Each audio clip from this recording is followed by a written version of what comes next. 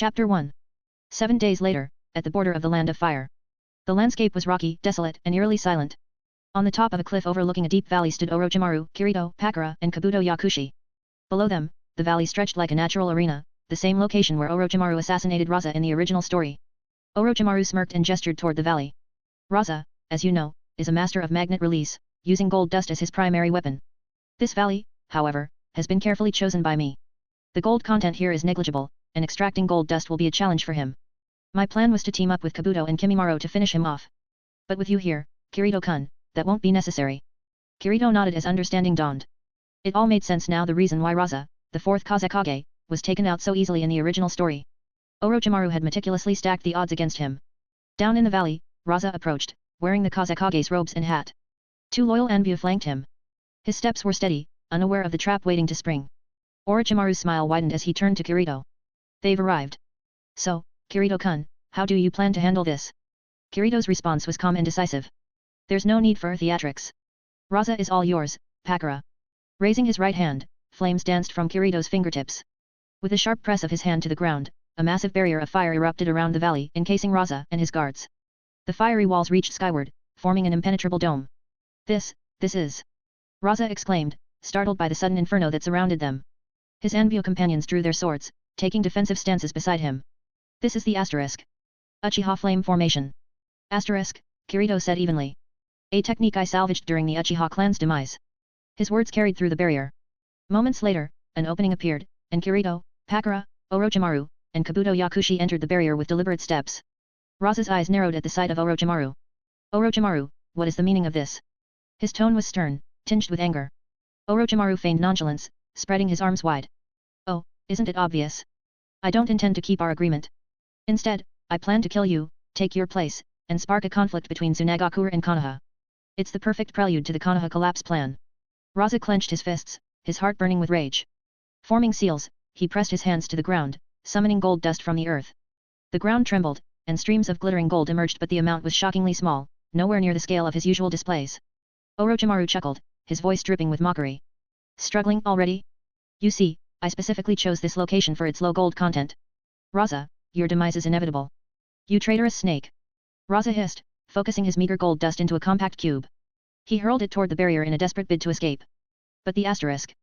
Uchiha Flame Formation. Asterisk, sturdy enough to repel the 8 tails in full force, held firm. The gold dust cube disintegrated upon contact, melting into molten droplets that sizzled on the ground. Save your energy, Kirito said coolly. This barrier is unbreakable with the likes of your gold dust. Raza turned his eyes toward Kirito and Pakura, scrutinizing the red cloud-patterned robes and wind chime hats. Who are you? Without hesitation, Kirito and Pakura removed their hats, revealing their faces and the scratched headbands marking their status as rogue ninjas. I am Fujiwara Kirito, Kirito said. And I, Pakura added, her voice dripping with venom, am the one who's been dreaming of killing you, Pakura. At the sound of her name, Raza's composure cracked. Shock morphed into despair. He had expected Orochimaru's treachery, but the appearance of Pakura, whom he had betrayed and sold to Kirigakure, spelled certain doom. Pakura. You're alive. Raza's voice trembled. If you're still alive, why not return to the village?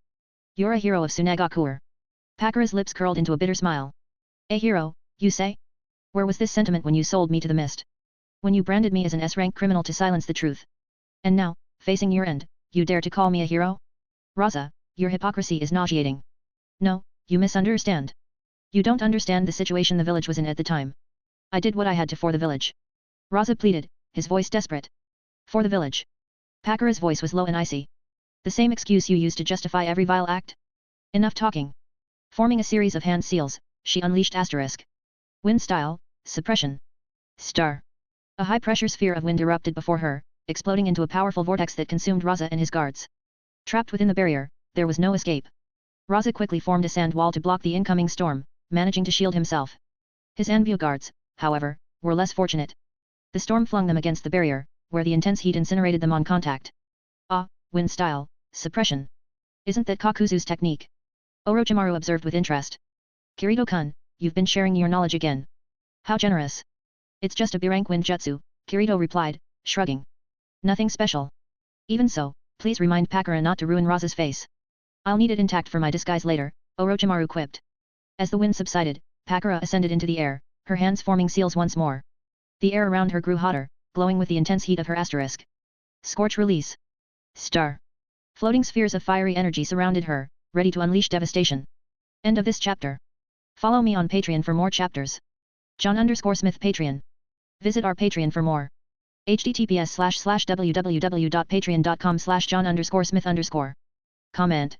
6 Comment. Vote. Chapter 2. A strange scene unfolded.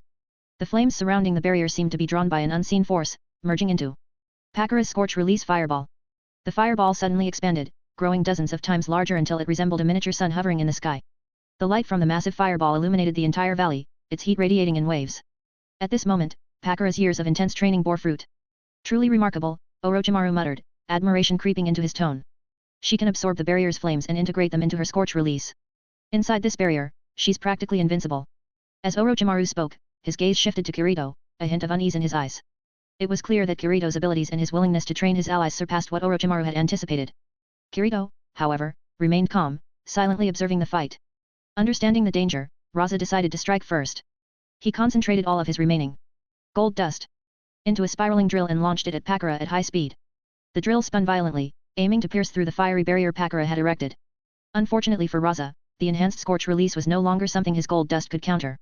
With a casual flick, Pakura hurled her fireball at the incoming attack. The moment the two forces collided, the gold dust drill melted into liquid gold, sizzling as it splashed onto the ground. The fireball, still intact, continued its trajectory toward Raza. Forced to rely on his sand teleportation technique, Raza narrowly dodged the attack. But within the confines of the Uchiha flame formation, his options were limited. Without his gold dust for protection, he was running out of strategies and strength. Just as Pakura prepared to unleash another massive fireball to finish him off, Kirito appeared behind Raza in an instant. With a swift motion, his Zanpakuto pierced through Raza's chest. Raza's eyes widened in shock. Blood spurted from his mouth as he stared at the blade protruding from his body. Lord Kirito, what are you doing? Pakura asked, halting her attack as she landed gracefully on the ground. Kirito turned toward her, his expression unreadable. Raza's body is still useful. If you hit him with your scorch release, there wouldn't be anything left but ashes. Don't worry, I didn't kill him, just a severe injury. He's still yours to handle. With that, Kirito withdrew his Zanpakuto and kicked Raza's weakened body away. Blood dripped from the blade, staining the rocky ground. Kirito dispersed the Uchiha flame formation, leaving Raza trembling and desperately trying to crawl away. Raza's pathetic state reminded Kirito of Danzo's futile struggle before his demise. Kirito had made sure to leave no loose ends. When his Zanpakuto pierced Raza's chest, it did more than just physical damage. Raza's soul was completely shattered, ensuring he could never be resurrected, not even through the impure world reincarnation. Thank you, Lord Kirito, Pakura said with a nod. Understanding Kirito's intentions, she formed a series of hand seals, creating dozens of shadow clones. Each clone armed itself with kunai or shuriken, all aiming at Raza. This is for everything you did to me, Pakura said coldly. Surrounded by Pakura's clones, Raza screamed in despair as the clones unleashed their weapons. Kunai and shuriken pierced his body, turning him into a bloodied hedgehog. With one final gasp, Raza collapsed, lifeless. Done. I feel much better now, Pakura said, a satisfied yet somber smile on her face. Watching from the sidelines, Orochimaru let out a sinister chuckle. Kirito-kun, you really have an interesting way of doing things. But tell me, when did you develop such an interest in corpses? I don't care about corpses, Kirito replied casually. But your former partner, Sasori, certainly does. This body will fetch a good price when I trade it with him. As for the skin, that's for you. Just don't damage it. Orochimaru's eyes lit up with understanding. Ah, Sasori. Of course. He'll want this body for his puppetry experiments. Orochimaru signaled Kabuto to retrieve the corpse. Kabuto approached, extracting Raza's body and skin with practiced efficiency. Not long after, Pakura and Kabuto returned, each holding a scroll.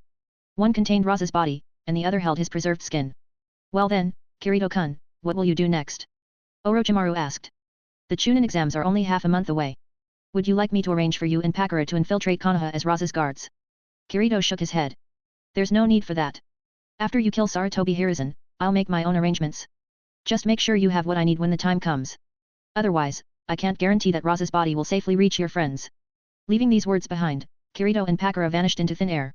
Damn it, Orochimaru muttered under his breath once they were gone. When I take Sasuke's body, you'll be next, Kirito. Kabuto, standing nearby, adjusted his glasses. Lord Orochimaru, Raza's tissues have been collected. Everything is prepared for your future experiments. Orochimaru nodded, his sinister smile returning. He knew the impure world reincarnation would soon become one of his most powerful weapons. Meanwhile, Kirito and Pakura had left the Fire Country's border and arrived at Tansho Street, a bustling hub of trade and gambling. Lord Kirito, aren't we heading to Konoha? Pakura asked, her voice tinged with confusion. We have time before the Chunin exams, Kirito replied with a faint smile. I thought I'd pick up some gifts for Chika. Of course, Kirito had another reason for coming to Tancho Street. His observation haki and sage mode had detected a familiar chakra signature, Tsunade's. It seemed fate had aligned for them to meet again. End of this chapter. Follow me on Patreon for more chapters. John_Smith Patreon. Visit our Patreon for more.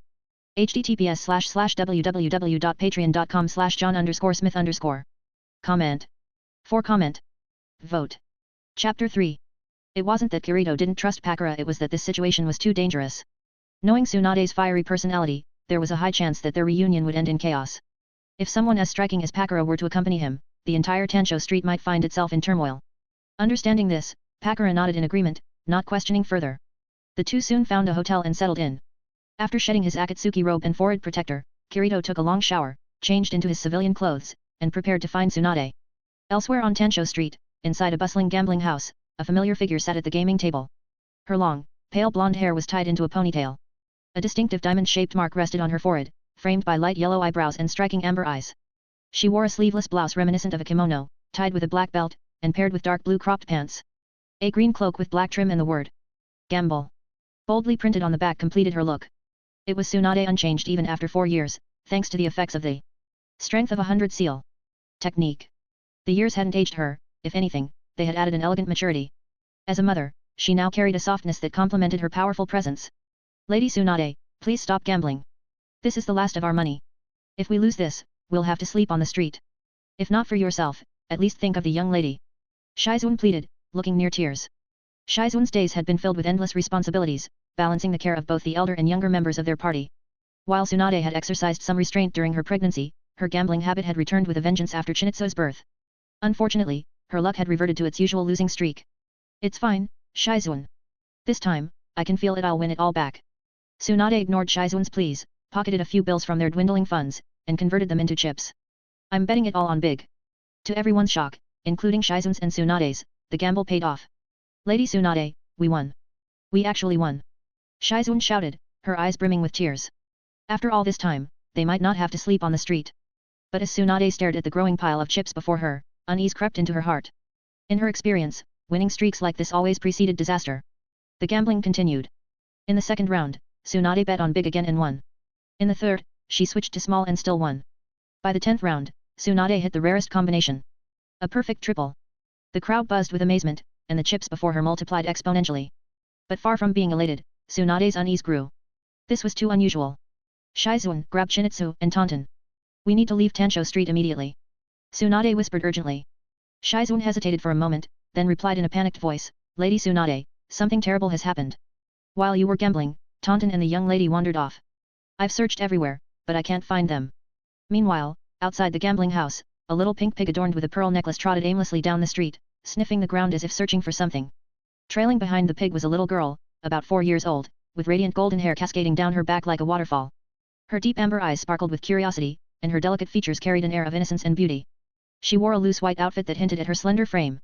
Taunton, wait for me, she called, her baby voice clear and sweet as she ran to catch up with the pig.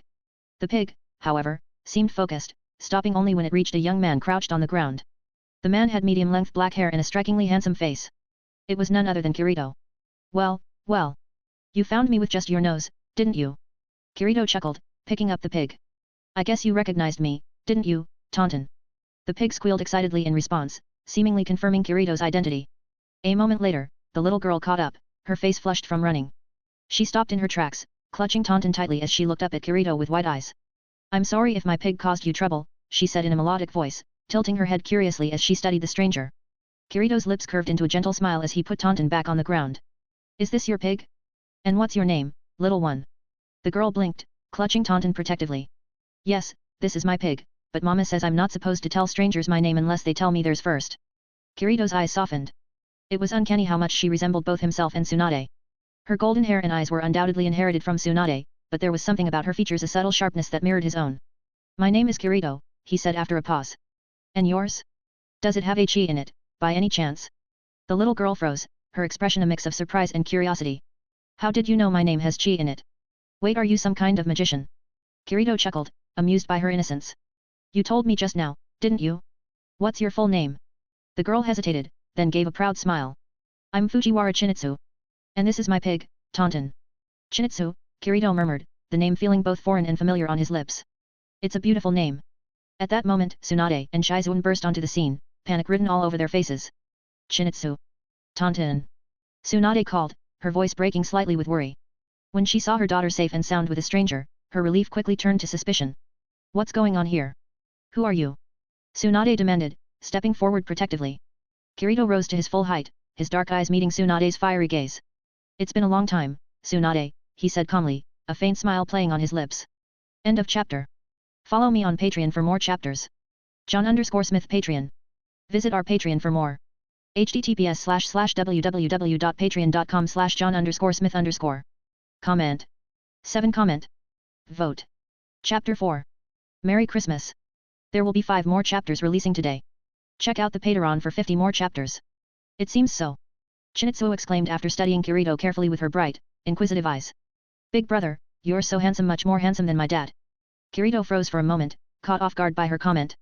Do you know who your dad is? He asked gently. Chinitsu shook her head, her cheerful expression fading into a look of loneliness. I don't know. I've never met my dad. Mom says he's an ugly monster. She doesn't want him because he's too ugly. Kirito's heart ached at her innocent words. Do you miss your father? He asked, his tone soft as he reached out to gently stroke her head. A family of 3, a couple and their young son, walked by at that moment, their laughter filling the air. Chinitsu watched them with wide eyes, her gaze lingering on the little boy. She nodded fervently. I do. A warm current ran through Kirito's heart. Before he could respond, Chinitsu suddenly started crying, her wails attracting the attention of passers-by. Mom. Mom is lost, she cried, clutching her pet pig, Taunton. Kirito sighed inwardly. No, you're the one who got lost. He thought, but he crouched down to comfort her. Okay, don't cry. How about I help you find your mom? Chinitsu hiccuped through her sobs and wiped her tears with her tiny hands. But Sister Shizuan says I can't go with strangers. Kirito chuckled softly. Then I'll stay here with you until they come to find you. Does that sound good? Chinitsu nodded hesitantly. Okay. Thank you, big brother. Kirito's heart clenched at her trustful eyes. He hesitated, then asked, Chinitsu, what if I told you I'm your dad? Chinitsu tilted her head, a look of disbelief crossing her face before she burst into laughter. Big brother, you're funny. That's impossible. I'm serious, Kirito said earnestly, hoping for a glimmer of recognition in her innocent gaze. Chinitsu puffed out her cheeks and shook her head. I don't want you as my dad. Kirito blinked, taken aback. Why not? The little girl leaned closer and whispered conspiratorially, Big brother, don't be fooled by my mom's beauty. She's actually a 50-year-old woman. She drinks, gambles, and she's super violent. You wouldn't want her. Kirito's lips twitched at her candid words. Before he could respond, Chinitsu blushed slightly and added, but, if you really want a girlfriend, you could wait until I grow up. Kirito stared at her, utterly baffled. What is going on here? At that moment, a familiar voice called out, Miss Chinitsu, there you are. Chinitsu perked up immediately and waved her small hands. Sister Shizuan. I'm here. A black and grey-clad figure approached, holding the ever-reluctant Taunton in her arms. Shizuan's short black hair framed her face, which hadn't aged a day in the past 4 years. She still looked as dependable as ever except for the panicked expression on her face. Miss, why are you wandering around again? Shizuan scolded gently, though relief colored her tone. When her gaze fell on Kirito, however, she froze. Her eyes widened, and a flush quickly spread across her cheeks. You're... Kirito smiled warmly and waved. Long time no see, Shizuan. Before Shizuan could respond, her flustered state worsened. Blood trickled from her nose, much to her embarrassment. Why now of all times? She thought, recalling their previous encounter and the complications that had followed. Tsunade arrived moments later, striding purposefully toward them. Shizuan, what's taking you so long? Didn't I tell you to find Chinitsu and head back to the hotel? We need to leave Tansho Street immediately. Shizuan stammered, pointing at Kirito in shock. Lady Tsunade, it's him. Tsunade's sharp gaze followed Shizuan's trembling finger, and her expression shifted from confusion to astonishment. Hey, Tsunade. Long time no see, Kirito greeted casually, waving with a calm smile. Chinitsu tugged on Kirito's sleeve, her curiosity piqued. Big brother, you know my mom and sister Shizuan. Of course. We're more than just acquaintances, Kirito replied, glancing at Tsunade. I'm also your... Before he could finish, Tsunade grabbed his arm in a vice-like grip. Shizuan, take Chinitsu back to the hotel. I'll deal with this, she ordered sharply. Without waiting for a response, she dragged Kirito away, disappearing into a nearby alley. Chinitsu watched them go with wide eyes. Sister Shizuan, what's going on? Shizuan sighed, a weary smile on her lips. It's complicated. I'll explain when Lady Tsunade comes back. Taunton squealed in agreement, as if echoing Shizun's sentiment. Tsunade pulled Kirito into a secluded alley, her grip on his arm unwavering. Once they were away from prying eyes, she released him and crossed her arms. Her ember eyes burned with a mix of frustration and confusion. All right, you bastard. What are you doing here? Kirito leaned casually against the wall, his expression as calm as ever. I came to see you, of course. I didn't expect to discover that we have a daughter. Since our last meeting here on Tansho Street, Before he could finish, Tsunade's fist slammed into the wall behind him, shattering it into rubble. If you dare bring up that night again, I'll kill you right here, she growled. Kirito remained unfazed, his smile unwavering. What do you expect me to do? What's done is done. And for the record, that was my first time. You can't just pretend it never happened. First time? Responsibility. Tsunade let out a disbelieving laugh. Are you seriously saying I should take responsibility for you? Her ember eyes narrowed dangerously, but beneath her fiery glare, there was a flicker of something else in emotion even she couldn't fully understand. You're the one who should take responsibility, she snapped, though her voice wavered slightly. You disappeared for years while I raised our daughter alone.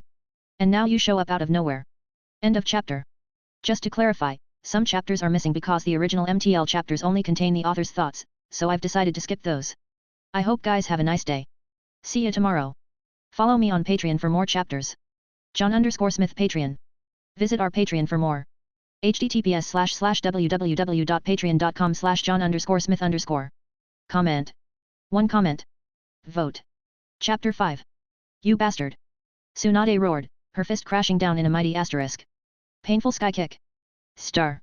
The ground beneath her shattered, and the surrounding buildings groaned under the force of her attack. Kirito leaped back with practiced ease, gracefully avoiding the strike. You dodged it. Tsunade's amber eyes narrowed in surprise. Her gaze darted to Kirito's stance and the boots he wore. Something about his demeanor seemed off too confident for someone she assumed was an ordinary ninja. Of course I dodged, Kirito replied nonchalantly, a faint smile tugging at his lips. Once I learned who you truly were, I made it my goal to train as hard as possible. After all, to be worthy of one of the legendary Sunin, I couldn't afford to slack off. Interesting, Tsunade said, her expression unreadable. She extended 3 fingers. 3 seconds. Kirito teased, playing dumb. Tsunade's eyebrow twitched in irritation. Have some ambition, will you? 3 minutes. If you can last 3 minutes against me, I'll acknowledge you as Chinitsu's father. Kirito smirked, sensing the opportunity. And what if I win? Win. Tsunade scoffed, unable to suppress a laugh. You think you can beat me? Fine. If you somehow manage to win, I'll acknowledge you as my man in the name of the Sunin. In that case, Kirito grinned slyly, as your man, I assume I'll have full rights as a husband. Tsunade rolled her eyes but smirked. If you can beat me, sure. But don't get ahead of yourself, kid. Kirito's grin widened. Then let's get started, Tsunade. Tonight, you're destined to be mine. Don't get cocky, Tsunade snapped, pushing aside the flicker of warmth at his boldness. Clearing her mind, she focused on the task at hand. With a sharp cry, Tsunade lunged forward, her right fist shooting toward Kirito's chest. Her movements were swift and precise, honed through years of battle. Despite her role as a medical ninja, her experience on the front lines had made her a formidable physical combatant. But to her surprise, Kirito didn't back down. Instead, he met her punch head-on, catching her fist with his right hand. The ground beneath Kirito cracked and splintered under the impact, sending debris flying. Yet, he remained unmoved, his grip steady and unyielding. Tsunade's amber eyes widened in disbelief. You caught it. She stepped back, her mind racing. Even if someone avoided my punch, I could understand. But to catch it barehanded? That means his strength surpasses mine in raw power. Surprised? Kirito asked with a faint smile. It's a bit disconcerting, isn't it? To meet someone stronger than you. Tsunade scowled, her pride stinging. Who are you, really? An ordinary father and husband, Kirito replied with a calmness that only irritated her further. If you want to know more, you'll have to beat me. Or wait until you're officially my wife. You're insufferable, Tsunade muttered, shaking her head. With a renewed focus, she launched into another attack. This time, she executed a powerful asterisk. Painful sky kick. Asterisk, her leg cutting through the air like a guillotine. The force of her kick pulverized the street into rubble. Yet, just as before, Kirito caught her strike with one arm, his expression serene. You're lucky that didn't land, Kirito quipped. You'd be a widow by now. Tsunade's frustration reached its peak. With a roar, she retracted her leg and switched to a relentless barrage of punches. Each strike was imbued with her legendary strength, the air around her fists crackling with power. But Kirito didn't retaliate. He dodged her blows effortlessly, weaving through her attacks with precision. His movements were fluid, almost lazy, as though he were merely humoring her. You keep missing, Kirito said casually. Your strength is impressive, but your speed is lacking. You rely too much on raw power, Tsunade. Against someone who can match your strength and surpass you in speed, you'll always lose. Shut up and fight me. Tsunade snapped, her breaths coming faster now. She hadn't engaged in a fight this intense in years, and the strain was beginning to show. Despite her frustration, Tsunade refused to back down. She threw herself into the fight, determined to land at least one blow. But no matter how fast or unpredictable her attacks, Kirito always seemed one step ahead.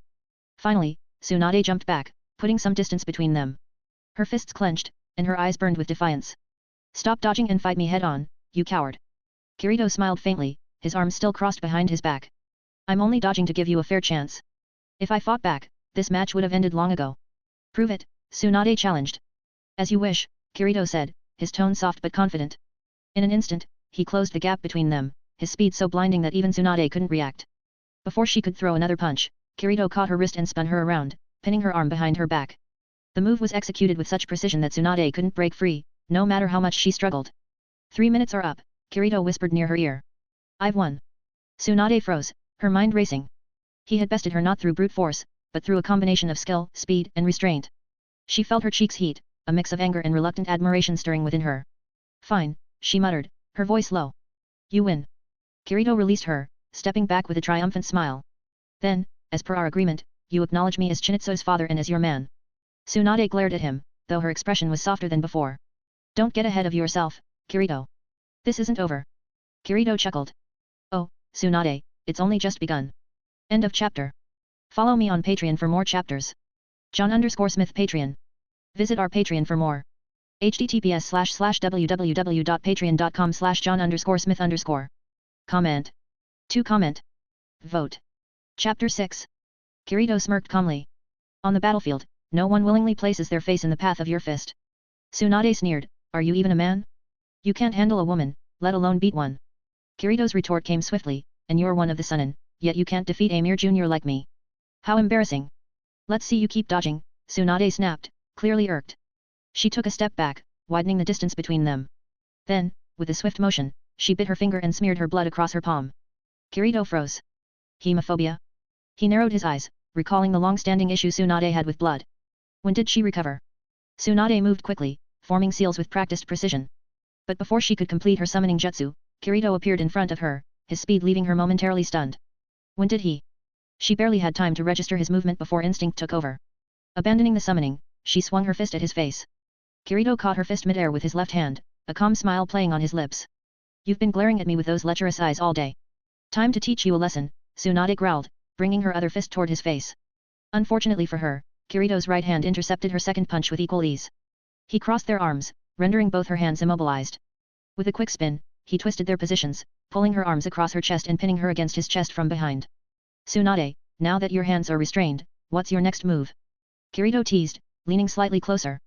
Tsunade struggled, her cheeks flushed with anger and embarrassment. But Kirito held her firmly, leaving her no room to break free.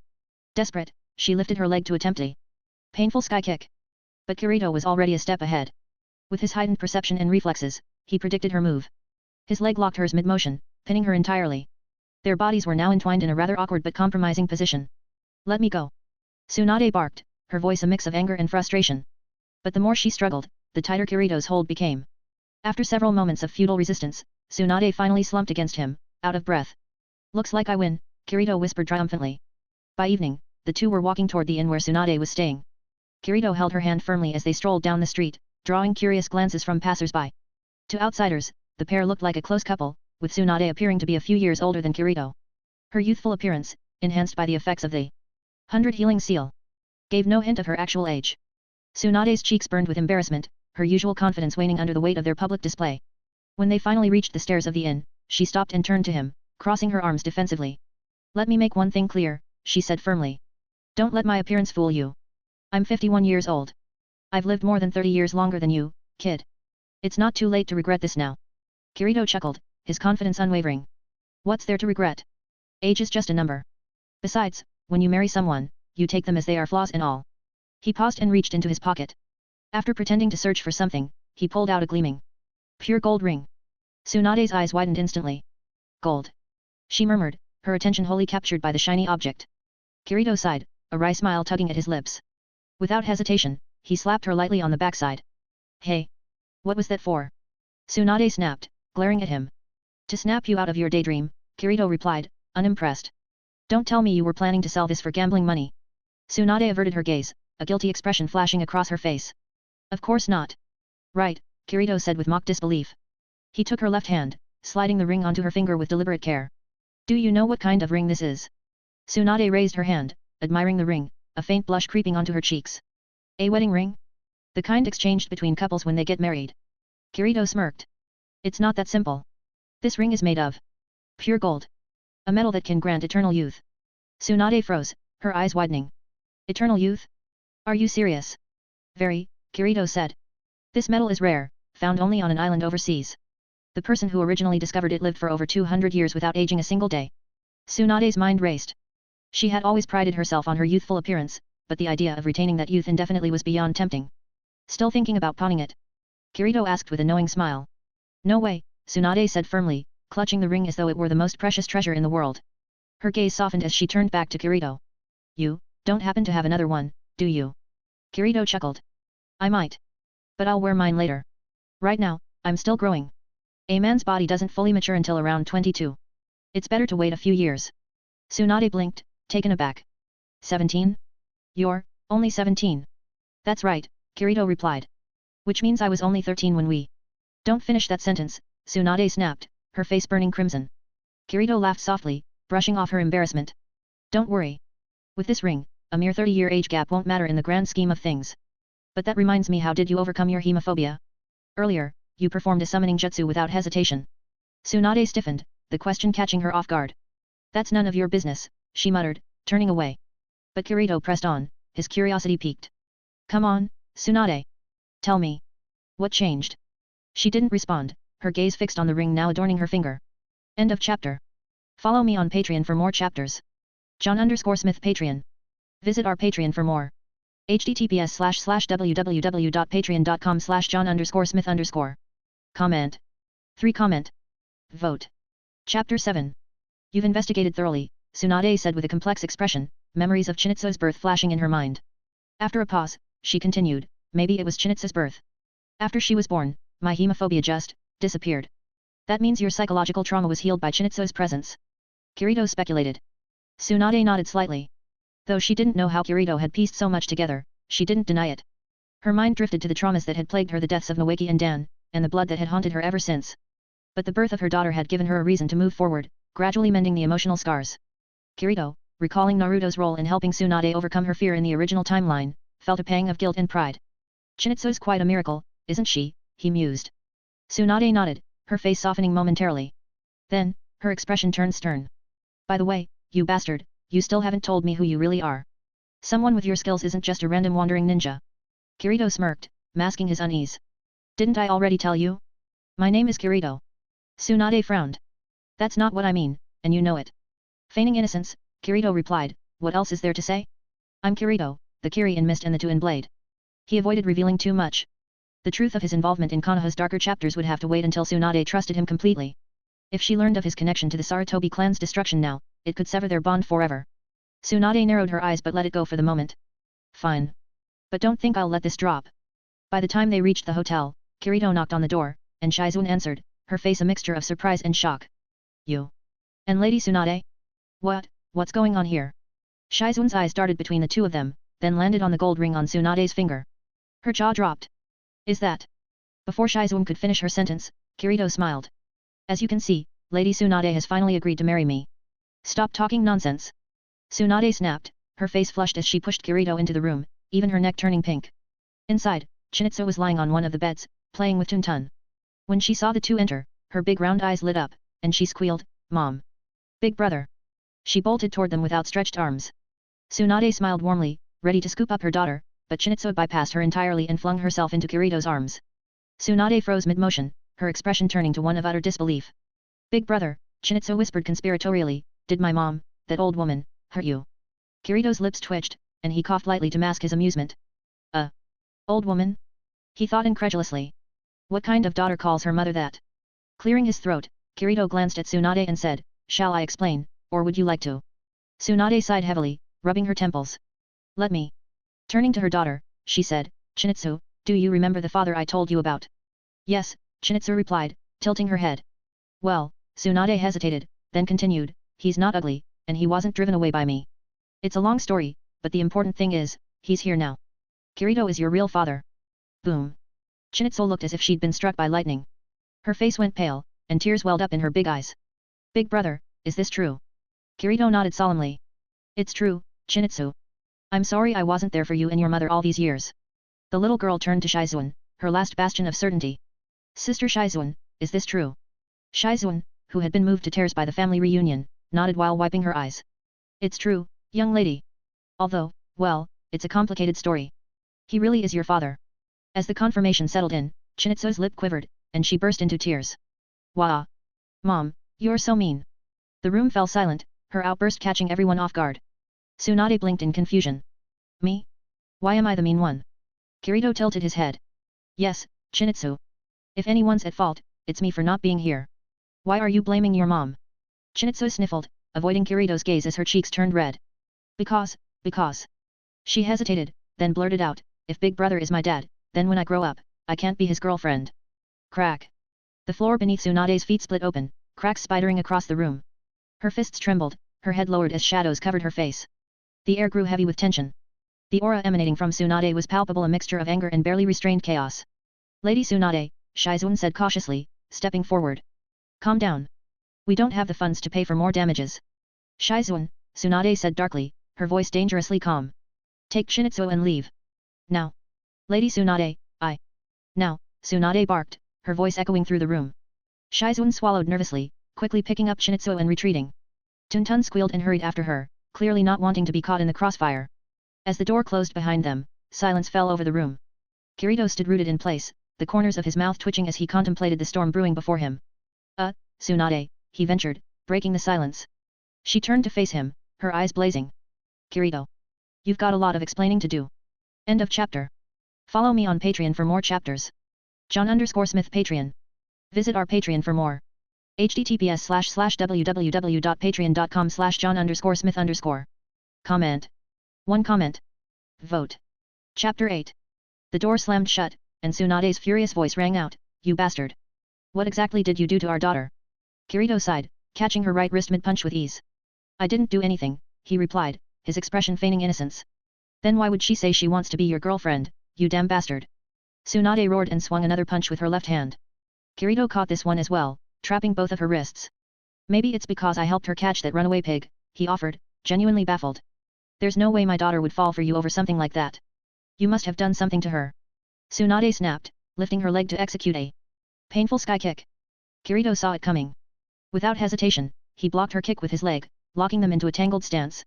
The two lost their balance and toppled onto the bed, with Kirito pinning Tsunade in place. Maybe it's just my damn charm, Kirito sighed. But if you don't believe me, I can prove it. Tsunade narrowed her eyes, a mix of suspicion and anger flashing across her face. What kind of proof? Kirito leaned closer with a mischievous smirk.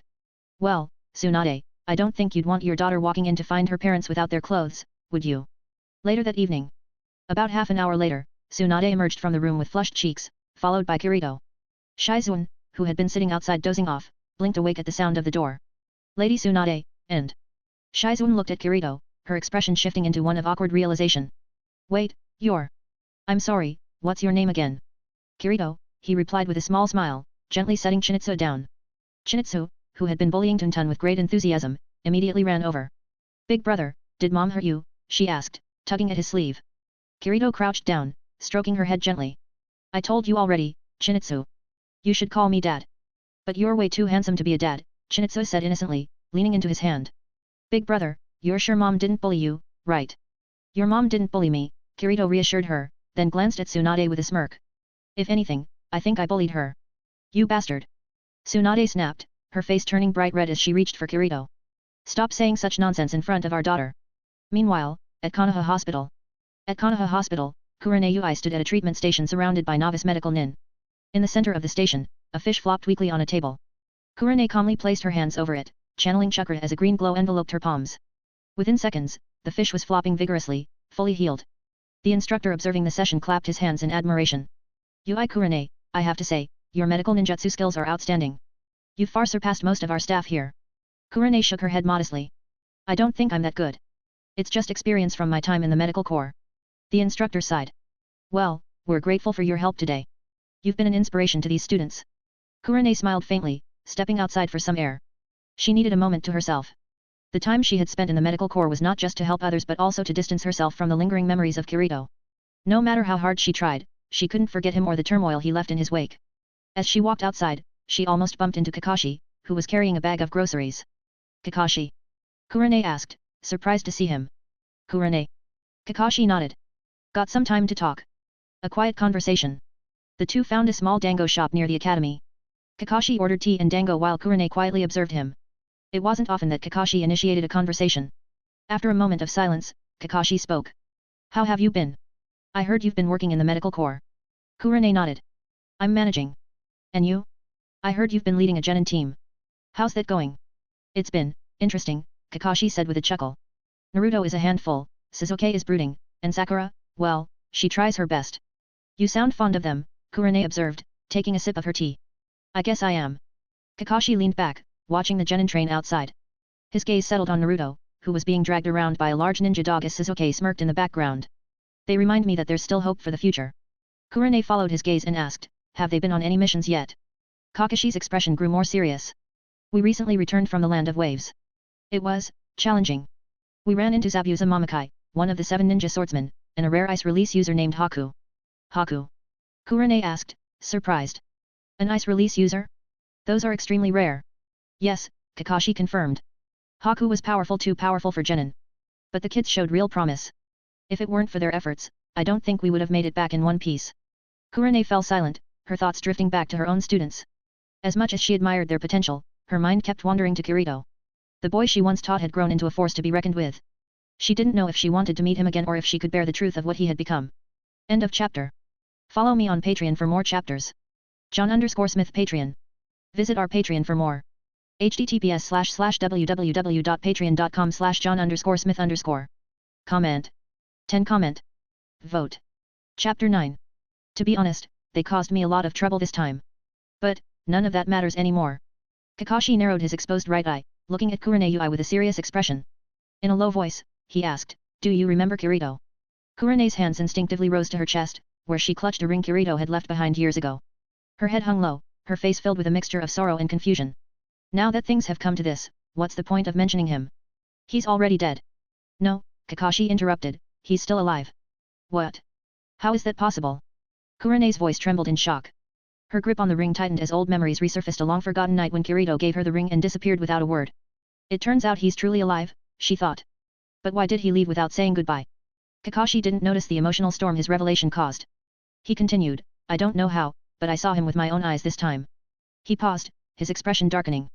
He used the same trick to deceive me again, making me believe the ice release ninja accompanying Zabuza was dead. It was just a shadow clone, disguised under a genjutsu. Then why hasn't Kirito returned to the village? Kurane asked, her voice tinged with both hope and skepticism. Deep down, she still couldn't accept the idea that Kirito was responsible for the slaughter of the Sarutobi and Shimura clans. Kakashi sighed heavily. I asked him the same question. His answer is beyond imagination and too complex to explain. Let's just say that the people and events involved are bigger than we can comprehend. He looked directly into Kurane's eyes. But I can tell you this much, Kirito admitted to killing both clans. He has a deep-seated grudge against Konoha's higher ups, he despises them and has even sworn to kill them. No. Kurane shook her head, disbelief evident on her face. Kakashi's voice softened, but his words were firm. He's no longer the Kirito you once knew. Or perhaps, this is who he was all along, and we just failed to see through him. He hesitated before adding, and that's not even the worst part. There are plenty of people who dream of overthrowing Konoha but lack the strength to do it. Kirito, however, has that strength, and now, he's joined a mysterious organization. Organization? Kurane echoed, her mind racing with worry. Kakashi nodded grimly. He's too dangerous for Konoha as it stands today. If you ever see him again, you need to be prepared. Kurane fell silent, torn between loyalty to her village and lingering feelings for her former student. On one side stood Konoha, the home she had sworn to protect. On the other was Kirito, someone who had been more than a student to her, a man she couldn't forget. As Kurane struggled with her emotions, 3 young figures and a dog approached the dango shop. Team 8 arrives. The group consisted of 2 boys, a girl, and a small white dog perched on one boy's head. In the lead was Kaiba Inyazuka, sporting his signature gray and white fur coat despite the summer heat. Akamaru, his ninja dog, barked energetically atop his head. To his left walked Hinata Hyga, shyly avoiding eye contact. Her lavender hair framed her face, and her pure white eyes seemed to reflect her nervousness. She kept her hands clasped in front of her, exuding a quiet elegance. Trailing behind them was Shino Aberme, clad in a long coat that concealed most of his body. Even his eyes were hidden behind sunglasses, giving him an air of mystery. Sensei. Oh, and Kakashi is here too. Kaiba exclaimed as the team entered the shop. We heard you talking about someone named Kirito. Who's that? Akamaru barked in agreement, his tail wagging. Before Kurane or Kakashi could respond, Shino spoke up in his usual calm, monotone voice. Kirito full name, Fujiwara Kirito was an exceptional student who graduated from the Ninja Academy a year early in the 54th year of Konoha. He joined Sensei Kurane's first teammate as a genin. Kaiba blinked in surprise. Wait, the 54th year of Konoha? That's when we started at the academy. Shino nodded. Yes. He later became the first ninja in Konoha's history to skip both the Chunin and Special Jonin ranks, earning promotion to Jonin before the age of 12. What? A Jonin at 12? Kaiba's eyes widened in disbelief. That's impossible. Hinata lowered her gaze, her expression melancholic. It was unclear what thoughts were running through her mind. It's true, Shino continued. However, a year after his promotion, he was implicated in the massacre of the Sarutobi and Shimura clans. He became an S-rank missing nin, wanted by Konoha. S-rank. Kaiba's voice faltered, a rare trace of fear creeping in. At 13, he wiped out 2 clans? That's insane. He stared at Shino in disbelief. How could someone that young pull it off? Kakashi, observing the exchange, narrowed his eyes slightly. That's a lot of information for a genin to know, Shino. Where did you learn all this? Shino reached into his coat and pulled out a worn ninja handbook. From here, he said, handing it to Kakashi. It contains details about Konoha's and other villages' rogue ninjas, from D rank to S rank. Kaiba grabbed the book from Kakashi and began flipping through it. Whoa, look at all these badasses. He paused at a page, his jaw dropping. Hey, Uchiha Attack is in here too. Another S-rank missing nin, just like Kirito. Kakashi frowned, taking the handbook from Kaiba. His mind raced as he thought about Kirito and the implications of his growing strength. Kurane, meanwhile, sat silently, her hands trembling slightly under the table. She whispered to herself, Kirito, what have you become? End of chapter. Want to read 50 more chapters? Check out my Patreon. https://www.patreon.com/john_smith_. I'm really sorry guys, I didn't realize I'm repeating chapters. My mistake, it won't happen again. Comment. 11 comment. Vote. Chapter 10.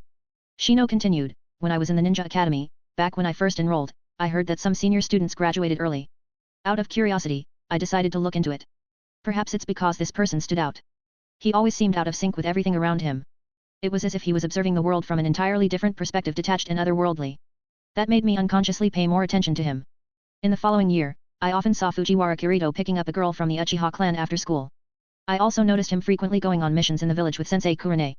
Then the news came out Kirito had been promoted to Jonin at an exceptionally young age. Shortly afterward, he disappeared without a trace. I didn't find out he had become a rogue ninja until I became a genin myself and read about him in this handbook. Kakashi took the Rogue Ninja Handbook from Kaiba and flipped through it. After a moment, he said admiringly, you have excellent observational and analytical skills. It seems you are very detail-oriented. Shino adjusted his sunglasses slightly. I simply notice what most people overlook. But looking back, if I had noticed something was wrong with Kirito earlier, maybe a lot of tragedies could have been avoided. Kakashi fell silent, his mind flashing back to his days as a genin. He thought about Obito and Rin, the mistakes he'd made, and the tragedies that had followed. A bitter smile formed beneath his mask as he stood up. Team 8 is excellent at tracking and reconnaissance, he said, looking at Kurane. It seems you've taught them well, Kurane. We'll talk more another time.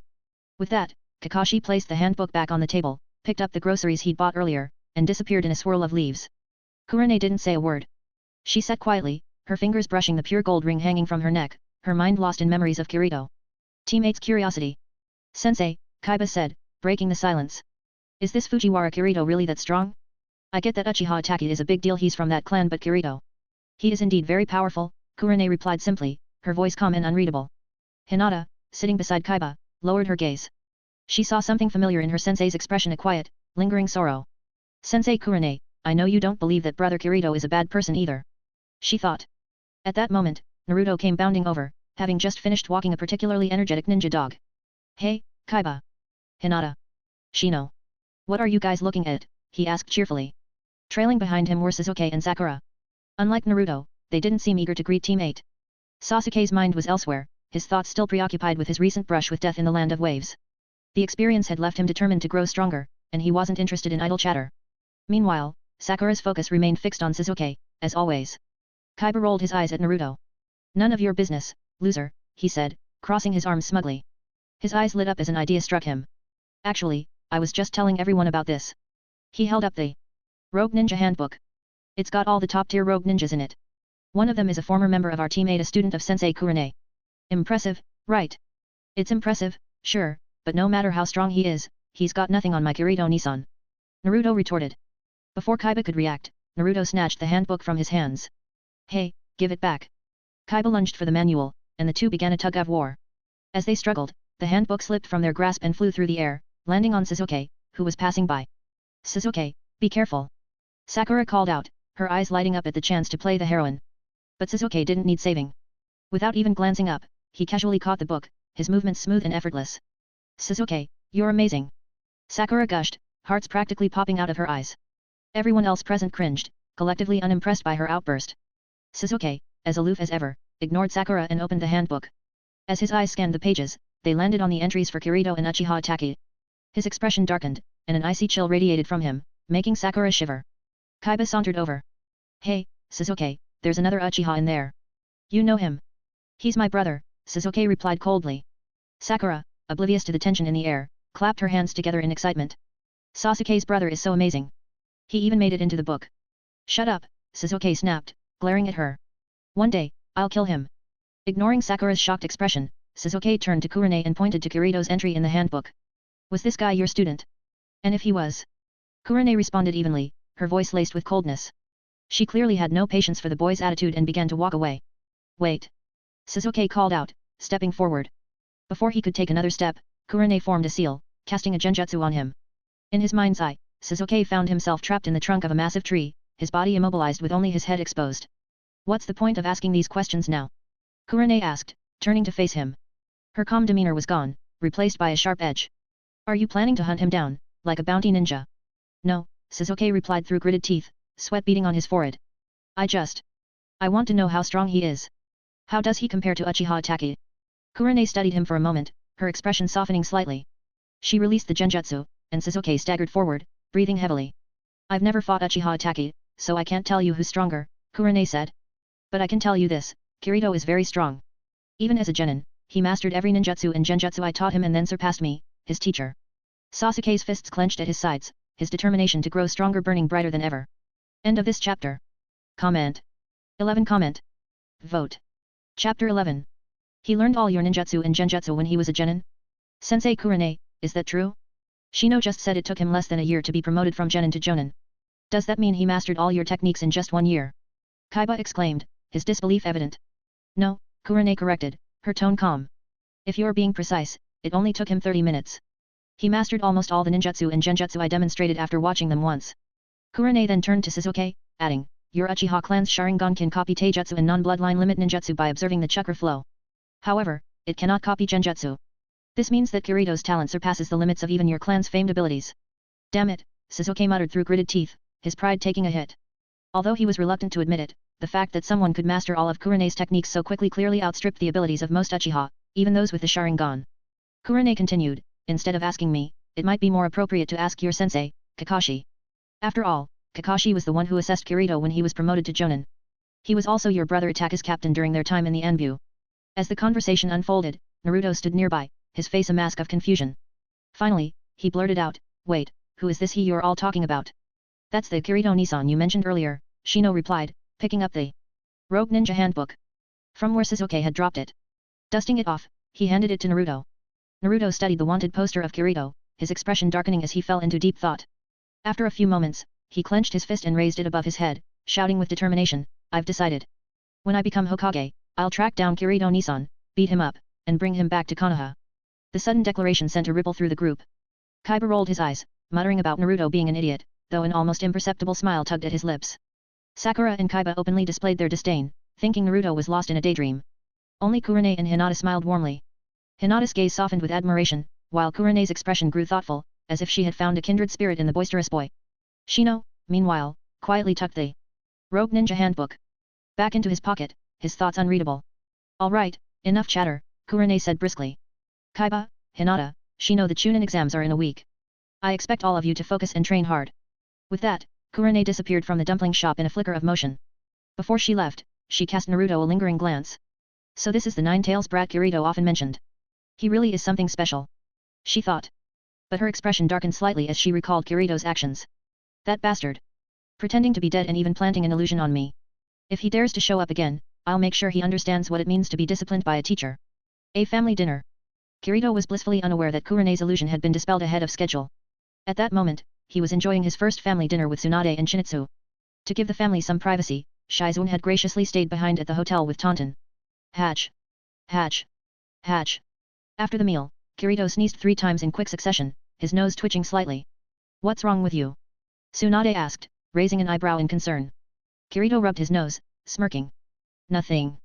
I must be on some girl's mind again. It's this damn charm of mine, it's almost a curse. Tsunade rolled her eyes. You're incorrigible.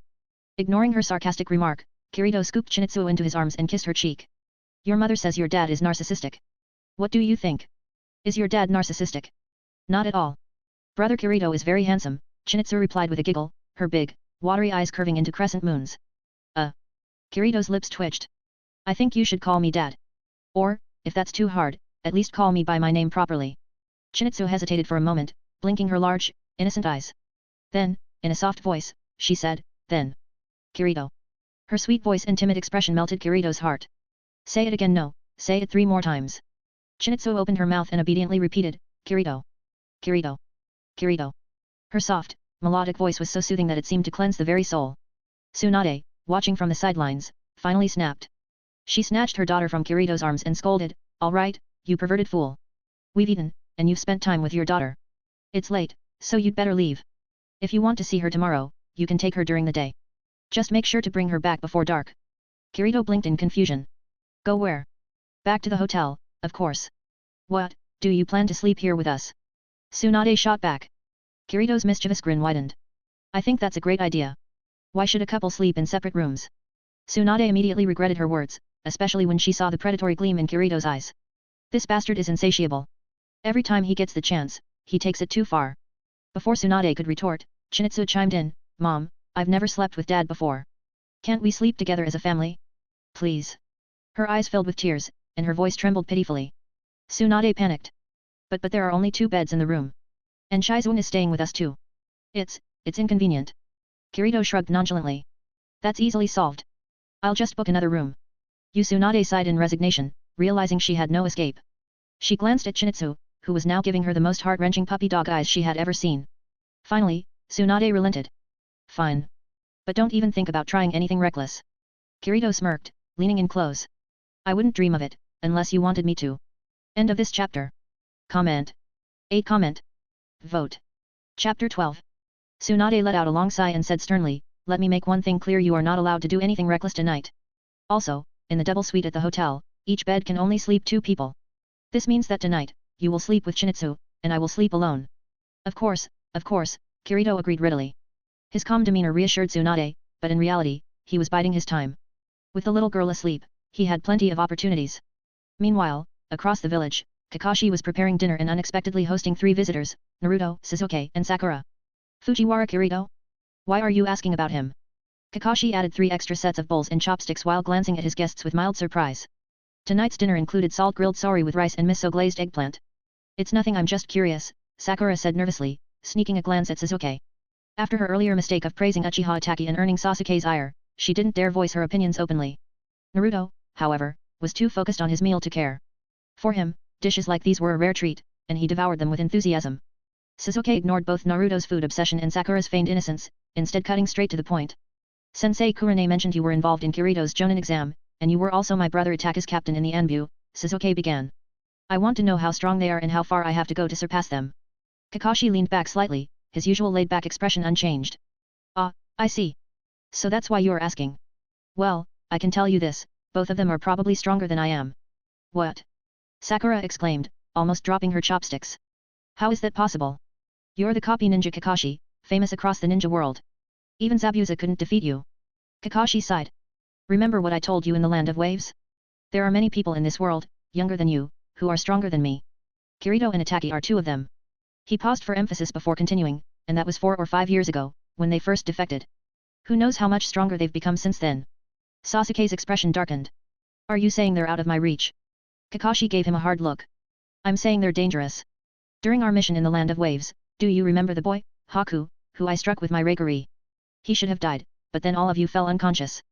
Sasuke's eyes widened. That was... Yes, Kakashi confirmed. It was an illusion. The Haku I struck was nothing but a shadow clone created by Kirito under a genjutsu. He saved Haku and eliminated Gato's entire gang in an instant using only his shadow clone. Naruto abruptly stopped eating. He lowered his head, shadows obscuring his eyes, before speaking in a soft but determined voice. So, Haku was saved by Kirito-Nisan. That's correct, Kakashi replied solemnly. I'm telling you this not to discourage you, but to warn you. If you ever encounter either of them, do not engage. Run as far away as you can. Otherwise, you will die. Naruto slammed his fist on the table, his eyes blazing with conviction. No way. I believe Kirito-Nisan is a good person. And one day, I'll bring him back to the village. Kakashi groaned inwardly, realizing his warning had fallen on deaf ears. Meanwhile, Sasuke clenched his fists under the table, his pride deeply wounded. Even Kirito surpassed Kakashi at my age. What have I been doing all these years? On the other side of the village, Kirito had already settled into the suite with Tsunade and Shinichi. Tsunade had claimed one bed, while Kirito shared the other with Shinichi. It was a peaceful early summer night.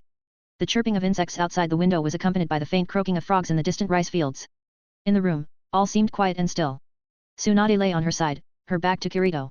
Her flushed cheeks betrayed her restlessness. She was nervous yet expectant, her mind racing with thoughts about the night ahead. But as the hours ticked by, Kirito remained silent and still, leaving Tsunade both relieved and frustrated. Damn it! She thought groggily. Has he really turned over a new leaf? Meanwhile, Kirito had already coaxed Shinichi into a deep sleep. He stayed still, not out of restraint, but because of a notification from his system earlier. System notification. Congratulations, host. You have triggered a system option. For 3 consecutive days, punish her in front of Shinichi. Reward, Senzu beans times 10. For 3 consecutive days, Shizun is outside the door, and Shinichi is inside the door. Reward, Senzu beans times 20. Do nothing and prove you are worse than an animal. Reward, Viagra times 999999. Kirito smirked. His shadow clone, stationed near Shizun's room, had already knocked softly on her door, ensuring she wouldn't interrupt. He carefully set up a soundproof chakra barrier around Shinichi to block any noise. Then, moving silently, he approached Tsunade's bed. Who's there? Tsunade's instincts kicked in as she sensed someone approaching. Before she could react further, Kirito was already on the bed, gently covering her mouth. SHH, it's me, he whispered. Tsunade glanced at Shinichi, who remained sound asleep, and nodded cautiously. Once Kirito removed his hand, she hissed, don't try anything. Shinichi is still here. Relax, Kirito said with a mischievous grin. I've set up a barrier. She can't hear anything we do. Without waiting for her response, he leaned in, capturing her lips in a bold kiss. End of this chapter. Comment. 13 Comment. Vote. Chapter 13. Ding. Congratulations to the host for obtaining Senzu beans times 20. For 3 consecutive days, Kirito and Tsunade lived a life of Shinichi inside the door, Shizun outside the door. Thanks to Kirito's relentless efforts, Tsunade's complexion became rosier, her skin more radiant, and her energy levels noticeably improved. However, Shizun suffered during this time. Forced to eavesdrop nightly, she became increasingly fatigued and frustrated. It wasn't until the 4th day that Kirito finally completed his mission and enjoyed a good night's rest.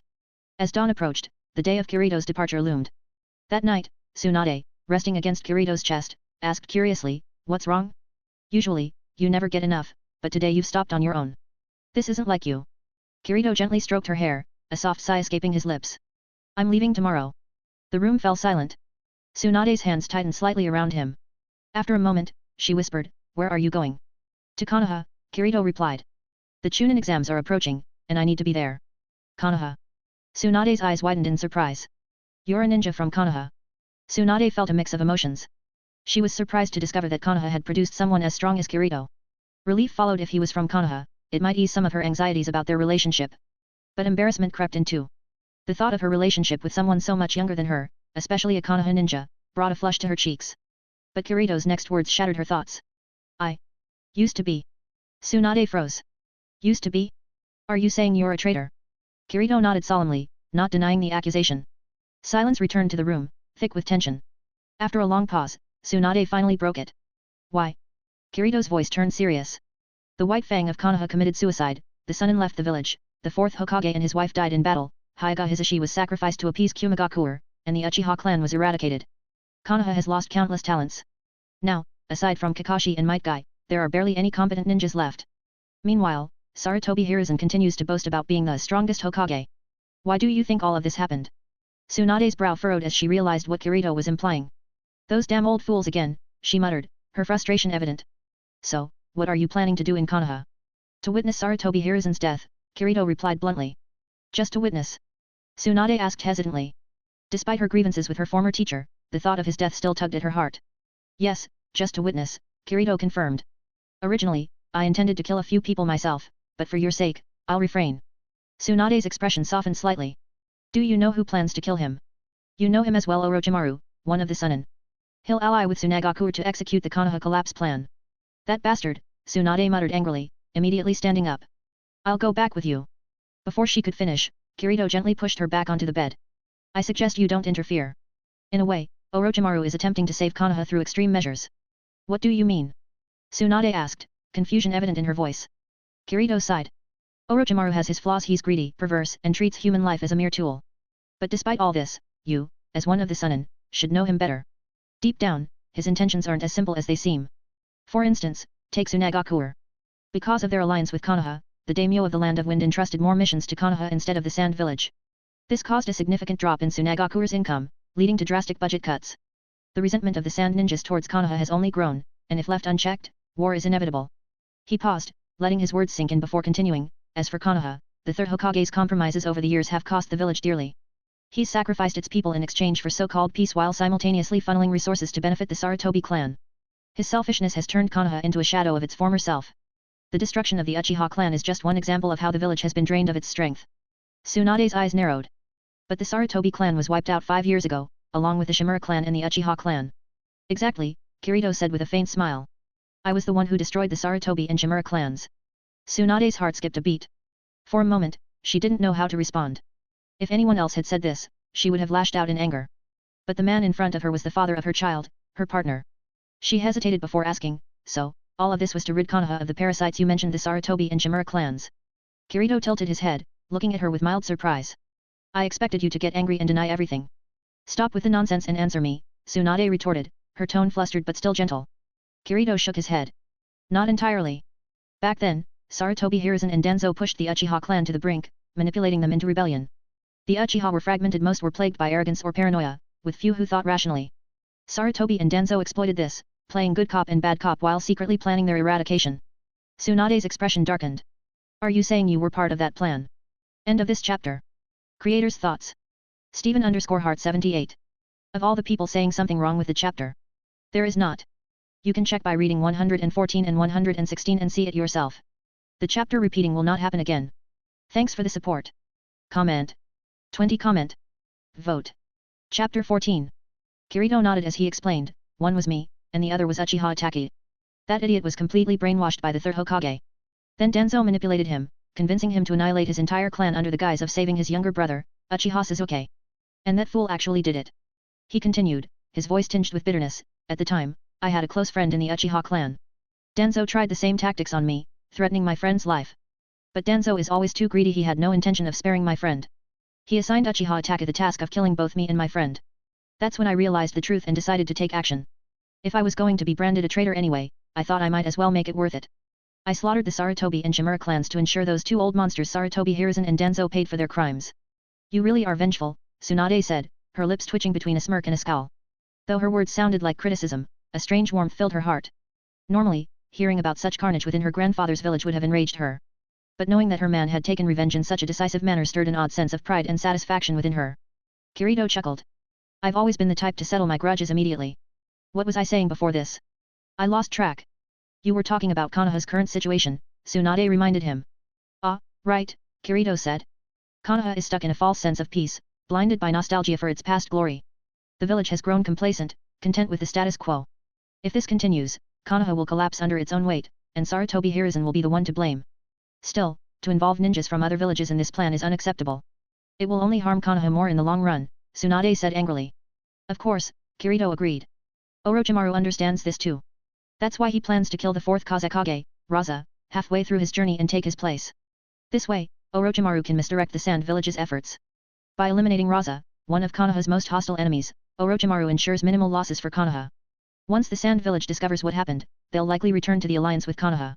Kirito sighed. Orochimaru's methods are extreme, but he's not entirely evil. He still has some attachment to Konoha, no matter how twisted it may be. Tsunade narrowed her eyes at him. How do you know all of this? Kirito smirked. Because I recently helped him. One of my companions had a grudge against Raza, so I accompanied her to Orochimaru. Together, we killed Raza before I came to Tansho Street. Tsunade's jaw dropped. You killed a Hokage just like that. Kirito shrugged. It's not a big deal. Tsunade groaned inwardly. What kind of man had she gotten involved with?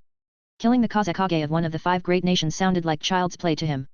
Kirito continued, but here's the crux of the matter, Konoha's stagnation begins and ends with Sarutobi Hiruzen. As long as he lives, the village can't move forward. And, honestly, this suits the 3rd Hokage just fine. You're saying the 3rd Hokage knows Orochimaru is coming for him? Tsunade asked in disbelief. He might not know yet, but he'll figure it out soon. And when he does, he won't stop it, Kirito said. Hiruzen is old and has made too many mistakes. He's carrying a lot of darkness. Instead of fading away quietly, he'd prefer to die a martyr, protecting the village. This way, he can leave behind a legacy of being the strongest Hokage in history. Tsunade sighed. So Orochimaru gets to kill the 3rd Hokage and claim he acted out of some twisted form of loyalty. Kirito nodded. Exactly. Jiraiya knows this too. That's why he probably won't intervene. He'll let the battle play out, believing it's the best course for the village. As for me, I'll wait for Sarutobi Hiruzen and Orochimaru to decide the winner, then clean up the mess. Tsunade fell silent, her mind racing as she processed Kirito's words. Finally, she asked, you said this is one of Orochimaru's goals. What's the other? Kirito scoffed. He wants Sasuke. Ever since Orochimaru was humiliated by Ataka's Sharingan, he's been obsessed with acquiring the Uchiha's bloodline. By killing the so-called strongest Hokage, Orochimaru hopes to lure Sasuke away with promises of power and revenge. Orochimaru was defeated by a child from the Uchiha clan. Tsunade asked, a hint of bitterness in her tone. She felt the sting of generational change. But looking at the man lying beside her, she felt a little better. At least, he wasn't part of the younger generation surpassing her. What about you? Tsunade asked, her voice softer now. What's your position in all of this? Kirito smirked. What if I told you I want to destroy the Konoha your grandfather built? Tsunade's heart skipped a beat, but her expression remained steady. You won't. You hate the higher UPS, the Sarutobi clan, and Danzo. But you grew up in Konoha. You wouldn't destroy it without a reason. Kirito raised an eyebrow. Not bad. You're not as brainless as people say. But how did I manage to seduce you so easily? Idiot. Tsunade smacked his arm, her cheeks flushing. Don't say things like that. Kirito chuckled. Alright, serious question. After the 3rd Hokage dies, the elders will likely nominate Jiraiya for Hokage. But Jiraiya will refuse, and he'll recommend you. What will you do? What do you want me to do? Tsunade asked, her gaze steady. Kirito thought for a moment. If you refuse, and Jiraiya does too, Danzo might take the position. And trust me, you don't want that. Unless you're okay with me assassinating him, you should seriously consider becoming Hokage. Tsunade hesitated before asking, if I become Hokage and ask you to return to Konoha, would you? End of this chapter. Comment. 20 comment. Vote. Chapter 15. No. Kirito refused without hesitation, his tone firm. Even if you become Hokage in the future, for your sake and for the sake of our daughter, you must never reveal our connection, not even to Jiraiya. The ninja world is far more complicated than you know, Tsunade. I've been exposed to things you can't begin to imagine, he said quietly. If anyone finds out about us, there will be consequences. Many lives will be lost. Is this the end for us? Even the strongest woman has her vulnerabilities. Tsunade's voice cracked slightly as tears welled up in her eyes. Don't worry, Kirito reassured her, gently stroking her face. This will all be over in less than 5 years. I promise. During that time, I'll visit you and our daughter in Konoha whenever I can. Tsunade nodded silently and leaned into his chest, seeking comfort. At that moment, the strong, fiery Kunoichi seemed more like a vulnerable wife worried about her husband's safety. Seeing her like this, Kirito sighed inwardly, marveling at how love could change even someone as strong as her. After what felt like an eternity, morning came. Kirito bid farewell to Tsunade and their daughter, Chinitsu, leaving behind a significant sum of money.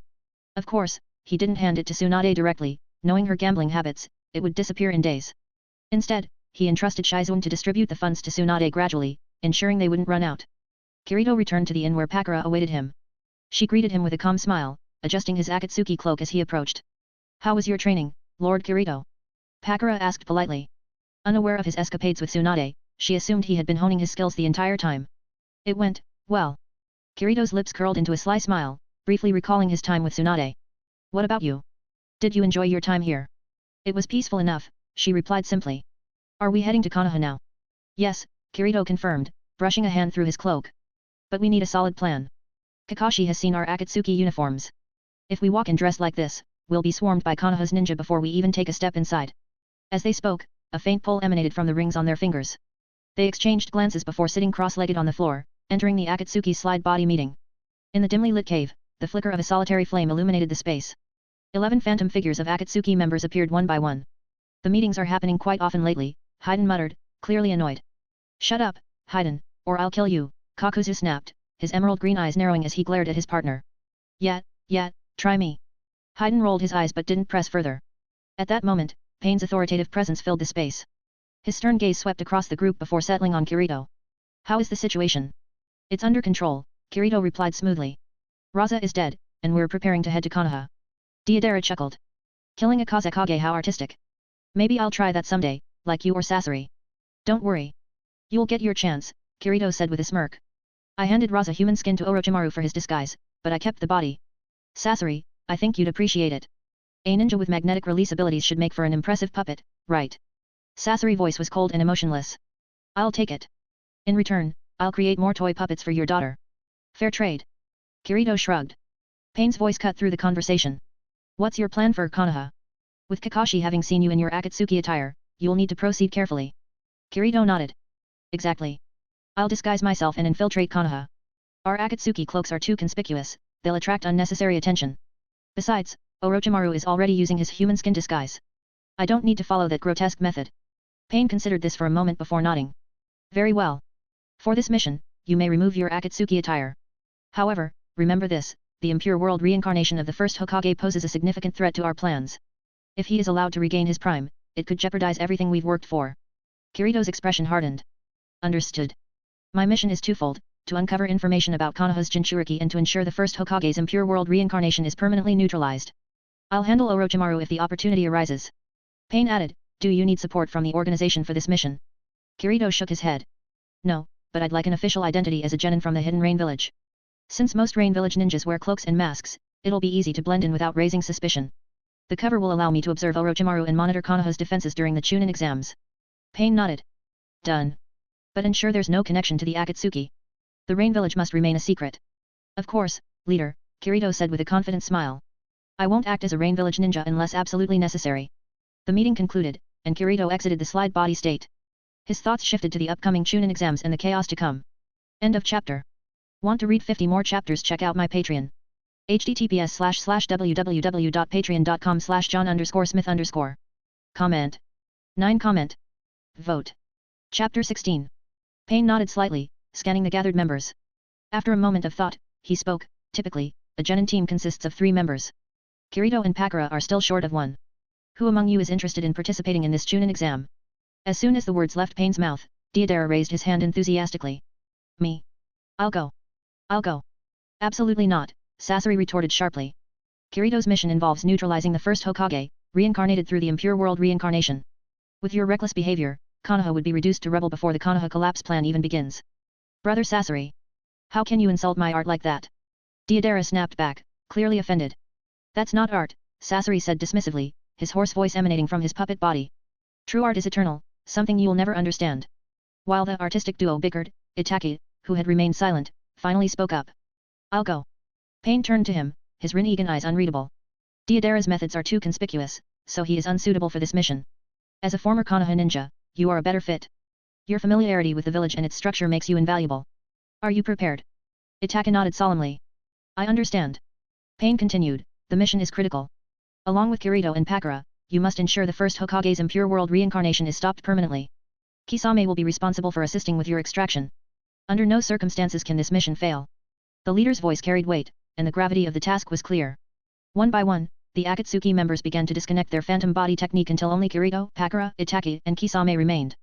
Kisame grinned widely, his shark-like teeth on display. Well, this is unexpected. Working with Mr. Kirito is a real honor. Kirito returned the smile faintly. The feeling is mutual, he said smoothly, though inwardly he thought. So Itaki and Kisame will head to Konoha earlier than expected because of me. The timeline is already shifting. I wonder if Jiraiya and Kakashi can handle what's coming. His mind briefly wandered, but he quickly refocused. Let's get to work. Kirito, Pakura, Itaki, and Kisame gathered outside Konoha's gates. Itaki had already undergone a complete disguise, now appearing as an average Rain Village ninja. His face was partially hidden by a gas mask reminiscent of Hanzo's, and his distinctive tear troughs were covered with makeup. His usual ponytail had been untied, and his hair fell to one side, giving him a slightly unrecognizable appearance. Kisame, who wasn't infiltrating Konoha, remained in his Akatsuki uniform. He handed over 2 Rain Village ninja ID passes. These are for you, Mr. Kirito and Ms. Pakura, he explained. The leader prepared them. As long as you follow the appearance in the photos and use these passes, you'll enter the Konoha examination center without issue. Kisame grinned wickedly. To ensure the trail is clear, I've taken care of 3 actual Rain Village ninjas who resembled you in body shape. Their bodies are long gone. Even if your identities are exposed, there's no way this can be traced back to the Akatsuki or the hidden Rain Village. Kirito inspected the ID photos and was momentarily taken aback. The images resembled the late second Tsuchikage fully wrapped in bandages with only the eyes exposed. He couldn't help but mutter, "A mummy? Really?"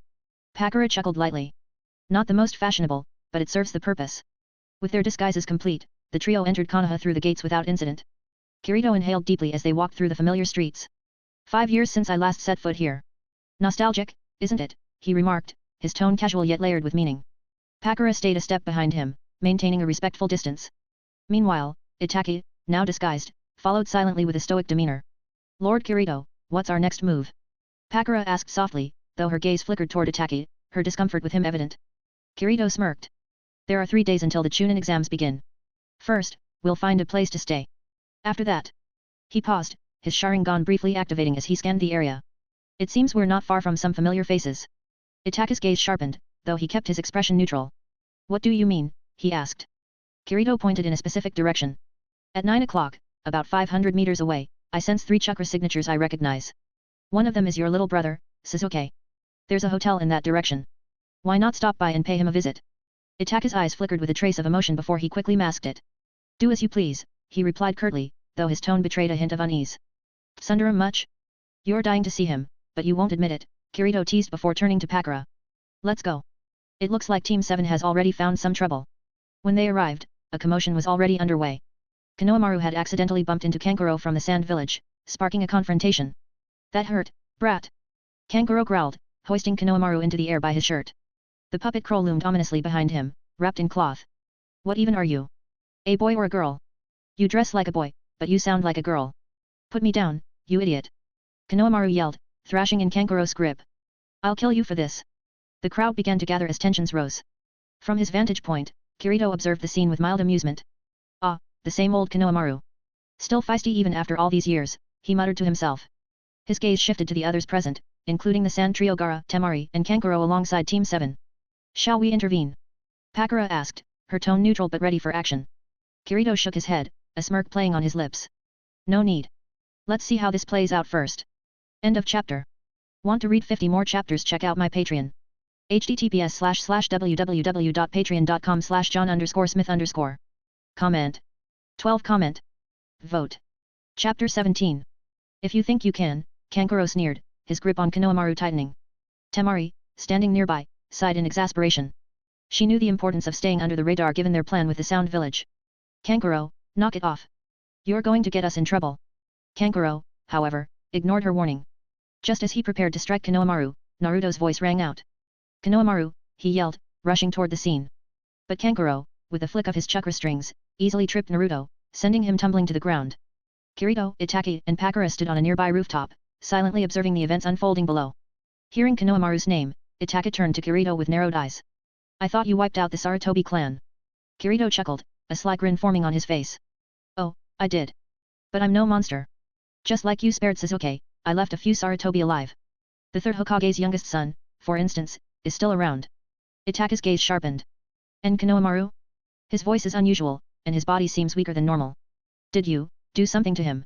Kirito shrugged nonchalantly. Oh, nothing major. I just ensured the Sarutobi bloodline would end with this generation. Konohamaru Inazuma? Castrated. Now, aside from Hiruzen himself, there's no one left to carry on the family name. Itaki's brow twitched under his mask, unsettled by Kirito's casual tone. This guy, he thought, suppressing the urge to react outwardly. I never realized how ruthless he could be. Meanwhile, Sasuke made his grand entrance. With a precise throw, he dislodged the stone Kankuro was holding, freeing Konohamaru. Perched on a nearby tree, he smirked down at Kankuro. What do you think you're doing in our village, you Sand Village scum? Below, Sakura's face turned beet red as she swooned. Sasuke, you're so cool, she gushed, clasping her hands together. Kirito tilted his head toward Itaki. Your little brother is still as dramatic as ever. Itaki remained silent, though the faintest twitch of his lips betrayed a suppressed smirk. Sasuke, you've grown stronger. But your hatred is not enough, not yet. At that moment, Gaara stepped into view. His siblings stiffened as his menacing presence filled the air. Pakura narrowed her eyes. I didn't expect it to be them. Oh. Kirito glanced at Gaara, Temari, and Kankuro. Do you know those brats? Pakura nodded, her tone serious. They're Raza's children. Temari specializes in wind style, Kankuro is a puppeteer, and that gourd-carrying boy with the dark circles under his eyes? That's Gaara of the Sand. He's the one-tails Jinchuriki and the Sand Village's ultimate weapon. Feigning surprise, Kirito chuckled. A Jinchuriki, hey? That explains the strange chakra I sensed. Reminds me of Yagura, the three-tails Jinchuriki. What a coincidence, two Jinchuriki in one place. 2. Pakura's eyes widened. You mean, the nine-tails Jinchuriki is here too? Yes, Kirito replied, his gaze flickering toward Naruto. That loud blonde kid over there. Pakura instinctively tensed. Should we act? This might be our best chance. No need, Kirito said, shaking his head. Pain's orders were clear, we're only here to observe. No unnecessary actions. With that, Kirito leapt down from the rooftop, motioning for the others to follow. Let's go. Pakura immediately obeyed, her respect for Kirito evident. Itachi hesitated but eventually followed, silently relieved at Kirito's decision. Despite his allegiance to the Akatsuki, the thought of Kirito wreaking havoc in Konoha was unsettling. As they passed the group below, Itachi's gaze briefly met Sasuke's. The younger Uchiha's brow furrowed in confusion. He couldn't place the cloaked figure, but the sense of familiarity gnawed at him. Who are they? I didn't even sense them until they were right next to us. Damn it. Even Gaara, usually unshaken, felt a twinge of unease as Kirito's group walked by. His voice, cold and curious, broke the silence.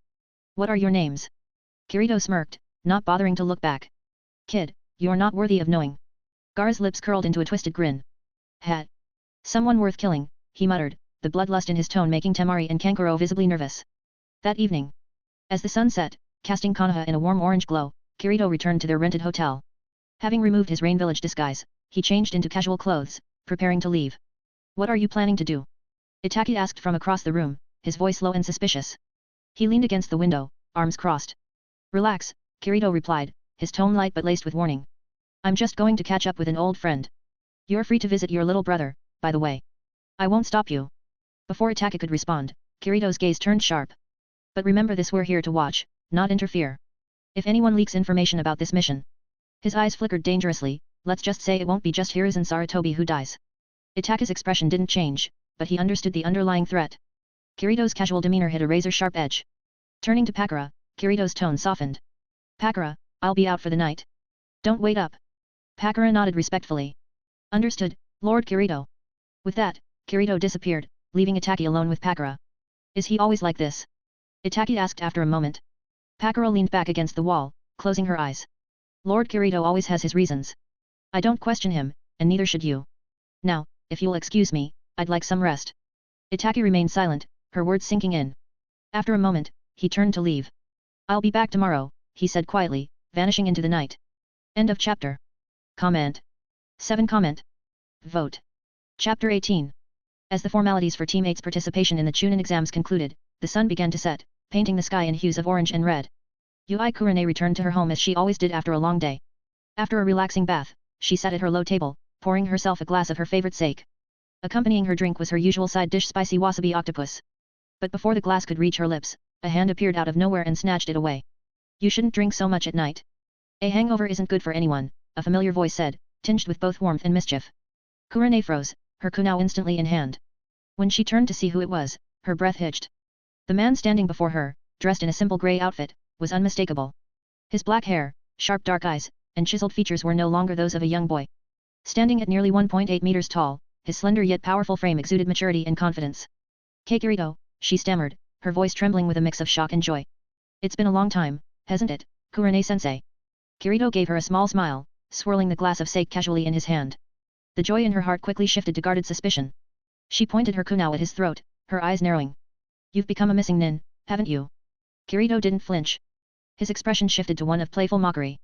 Is that how you greet someone you haven't seen in 5 years? Ready to cut me down as soon as I arrive? Her grip tightened on the kunao, but her shoulders quivered slightly. Answer me, she demanded, though her voice was softer now. Why did you leave? Why become a traitor? Kirito sighed, his tone turning serious. You've changed, haven't you, Kurane? Changed?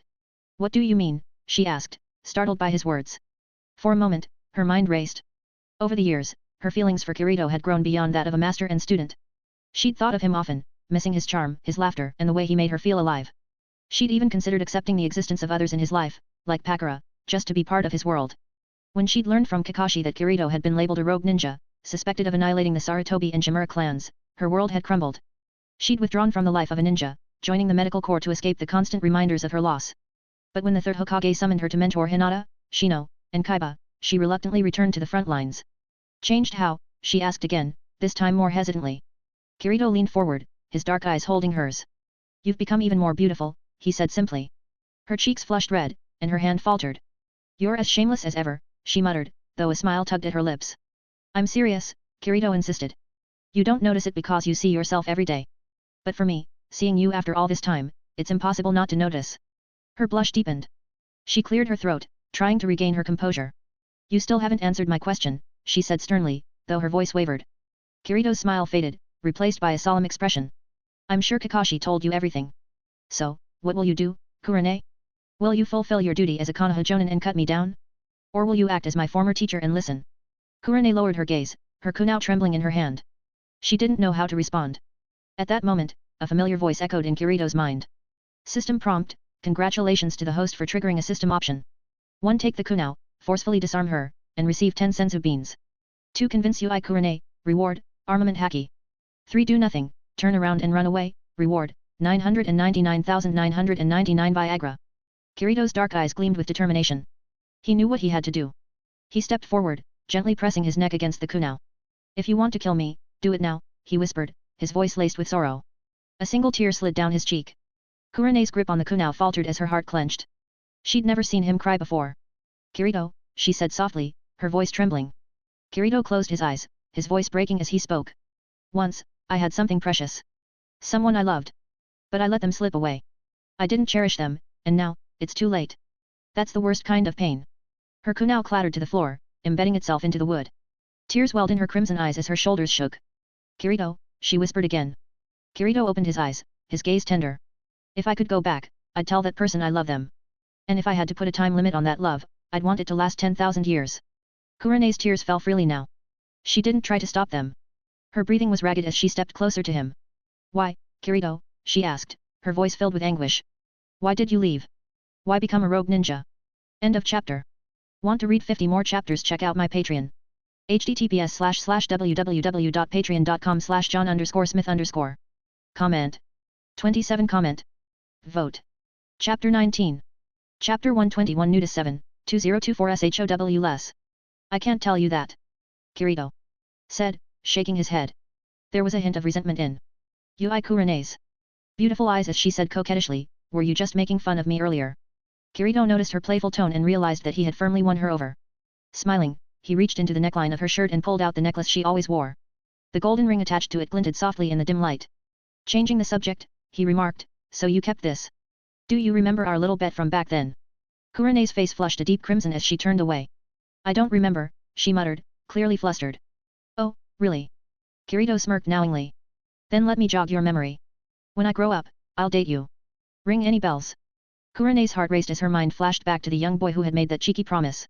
Who would have thought that the once playful statement would lead to this moment? Before she could respond, Kirito swept her into his arms in a bridal carry. What are you doing? She exclaimed, her voice wavering between alarm and anticipation. Exactly what you're thinking, Kirito replied with a mischievous grin before disappearing into her bedroom. Soon, a symphony of passion filled the room, a melody only the two of them could create. The next morning, as the first rays of dawn peeked through the curtains, the aftermath of the night's events was evident throughout the room.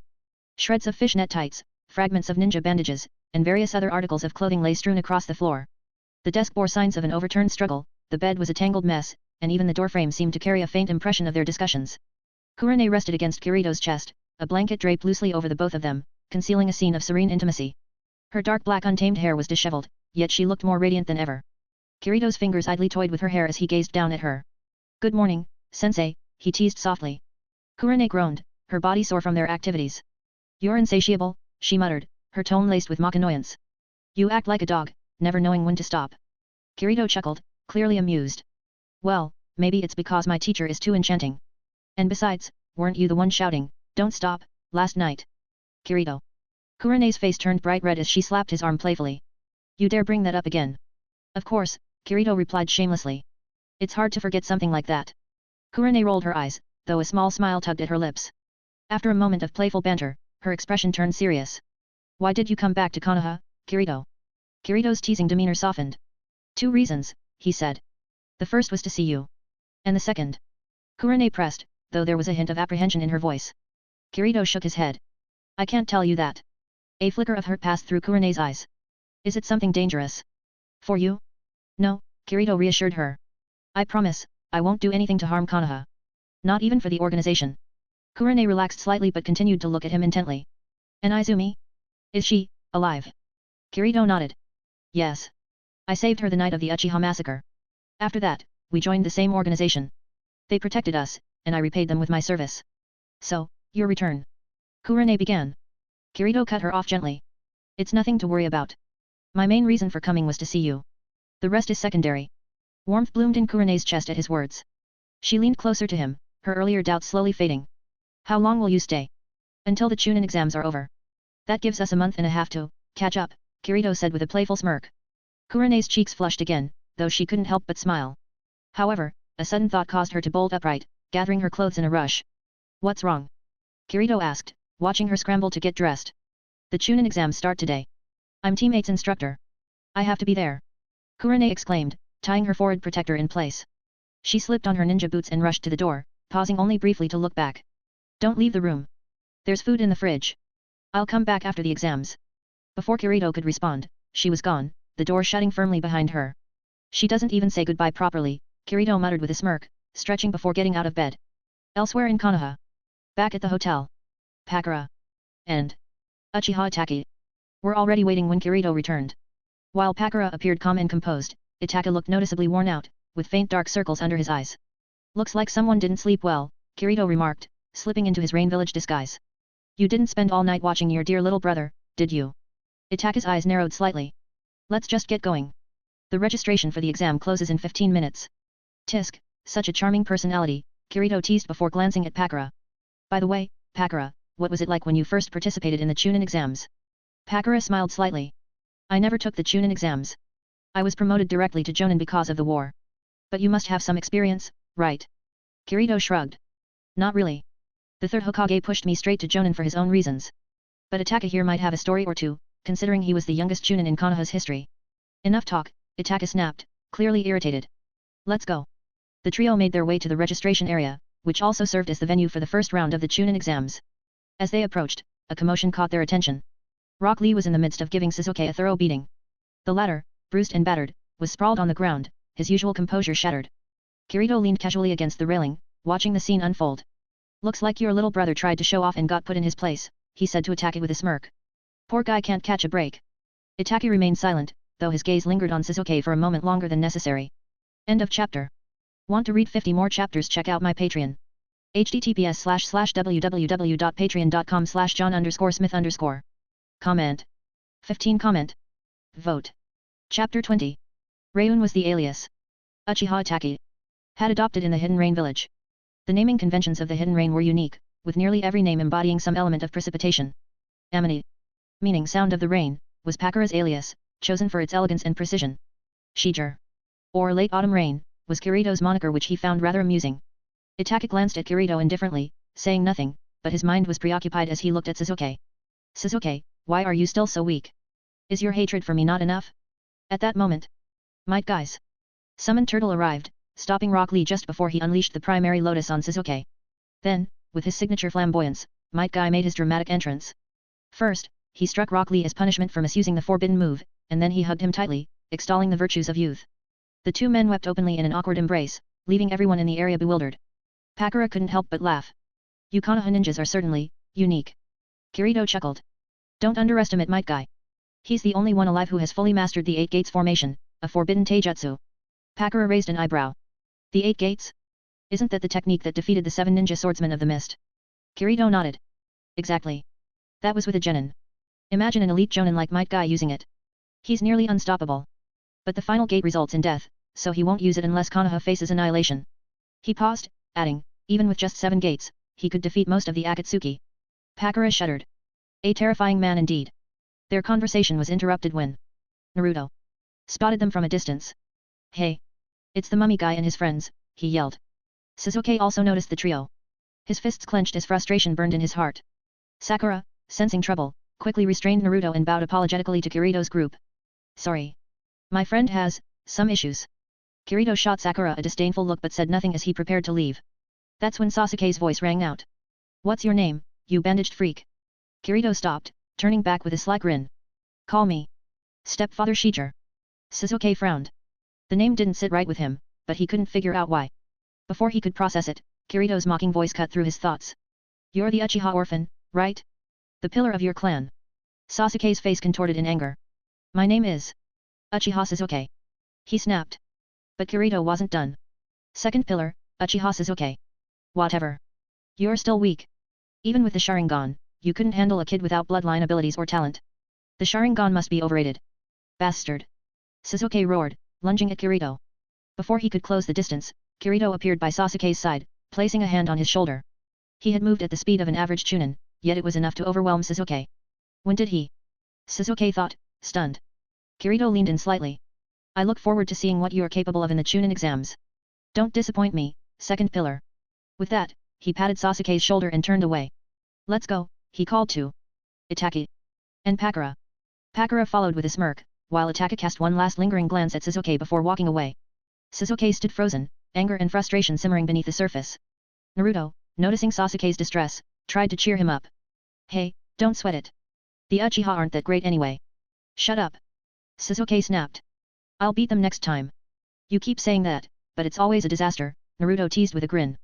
Then, his tone turned serious. But you saw those scars on Bushibrow's hands, right? Sasuke blinked. What about them? They're from training. It means he works harder than anyone else. The bandaged guy? He probably hides his body because it's covered in scars from even harder training. That's why they're strong. If you work hard, you can catch up. Naruto's words reignited Sasuke's fighting spirit. A small smile crept onto his face. Interesting. The Chunin exams might be fun after all. Meanwhile, Kirito, Pakura, and Itachi arrived at the registration hall. As they passed through the entrance, they noticed Kakashi waiting outside.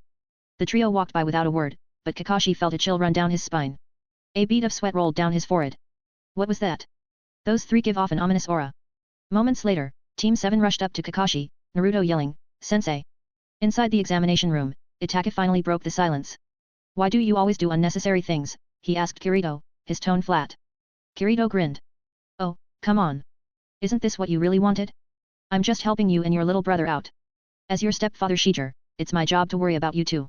Pakura snorted, barely suppressing a laugh. Itachi, as always, remained stoic, though his fingers twitched slightly in irritation. As Kirito scanned the room, his playful grin faded, replaced by a calculating expression. His eyes swept over the genin present, assessing potential threats and opportunities. End of chapter. Want to read 50 more chapters? Check out my Patreon. https://www.patreon.com/john_smith_. Comment. 8 comment. Vote. Chapter 21. Kirito's sharp gaze swept over the genin in the room, ignoring the nameless extras and the minor players. Rain and Taki ninjas were dismissed immediately. The Kusa ninja drew a bit more attention, particularly Kabuto Yakushi, who was disguised as a hidden grass ninja, and Karin Uzumaki, a young girl with no bite marks yet on her body. Kirito thought back to his previous life and realized Karin's mother had likely already perished, drained by Kusagakure's methods. Perhaps later, I'll hand her over to Tsunade for proper training. He thought. He smirked at the idea of Sasuke managing without Karin as his power bank in the future. Then again, with his protagonist's aura, the Sage of Six Paths watching over him, and me as his stepfather, he'll manage somehow. Next, his attention shifted to the Sound Ninja Trio. Doso Kinyuda, Zakuabumi, and Kintsuki. More importantly, Kirito noted Gerb and Sakon, the sacrifices prepared by Orochimaru for the impure world reincarnation of the first and second Hokage. Kirito silently scoffed. Orochimaru sure exaggerated the strength of the third Hokage. Using such weak sacrifices in an immature form of impure world reincarnation, the resurrected Hokage couldn't even fight at full strength. The Sand siblings were no surprise. Kirito had already evaluated Gaara, Kankor, and Temari earlier. Finally, his attention settled on Konoha's genin. Team 7. Naruto, Sasuke, and Sakura had just walked in. Beyond them, there were other noteworthy names. Akime Ichichi, Yamanaka Ino, Hyuga Neji, Rock Lee, Tenten, Aberame Shino, Inyazuka Kaiba, and Hyuga Hinata. Kirito's gaze lingered momentarily on Hinata, and memories of their past interaction during her childhood surfaced. A faint smile tugged at his lips. She was shy as ever, but there was an unmistakable strength in her aura now on par with Neji. Hinata, sensing someone watching her, turned toward Kirito. Seeing his rain village uniform and unfamiliar appearance, she tilted her head in confusion. Why does that rain ninja feel so familiar? Both Kabuto and Orochimaru noticed Kirito's gaze. Though disguised, they instantly recognized him. Their shared glance revealed mutual unease. Orochimaru, seated behind Kirito, spoke in a high-pitched, feminine voice, evidence of his current female host. Kirito-kun, I never expected to see you here. And this must be Amine. Who's your friend? He gestured subtly toward Itachi, disguised as Reun. Kirito smiled faintly. Just an intern. The leader sent him along to gain experience. Reun kept his head down, arms crossed, masking his face and emotions. Orochimaru's eyes glinted with suspicion. Interesting. And what brings you here to this Chunin exam, Kirito-kun? You're here too, aren't you? Kirito deflected smoothly. I came to assess whether Sasuke is suitable to be my vessel. Surely, Kirito-kun, you won't interfere with our agreement. Not at all, Kirito said, his tone even. Just don't touch the Jinkra key. As the conversation concluded, Naruto broke the tense silence in the examination room by loudly declaring, I'm Uzumaki Naruto, and I'll beat every one of you. The entire room erupted in hostile murmurs and laughter at Naruto's bravado. Suddenly, a puff of smoke burst onto the podium as Marino Ibiki and the examiners made their dramatic entrance. The first round of the Chunin exam had officially begun. The written portion of the exam was deceptively challenging. It featured 9 questions designed to test intelligence and teamwork. Candidates were expected to cheat subtly without being caught. The true test lay in the final question, which assessed the genin's resolve and cohesion. Reun, Amine, and Kirito had no trouble with the test. While Reun and Amine completed their papers flawlessly, Kirito casually leaned back, observing the room. Naruto, oblivious to the questions, struggled until he inspired himself and others with his usual indomitable determination. By the end, many teams had been eliminated. Only 26 teams, 78 individuals remained, including Kirito's team. Just as relief set in, a black bundle smashed through the classroom window, unfurling into a banner. Mitarashi Anko made her over-the-top entrance, introducing herself as the proctor for the second exam. Kirito observed Anko quietly, his lips twitching into a faint smirk. Her short lavender hair, fishnet attire, and beige trench coat gave her a commanding yet alluring presence. How did such a striking woman turn into the disheveled figure we see in Naruto? He mused. As the genin groaned at Anko's theatrics, Kirito rose from his seat, ready for the next stage of the exam. End of chapter. Want to read 50 more chapters? Check out my Patreon. https://www.patreon.com/john_smith_. Comment. 7 comment. Vote. Chapter 22. Kirito observed the Forest of Death, the infamous examination site where the second round of the Chunin exams would take place. The test involved collecting scrolls from other teams, which inevitably meant combat, injury, and possibly death. Each candidate was given half an hour to decide whether to sign a waiver acknowledging the risks. Seated on a large boulder, Reun, Uchiha Izumi alias, nonchalantly signed his name using his left hand. His eyes, however, remained fixed on Kirito. What kind of deal do you have with Orochimaru? He asked, his voice low and cold.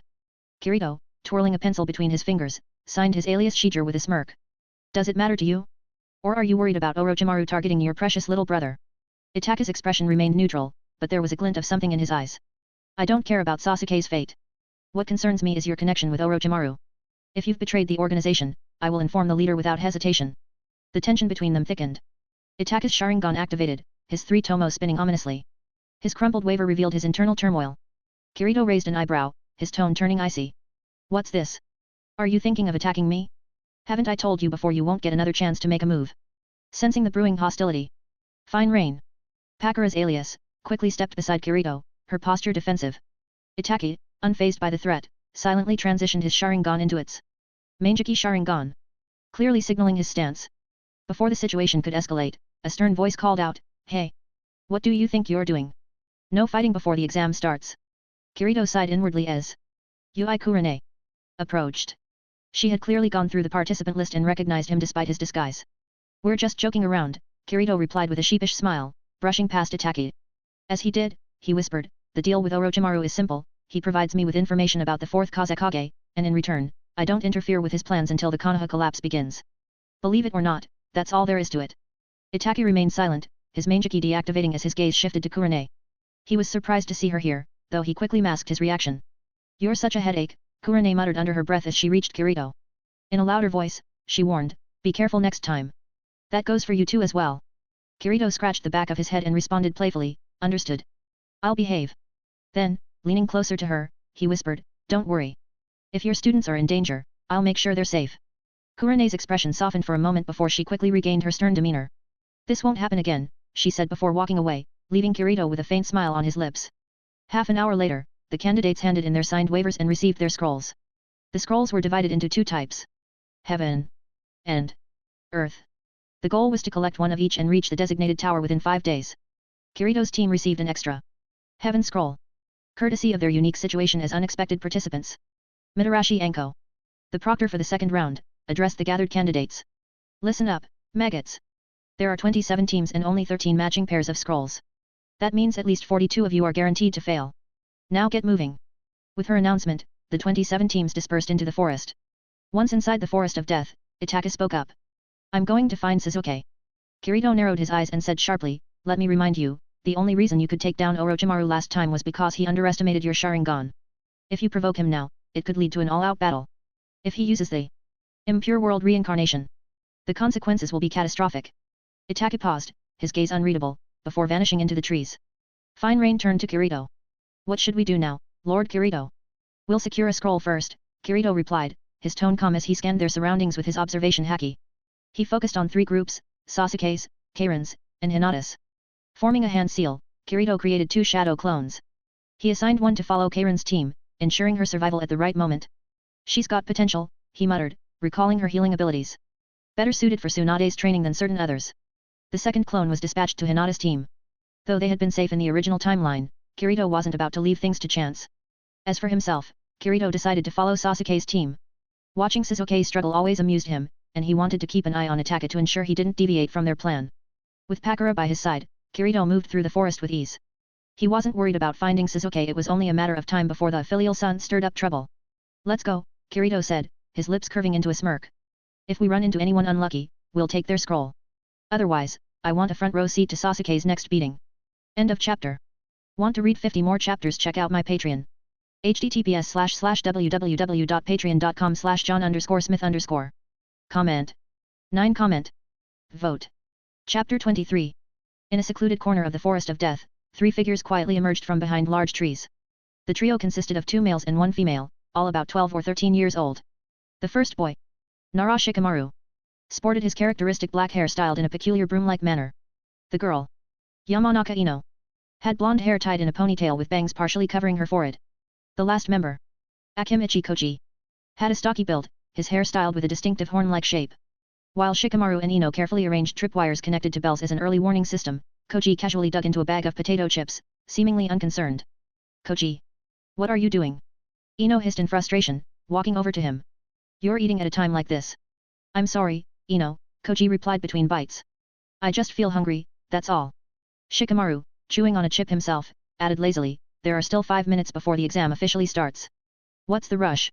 Before Ino could respond, the faint ringing of their warning bells broke the quiet. Shikamaru's sharp instincts kicked in immediately. Ino, hide, he ordered, grabbing Koji and pulling him into the bushes. Ino quickly followed. The sound of approaching footsteps reached their ears, accompanied by a clear, melodic female voice. Master Shijir, aren't we supposed to be looking for that Uchiha boy? 2 figures came into view. One was completely wrapped in bandages, while the other had their face concealed beneath a hood. Both wore the Rain Ninja forehead protector. It was Kirito, Shijir, and Pakura, Amane, in disguise. Hidden in the bushes, Shikamaru's sharp eyes widened as he recognized them. His heart sank. These 2 were no ordinary genin. Their presence alone radiated danger. Kirito glanced in their direction briefly, his tone indifferent. It's still early. We can find a scroll before heading to Sasuke. Pakura nodded, her gaze sweeping the area. It seems, Shijir, that we've already found one. Ino, Shikamaru, and Koji froze. Beads of sweat formed on their foreheads. Their carefully laid plans felt utterly inadequate against such formidable opponents. Suddenly, the sound of kunao slicing through the air interrupted the tense moment. 3 kunao shot toward Kirito and Pakura. Without even looking, Kirito caught them midair and casually threw them back. Screams echoed as 3 Rain Ninja fell from the canopy, their bodies limp as they hit the ground. It seems they were from our own village, Pakura noted, her tone neutral as she glanced at the bodies. Kirito didn't even flinch. Doesn't matter. If they're foolish enough to attack us, they deserve it. With a wave of his hand, he retrieved a scroll from one of the fallen ninjas' packs. It bore the kanji for Heaven. The same type of scroll their team already possessed. Pakura turned her attention toward the bushes where Shikamaru and his teammates were hiding. Her instinct to complete the mission took over, and she began to approach them. Shikamaru's mind raced. He prepared himself for the worst when Kirito's voice stopped Pakura in her tracks. Let them go, he said flatly. Consider it a favor for the Akimichi clan. Shikamaru's sharp mind caught onto those words immediately. He watched as Kirito glanced deliberately in their direction before disappearing into the jungle with Pakura. When the duo was out of sight, Shikamaru, Ino, and Koji stumbled out of the bushes, each gasping for breath. I thought we were done for, Shikamaru muttered, stuffing another chip into his mouth to steady his nerves. Why are you still eating at a time like this? Ino snapped, though the trembling in her voice betrayed her lingering fear. Shikamaru ignored her, his thoughts replaying Kirito's words. What did he mean by a favor for the Akimichi clan? Koji, does your family have any connections to the Rain Ninja? Koji scratched his head. Not that I know of. We've never worked with them. Shikamaru's frown deepened. Then why would he say that? Something about this doesn't add up. Elsewhere in the Forest of Death, Haiganiji, Rock Lee, and Tenten had just spotted Kirito and Pakura. Standing on a tree branch above them, Tenten twirled a kunao in her hand and remarked, looks like they've split up. These two made a careless mistake showing themselves out in the open. Lee looked to Niji. What do you think? Should we engage? Niji activated his Byakugan, his sharp eyes scanning the area. Wait. There's still one more of them unaccounted for. He could be hiding nearby. Using his Byakugan, Niji quickly scanned the surroundings. When he turned his gaze toward Kirito and Pakura, his face immediately paled. Beads of sweat formed on his forehead. Run, Niji ordered, his voice trembling. Without hesitation, he grabbed Lee and Tenten and bolted in the opposite direction. Niji, what's wrong? Lee asked, his voice filled with confusion. We've faced worse opponents before. Yet, Tenten added, her confidence shaken by Niji's unusual reaction. With your Byakugan, those two should be no problem. Run, Niji repeated, his tone leaving no room for argument. If we stay, we'll die. His Byakugan had revealed the overwhelming chakra levels radiating from Kirito and Pakura. It was unlike anything he had ever encountered. The sheer scale of Kirito's chakra alone defied comprehension. Those two were not genin. Of that, Niji was certain. End of chapter. Want to read 50 more chapters? Check out my Patreon. https://www.patreon.com/john_smith_. Comment. 8 comment. Vote. Chapter 24. Stop talking nonsense. Run, or you'll die. Niji shouted, his voice filled with urgency. Tenten and Rock Lee, knowing Niji's serious nature, didn't dare to question him. They quickened their pace, following his lead. It wasn't until they had run far enough that Niji finally stopped, his legs trembling, and collapsed onto the ground, gasping for breath. Niji, what's going on? Tenten asked, her voice filled with concern. Rock Lee also stopped, his brows furrowed as he looked at his usually composed teammate. This was the first time they had seen Niji lose his composure like this. Niji took a deep breath to steady himself before replying, the chakra I saw just now, it was enormous. Those two Rain Ninja, especially the bandaged man, possess chakra levels so deep they're unfathomable. Even Gai-sensei is far inferior to them. Hearing this, Tenten's eyes widened in shock. Are you saying, they're disguised jonin? It's possible, Niji admitted, a grave expression on his face. Should we go and report this to Gai-sensei now? Rock Lee suggested. No, Niji refused decisively, his tone firm. Not yet. But why? Rock Lee was confused by Niji's decision. Niji's gaze darkened. Our goal in this Chunin exam isn't just to pass or become Chunin. I have something to prove. If we report this now, the exam could be cancelled, and I can't let that happen. Rock Lee hesitated before nodding. He knew how much this meant to Niji. Tenten, too, seemed unsure but didn't press the matter further. From a distance, Kirito, using his observation haki, listened to their conversation. A faint smile tugged at his lips. So that's the Byakugan. Its ability to see the flow of chakra is impressive, Kirito remarked, his tone laced with admiration.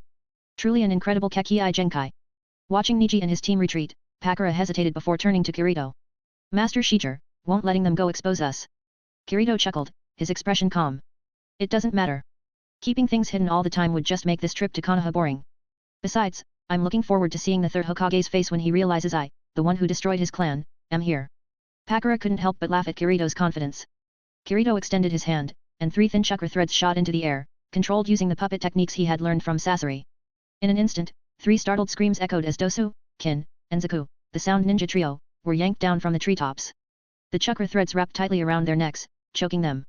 Dosu clawed at the chakra threads, his voice hoarse as he struggled to speak. Master Shijir, spare us, we're subordinates of Lord Orochimaru. Kirito raised an eyebrow in mild surprise before loosening the chakra threads. The 3 collapsed to the ground, gasping for air. So, you know me? Kirito asked, his voice calm but carrying a weight that made the trio tremble. Dosu nodded quickly, his tone respectful. Yes, I had the honor of seeing you spar with Lord Kimimaro in Otogakuer. Lord Orochimaru spoke of your strength. He reached into his bag and pulled out a scroll of earth, offering it with trembling hands. This is our scroll. Please accept it. Kirito waved his hand, and the scroll floated to him. He inspected it briefly before smirking. What's your mission? Dosu hesitated, glancing at his teammates before answering. We were tasked with finding Uchiha Sasuke and testing his strength. Interesting, Kirito mused. Tossing the scroll in his hand, he added, I have a task for you as well. The trio exchanged nervous glances before Doso asked, what would you have us do, Master Shijin? Kirito's eyes gleamed with amusement. At dawn tomorrow, find the pink-haired girl on Sasuke's team. Slap her 10 times each. Don't touch the blonde kid, and as for Sasuke, you are free to kill him if you dare. Doso's face paled, but he nodded quickly. Yes, Master Reun. With that, the trio retreated, their steps hurried and unsteady. Pakura finally let out a laugh. Do you have a grudge against that pink-haired girl? No grudge. She just deserves it, Kirito replied with a shrug, recalling how Sakura's behavior in the anime had irritated him. By the time Kirito and Pakura arrived at the scene, Orochimaru's confrontation with Team 7 had reached its climax. Naruto, unleashing the Nine-Tails chakra, tried valiantly to protect his teammates. However, Orochimaru easily overpowered him, sealing away the Nine-Tails with the 5-element seal. Naruto collapsed, unconscious, his body dangling from a tree. Sasuke stood frozen, trembling with fear, while Sakura knelt nearby, sobbing uncontrollably. Hidden in the shadows, Uchiha Itachi observed the scene. His gaze was sharp, tinged with disappointment as he watched Sasuke's cowardice. But when Sasuke finally summoned the courage to fight back, Itachi's lips curved into a small, rare smile. Kirito's voice broke the silence. Enjoying the show, Reun? Startled, Itachi turned to find Kirito and Pakura standing beside him. His wariness deepened, Kirito had approached without him noticing. I see you've been watching your little brother's progress, Kirito teased, his tone light. Itachi didn't respond, his gaze shifting back to Sasuke, who had just been bitten by Orochimaru, the heavenly curse mark searing into his neck. Sasuke howled in agony, his scream echoing through the forest. Sakura, overwhelmed, clung to Sasuke, tears streaming down her face. Naruto. Sasuke is in pain. Help him, Naruto. End of chapter. Want to read 50 more chapters? Check out my Patreon. https://www.patreon.com/john_smith_. Comment. For comment. Vote. Chapter 25. Seeing Sasuke writhing in pain, Sakura desperately hugged him, her voice trembling as she cried out, Naruto, Sasuke is in so much pain. Come save Sasuke, Naruto. Unfortunately, Naruto, already unconscious from Orochimaru's 5-element seal. Couldn't hear her please. Finally, Sakura stopped sobbing, her voice faltering. What should I do? Watching the scene unfold, Pakura's eyes narrowed in disgust as her gaze lingered on Sakura.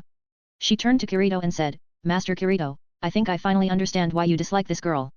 Kirito raised an eyebrow, intrigued. Oh? Why do you think that? Pakura replied with a serious tone, when nothing is happening, she constantly berates that boy Naruto while obsessing over Sasuke. But when things go wrong, she immediately turns to Naruto for help, completely ignoring his struggles. Both of them fought to protect her, yet all she cares about is this Sasuke boy. I feel bad for that kid, Naruto. Kirito nodded in approval, a faint smile on his face. That's an astute observation.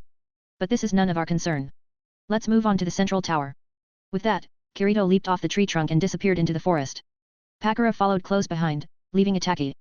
He glanced at Sasuke, writhing on the ground in agony, and after a moment's hesitation, created a shadow clone to watch over him from a distance. As they traveled toward the central tower, Kirito suddenly changed direction. Pakura noticed and asked, Master Kirito, aren't we heading to the tower? No rush, Kirito replied smoothly. We also have a mission to gather intelligence on the Jinchuriki. One-Tails is nearby. It's a good opportunity to observe him. Pakura nodded, trusting Kirito's words, though unaware of his true motive to check on Hinata. The three soon arrived at the scene where Gaara had just displayed his fearsome abilities, slaughtering a group of minor rain ninjas. Hidden nearby, Hinata, Kaiba, Shino, and Akamaru trembled as they watched in fear. Pakura, observing the massacre below, asked, Master Kirito, these rain ninja are from our village. Should we intervene? Kirito glanced at her, amused.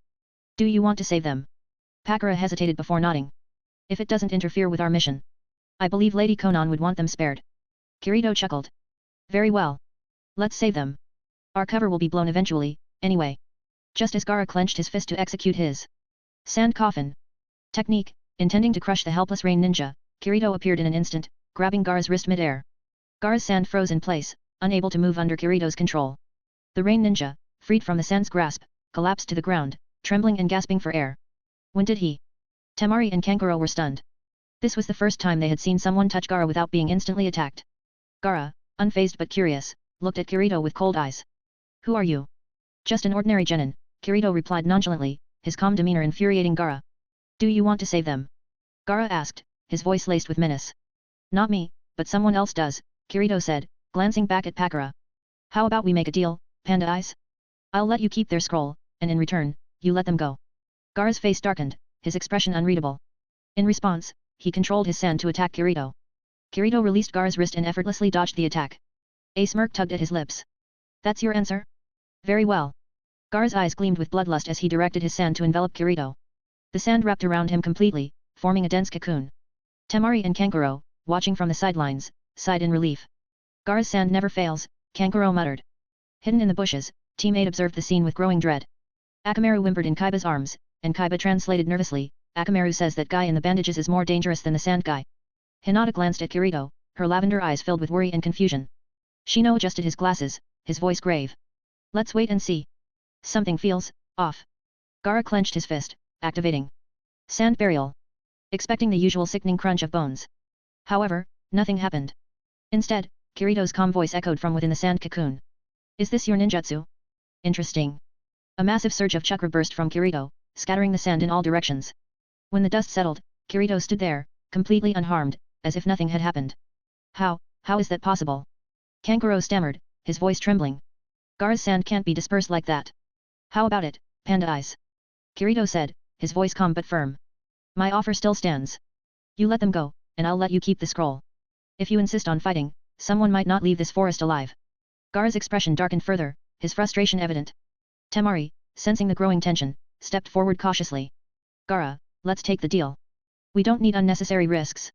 After a moment of silence, Gaara relented, though his eyes never left Kirito. The look of pure hatred in his gaze was unmistakable. Kirito had just earned a spot at the top of his kill list. Kirito ignored Gaara's glare and turned to the trembling rain ninja behind him. Without a word, they handed over their scroll to Kirito, who tossed it to Gaara. End of chapter. Want to read 50 more chapters? Check out my Patreon. https://www.patreon.com/john_smith_. Comment. 10 comment. Vote. Chapter 26. Alright, get out of here before you embarrass yourselves further. If I see you again, I won't let you go so easily. Kirito said coldly to the three rain ninja. The trio nodded frantically, bowing repeatedly as if their lives depended on it. Thank you, sir. Thank you for sparing us. Without wasting another second, they turned and sprinted away, disappearing into the forest. At that moment, Gaara's voice rang out behind Kirito, cold and emotionless. Hey, bandage guy, what's your name? Kirito paused for a moment, as if considering his response, and then smirked under the bandages. Sandaime Aidenzo. Gaara's teal eyes narrowed, the sand around him trembling slightly. Sandaime Aidenzo. I'll remember that name. Next time, I'll kill you. With that, Gaara turned and left. Temari and Kankuro exchanged wary glances before quickly following their brother. Once Gaara's team disappeared, Pakura and Itaki emerged from the treetops. Itaki's gaze fell on Kirito, and though his expression remained calm, his tone carried quiet irritation. The Sandaime Aidenzo? Really? I thought you were calling yourself Shijir. Kirito shrugged nonchalantly. What's the difference? Gaara doesn't know what it means. Besides, it's fun to poke at the third and Danzo even from afar. Pakura sighed, choosing not to comment on her leader's antics. Instead, she turned her attention to the bushes nearby. Master Kirito, what about the genin hiding over there? Kirito glanced in the direction of Team 8. Hinata, Kaiba, and Shino who were trembling behind cover. He smiled faintly. Leave them be. They're not worth our time. As they left, Kirito turned slightly, catching Hinata's wide-eyed stare. Their eyes met briefly, and he gave her a soft, fleeting smile before disappearing in a blur of motion. Hinata clutched her chest as her heart skipped a beat, her thoughts racing. Why does he feel so familiar? Who the heck was that guy? Kaiba muttered, still shaken. Akamaru barked quietly in his arms, earning a frown from Shino. My Kakaicho tell me, he has the same scent as someone familiar. Shino paused. Yui Kurane, perhaps. Kaiba's jaw dropped. Teacher Kurane? You're saying that guy knows our sensei? Shino adjusted his glasses. Possibly. We'll have to ask her later. Hinata remained silent, lost in her thoughts. Could it really be you? The 5 days of the second exam passed quickly. Teams who managed to collect the scrolls gathered at the central tower. Kirito's team and Gaara's team arrived on the very first day, having effortlessly completed their mission. By contrast, Team 7, Naruto, Sasuke, and Sakura barely stumbled into the tower on the final day, looking utterly battered. Of the three, Sakura was in the worst state. Thanks to Kirito's earlier instructions, the Sound Ninja team led by Dosu had focused their frustration on her. They followed Kirito's orders to the letter, slapping and beating Sakura mercilessly whenever they caught her. By the time Team 7 arrived at the tower, Sakura was almost unrecognizable. Her face was swollen and bruised, bandages covering most of it, and her once neat pink hair had been partially ripped out, exposing her forehead. Her front teeth were missing, adding to her miserable appearance. Naruto had tried to comfort her, but Sakura, embarrassed and angry, shoved him away. When she turned to Sasuke for reassurance, he ignored her entirely, leaving her even more humiliated. Rock Lee, however, remained loyal in his admiration, while Ino couldn't resist mocking her rival's disheveled appearance. By the end of the second exam, 8 teams had successfully passed, totaling 24 genin. The gathered genin now stood in a large arena-like hall within the central tower, the space intimidating and vast. Up above, the viewing balcony was crowded with Jonin instructors and senior Konoha officials. Kirito stood at ease beside Pakura and Itaki, his bandaged figure towering calmly above the younger genin. End of chapter. Want to read 50 more chapters? Check out my Patreon. https://www.patreon.com/john_smith_. Comment. 11 Comment. Vote. Chapter 27. In the central tower arena, the third Hokage, Hiruzen Sarutobi, stood before the gathered genin, addressing them with his usual pipe in hand. His once proud appearance had withered over the years, deep wrinkles lined his face, and age spots betrayed the toll of time. To his left stood Marino Ibiki, the stern examiner of the first round, alongside Irika Umino, who had volunteered to guide the young Konoha genin. To his right were Heiate Gek, the coughing proctor, and Anko Mitarashi, the second exam's examiner. Behind Hiruzen stood the Jonin mentors, including Kakashi Hatake, Might Guy, Asuma Sarutobi, Kurane Ui, Maki, and Orochimaru in disguise as a Jonin from Otagakuer. Kirito, standing at the front of the genin line, observed them all with mild interest. His gaze met Kurane's for a moment, catching the worry in her eyes. He gave her a reassuring look before shifting his attention to Hiruzen and Asuma. Hiruzen looked much older than Kirito remembered, but Asuma's appearance was even more striking. The once rugged and masculine Jonin now had softer features, pale skin, and an unsettlingly feminine aura. The goatee was gone, replaced by light makeup. Kirito had to suppress a grimace. After Hiruzen finished his speech, Heiate explained the rules of the third round preliminaries. The large screen above the arena lit up, randomizing the names of the first match. The results displayed. Yamanaka Ino vs Shijiro. Gasps echoed among the genin as they turned toward Ino, many with pity in their eyes. Even her own teammates, Shikamaru and Koji, looked uneasy. Koji sighed in relief, that could have been me. Poor Ino. Ino glared at him, punching his arm. Idiot. Do you think I want to go up against that monster? Shikamaru placed a hand on her shoulder. Ino, listen. He's dangerous. Don't show any killing intent toward him, or he might actually kill you. Ino's eyes widened. Are you serious? Shikamaru nodded. Just do your best to stay alive. Kirito overheard their conversation and smirked faintly. He appreciated Shikamaru's quick assessment of his character. Elsewhere, Kaiba exhaled in relief. Phew, dodged a bullet. Now we just need to avoid the sand ninja with the gourd. Niji watched Kirito intently, his Byakugan scanning the chakra swirling within. He frowned deeply. This chakra, it's absurd. He's no genin. Meanwhile, Sakura, ever the optimist regarding Sasuke, turned to him with a nervous smile. Sasuke, isn't it great? At least we didn't have to face him. Sasuke smirked. I wouldn't mind. It'd be a good test of my power. His arrogance didn't last long. The curse mark flared, sending pain through his body. He staggered, gasping. Sasuke. Sakura rushed to him, but Sasuke pushed her away. Stay back. The rejection stung, and Sakura's eyes filled with tears. Sasuke, I just want to help. Don't. If you tell anyone about this, I'll kill you, Sasuke hissed through gritted teeth, his voice trembling from the pain. Sakura stepped back, tears streaming down her face. In another corner, Gaara stood with his siblings, his aura colder than usual. His mind replayed his earlier encounter with Kirito. He lied to me, Gaara muttered, trembling with rage. That guy isn't Sandaime Aidenzo. His name is Shijiro. Temari and Kankuro exchanged nervous glances. Kankuro cautiously tried to calm his brother. Gaara, don't let it bother you. He's not worth your anger. Gaara's eyes glowed with bloodlust. Shut up, or I'll kill you. Temari thought quickly and offered a suggestion. Gaara, don't waste your energy now. He'll be in the final round. You can face him then. Gaara considered her words, his expression murderous but controlled. Fine. I'll kill him later. End of chapter. Want to read 50 more chapters? Check out my Patreon. https://www.patreon.com/john_smith_. Comment. 10 Comment. Vote. Chapter 28. Gaara, hearing Temari's suggestion, licked his lips with a twisted grin. Fine, let him live a little longer, he murmured, a sick smile stretching across his face. Observing this, Kirito shrugged. Shinobu at its finest, he muttered to himself, clearly unimpressed. Kirito wasn't interested in a confrontation with Gaara. His goal was to leave an impression without drawing unnecessary attention, planting the seeds of his influence and setting the stage for future encounters. As Moonlight Gek approached to announce the first match, he coughed lightly and directed the rest of the participants to move to the viewing platform near the wall. The genin gathered there, separating into their respective groups. Class 7. Kakashi greeted his students with his usual nonchalant tone. You've all worked hard, especially you, Sakura. Looks like you had a rough time. Sakura glared at him, her face still swollen and bandaged from the beatings she endured. Teacher Kakashi, that's not funny. Suppressing a chuckle, Kakashi added, all right, sorry. But this is a lesson, you need to become stronger. Right now, Naruto and Sasuke are far ahead of you. Turning to Sasuke, who was visibly struggling with the curse mark's effects, Kakashi's expression grew serious. How are you feeling, Sasuke? I'm fine, Sasuke replied through gritted teeth, clearly in pain. Kakashi frowned but didn't press further. Do your best, but if you use the Sharingan during the matches, I'll stop you myself. Sasuke clenched his fists, frustration evident in his gaze. He knew the risks of using chakra with the curse mark, but he refused to back down. He had to test his limits both to measure his growth and to prove to himself that his efforts weren't in vain. Class 8. Teacher Kurane, do you know the bandaged man? Kaiba asked, glancing at Kirito from the viewing platform. Kurane's expression froze for a moment. Why do you ask? My bugs and Akamaru picked up a scent on him that's similar to yours, Shino explained calmly. A flicker of panic crossed Kurane's eyes, but she quickly masked it. You're overthinking things. I don't know him personally.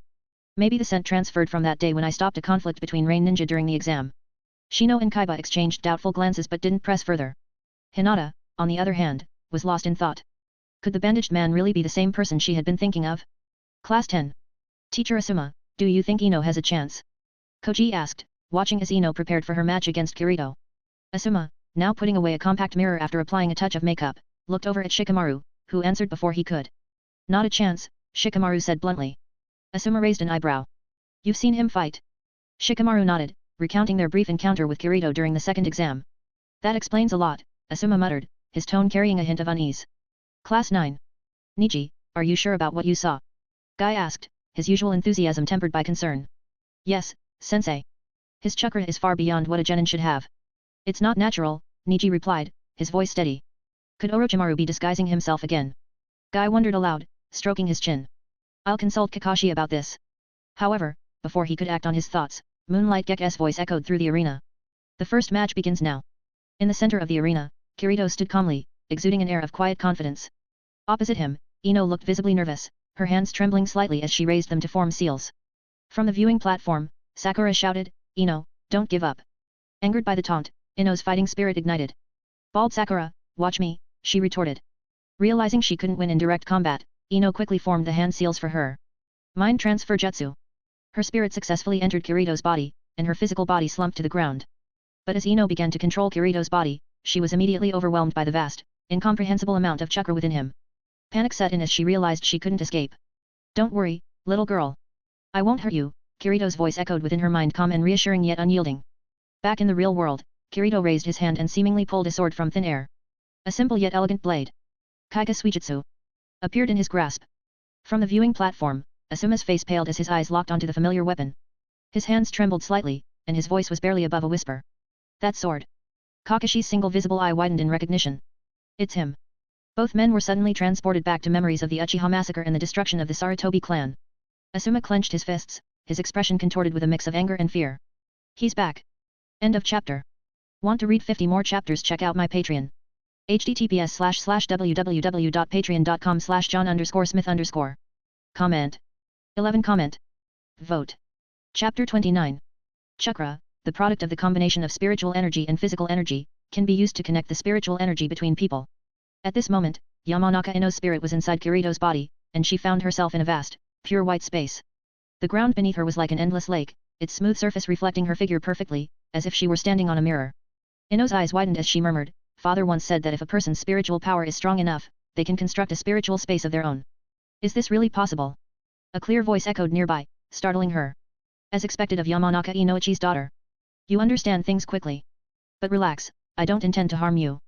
Ino turned sharply to see Kirito, still wrapped in bandages, stepping out from the whiteness. Despite her courage, she was still young and inexperienced, and fear gripped her. What do you want? Don't come any closer, she stammered. Kirito stopped, tilting his head slightly. Am I really that scary? Normally, wouldn't you ask how I know your father? Without waiting for a response, Kirito began to unwind the bandages around his face. As the last one fell away, Ino gasped. His features were strikingly handsome, even more so than Sasuke's. For a moment, her fear dissipated, replaced by awe. How do you know my father? She asked, her voice softer, her cheeks reddening. You're quite the romantic type, aren't you? Kirito muttered, shaking his head slightly. Let's not dwell on that. You're too young to know the details. I allowed you to use your mind transfer jutsu because I was curious about it. Your clan's technique is fascinating, using spiritual power to take control of another person's body. I suspect Orochimaru's reincarnation jutsu drew inspiration from it. Kirito's tone softened as he added, you've done well. You'll be able to leave soon. With that, he released her spirit and disappeared into the white expanse. A puff of smoke erupted in the center of the arena as Ino's spirit returned to her body. The scene that greeted her was far from calm. Kakashi, Might Guy, and Asuma Sarutobi stood around Kirito, each ready to attack. Asuma, driven by blind rage, had positioned himself behind Kirito with his chakra blades drawn, their sharp edges imbued with wind chakra. The blades were mere inches from Kirito's neck. However, both Kakashi and Guy were holding him back. Nearby, Kurenei stood protectively in front of Ino, her expression filled with disbelief. Asuma struggled against Kakashi and Guy, shouting, let me go. I'll kill him. Guy frowned, his tone firm. Asuma, stop. This isn't the time for personal vendettas. We're in the middle of the Chunin exams. Kakashi, his Sharingan active, added, Asuma, think. If you attack him now, your student could be caught in the crossfire. Kirito glanced at Kakashi, a faint smirk playing on his lips. Really, Kakashi? You're accusing me of wanting to harm anyone? Your colleague here tried to kill me unprovoked. Perhaps you should lecture him instead. Asuma roared in frustration, but his movements stilled as the third Hokage's commanding voice rang out. That's enough, Asuma. Asuma turned toward his father, his face contorted with anger and pain. But, Lord Hokage. Hiruzen cut him off sharply. Kakashi is right. This is the Chunin exams. We will handle everything appropriately once it's over. Kirito chuckled softly. Truly worthy of the title strongest Hokage. Such patience, even when your emotions must be boiling inside. Remarkable restraint. The comment sent a ripple of tension through the room. Several Konoha shinobi glared at Kirito, their anger barely contained. Naruto, ever impulsive, shouted, how dare that bandaged jerk insult Grandpa Hokage. Quiet, Naruto, Sasuke snapped, his eyes narrowing as he studied Kirito. The man was clearly no ordinary genin. The way Kakashi and Guy were treating him, and the fact that the third Hokage himself had intervened, only deepened Sasuke's suspicion. Who was this man, and why did he command such fear and respect? As the tension lingered, the Hokage gestured for the exam to continue. Kirito, unfazed, gave Kurenei a reassuring glance before walking back to his position. Asuma, though restrained, seated with quiet rage. End of chapter. Want to read 50 more chapters? Check out my Patreon. https://www.patreon.com/john_smith_. Comment. 14 comment. Vote. Chapter 30. Sarutobi Hiruzen ignored Kirito's ridicule and waved his hand. Let the game continue, he said loudly. Yes, Lord Hokage, Moonlight Hayate replied respectfully. Given Sarutobi Asuma's interference, Yamanaka Ino technically should have lost the match. However, Kirito's voice rang out unexpectedly, no need to compete. I forfeit. Are you serious? Moonlight Hayate asked, his surprise evident. Of course, Kirito said calmly, nodding. He pretended to be in a daze as Ino's spirit returned to her body and she slowly regained consciousness. Once awake, Ino's gaze softened as she looked at Kirito. His bandaged face, which initially seemed intimidating, now felt mysterious, almost alluring. Coupled with his power and the unexpected kindness he'd shown her, she couldn't help but feel drawn to him. For the first time, Sasuke's allure seemed dimmer by comparison. But the realization of their circumstances struck her. Kirito was from the Hidden Rain village. Once the Chunin exams ended, there would be no chance of seeing him again. What a pity, she murmured to herself.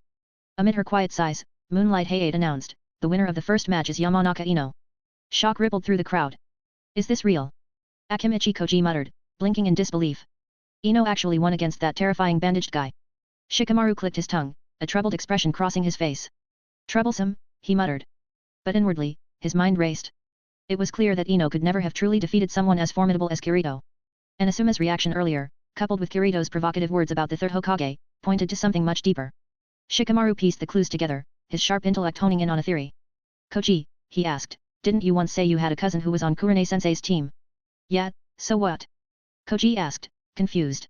I think I know who that bandaged man is, Shikamaru murmured, a bead of sweat rolling down his temple. He forced a strained smile. There was only one person who fit the profile of former Konoha ninja infamous for the destruction of the Sarutobi and Shimura clans. Fujiwara Kirito. Before he could share his revelation, Naruto bounded over, throwing his arms around Shikamaru and Koji's shoulders. What are you guys whispering about? Who's the bandaged dude? He asked with a grin. Shikamaru sighed, shaking his head. It's nothing, Naruto, he said, unwilling to spark more chaos. Naruto pouted but didn't press further. Meanwhile, Ino ascended to the viewing platform, her gaze fixed on Kirito. She was so distracted that she didn't notice Sakura intercepting her path with a fiery glare. Stay away from Sasuke. Sakura snapped. Ino blinked, then smirked. Oh, is that you, bald Sakura? Did you forget to cover your forehead again? And are your teeth still missing? Sakura's face flushed red with anger, but she tried to maintain her composure. She turned to Sasuke for support, her tone softening as she whined, Sasuke, look what she's saying to me. But Sasuke, already irritated by the day's events, sidestepped Sakura, letting her stumble to the ground. Ignoring her entirely, he directed his attention to Ino. What happened during your fight? He asked seriously. Ino hesitated, then replied, I used the mind transfer jutsu and entered his mind, but I ended up in this vast spiritual space. He said some things I didn't fully understand. Oh, and I'll let you in on a secret, he's actually incredibly handsome under those bandages. Sasuke frowned, unimpressed. Handsome, he muttered, realizing he wouldn't get any useful information from Ino. Across the arena, Kirito had returned to the opposite viewing platform, standing alongside Kurane Yui, Kakashi, Guy, and Asuma Sarutobi. The tension among the Jonin was palpable. You're being reckless, Uchiha Izumi said softly to Kirito. Kirito smirked. What's the harm? The old man's time is running out. Let him see me one last time before he meets his end. Ye Kang, standing beside him, frowned. But didn't you say the third Hokage has a final trump card? Isn't it dangerous to provoke him like this? Kirito's smirk widened. He does have a last resort, but the old man values his reputation even more. He'll wait for Orochimaru's attack to play the hero, sacrificing himself for Konoha. He won't waste that opportunity by fighting me now. Itake's expression darkened. All the high-ranking Konoha forces are here. If you underestimate them, you might regret it. Kirito chuckled. From your tone, it sounds like you don't intend to intervene if things go south. He leaned closer, a dangerous glint in his eyes. I hope you're not planning to betray me, Itake. The tension between them thickened, but Itake's face remained unreadable. As Moonlight Hayate prepared to call the next match, Kirito leaned back against the railing, his confidence unshaken. Let's see how the storm unfolds, he said quietly, his eyes gleaming with anticipation. End of chapter. Want to read 50 more chapters? Check out my Patreon. https://www.patreon.com/john_smith_. Comment. 13 comment. Vote. Chapter 31. My mission is only to ensure that the first Hokage cannot be resurrected by the impure world reincarnation again. Everything else has nothing to do with me, Uchiha Izumi said coldly. Then you just watch carefully, but I know exactly what kind of person you are. Don't try to play tricks on me later, or I will kill your stupid Ototo right away, Kirito threatened with a dangerous smile on his face. Hearing this, Itake frowned and said nothing more. Kirito turned his head and said to Pakura, Pakura, your ability is too ostentatious. When you go out, just stand aside and watch. Yes, Lord Kirito, Pakura responded respectfully and stood behind Kirito. The first game ended abruptly. At this point in the game, the plot has begun to get out of control. In the second match, the armless Zaku Ibumi fought Kanker. Zaku was strangled to death by Kanker's puppet crow. However, this was a blessing in disguise, at least he avoided becoming a sacrifice for the impure world reincarnation in the original work. In the third match, Ken Misumi fought against a bear Mei Shino. Ken Misumi's ligaments were bitten by Shino's insects, leaving him on the verge of paralysis. In the fourth match, Nara Shikamaru fought Kintsugi and won with his superior IQ. In the fifth match, Naruto Uzumaki faced Akatsuki Yoroi. Due to Naruto's immense chakra reserves, Akatsuki absorbed too much chakra and suffocated to death. In the sixth game, Yakushi Kabuto faced Itake. Kabuto didn't dare to fight seriously against Itake, who he suspected to be an Akatsuki member in disguise. Kabuto decided to forfeit before the match started. In the seventh game, Uchiha Sasuke faced Inuzuka Kaiba. Sasuke endured the pain of the curse mark and narrowly defeated Kaiba. The eighth match was Pakura vs Haruno Sakura. How could this happen? Upon learning that her opponent was a rain ninja, Sakura's heart sank, and she collapsed to the ground. In her opinion, the reason Yamanaka Ino survived her match against the rain ninja was entirely due to the intervention of the Jonin like Kakashi and Might Guy. Facing one of the bandaged man's companions felt like walking into a death trap. At this moment, Hitaki Kakashi, who had just finished talking with Sarutobi Hiruzen and others, approached with the injured Sasuke. He looked at the big screen of the preliminaries, patted Sakura's shoulder, and sighed. Give up. This level of opponent isn't someone you can handle right now. Teacher Kakashi, Sakura was so moved she almost cried. But when she glanced at Sasuke standing beside her and thought of Naruto's victory, determination filled her eyes. She wiped away her tears and said, No, Teacher Kakashi. Since Sasuke and Naruto have both won, I want to win too. You. Kakashi hesitated but saw the determination in her eyes. Reluctantly, he agreed. All right. But listen, Might Guy will intervene if your life is in danger. Be careful. Thank you, Teacher Kakashi, Sakura said, relieved. However, she felt conflicted when she realized Sasuke wouldn't be watching her match. She couldn't back out now, not after Naruto's encouragement. Seeing Sakura accept the challenge, Pakura raised an eyebrow in surprise. She nodded to Kirito, and after receiving his permission, disappeared in a puff of smoke and reappeared near Moonlight Gale. The arena fell silent, and the Jonin watching exchanged solemn looks. Naruto broke the silence by asking Shikamaru, "Shikamaru, that rain ninja looks really strong. Can Sakura win?" "She can't," Nijihiga interjected before Shikamaru could respond. "That woman's chakra level surpasses most Jonin." Rock Lee, standing next to Niji, nodded grimly. "Naruto, I hate to admit it, but Sakura is outmatched this time." "Jonin?" Naruto was stunned. "Is there really a genin who can beat a Jonin?" "Idiot. Don't you get it? She's not a genin at all," Shikamaru retorted. Naruto exclaimed, "Then isn't Sakura in danger? I have to tell Kakashi-sensei." At this moment, Might Guy intercepted him. "It's no use, Naruto. The opponent's identity is legitimate. Nothing can be done unless her identity as a rain ninja is proven false." "But..." Naruto began. "I've already promised Kakashi that I'll step in if Sakura's life is at risk," Might Guy assured him. While they spoke, Pakura and Sakura faced off in the arena. Sakura took a kunai from her pouch, her hand trembling slightly. 30 paces away, Pakura stood calm and composed. "Start," Moonlight Gale announced, and the match began. Sakura, summoning all her courage, hurled several kunai as a distraction and charged forward. End of the chapter. Want to read 50 more chapters? Check out my Patreon. https://www.patreon.com/john_smith_. Comment. 7 comment. Vote. Chapter 32. Pakura didn't hesitate as she casually caught the kunai Sakura had thrown and returned it with pinpoint accuracy. The kunai pierced Sakura's substitute with a loud thud, causing the wooden stake to collapse to the ground. From the stands, Naruto shouted worriedly, "Sakura!" Might Guy reassured him, though his face remained serious, "Don't worry, that was just a substitution jutsu." Despite his calm words, Might Guy's expression reflected unease. This level of technique was too basic against an opponent with Pakura's caliber, someone clearly operating well above the rank of genin. As Might Guy finished speaking, the smoke cleared, revealing the wooden stake that had replaced Sakura. She herself had taken cover and flanked Pakura, kunai in hand, aiming to strike from behind. "This is my chance," she thought. "How amazing!" Naruto exclaimed from the stands, hopeful for Sakura's success. Unfortunately, being hopeful for Sakura often didn't last long. As she approached, Pakura turned swiftly, effortlessly deflecting her attack, and slapped Sakura to the ground with a single, graceful motion. The arena fell silent as Pakura stood calmly, making no move to continue. Meanwhile, Sakura's head buzzed from the impact.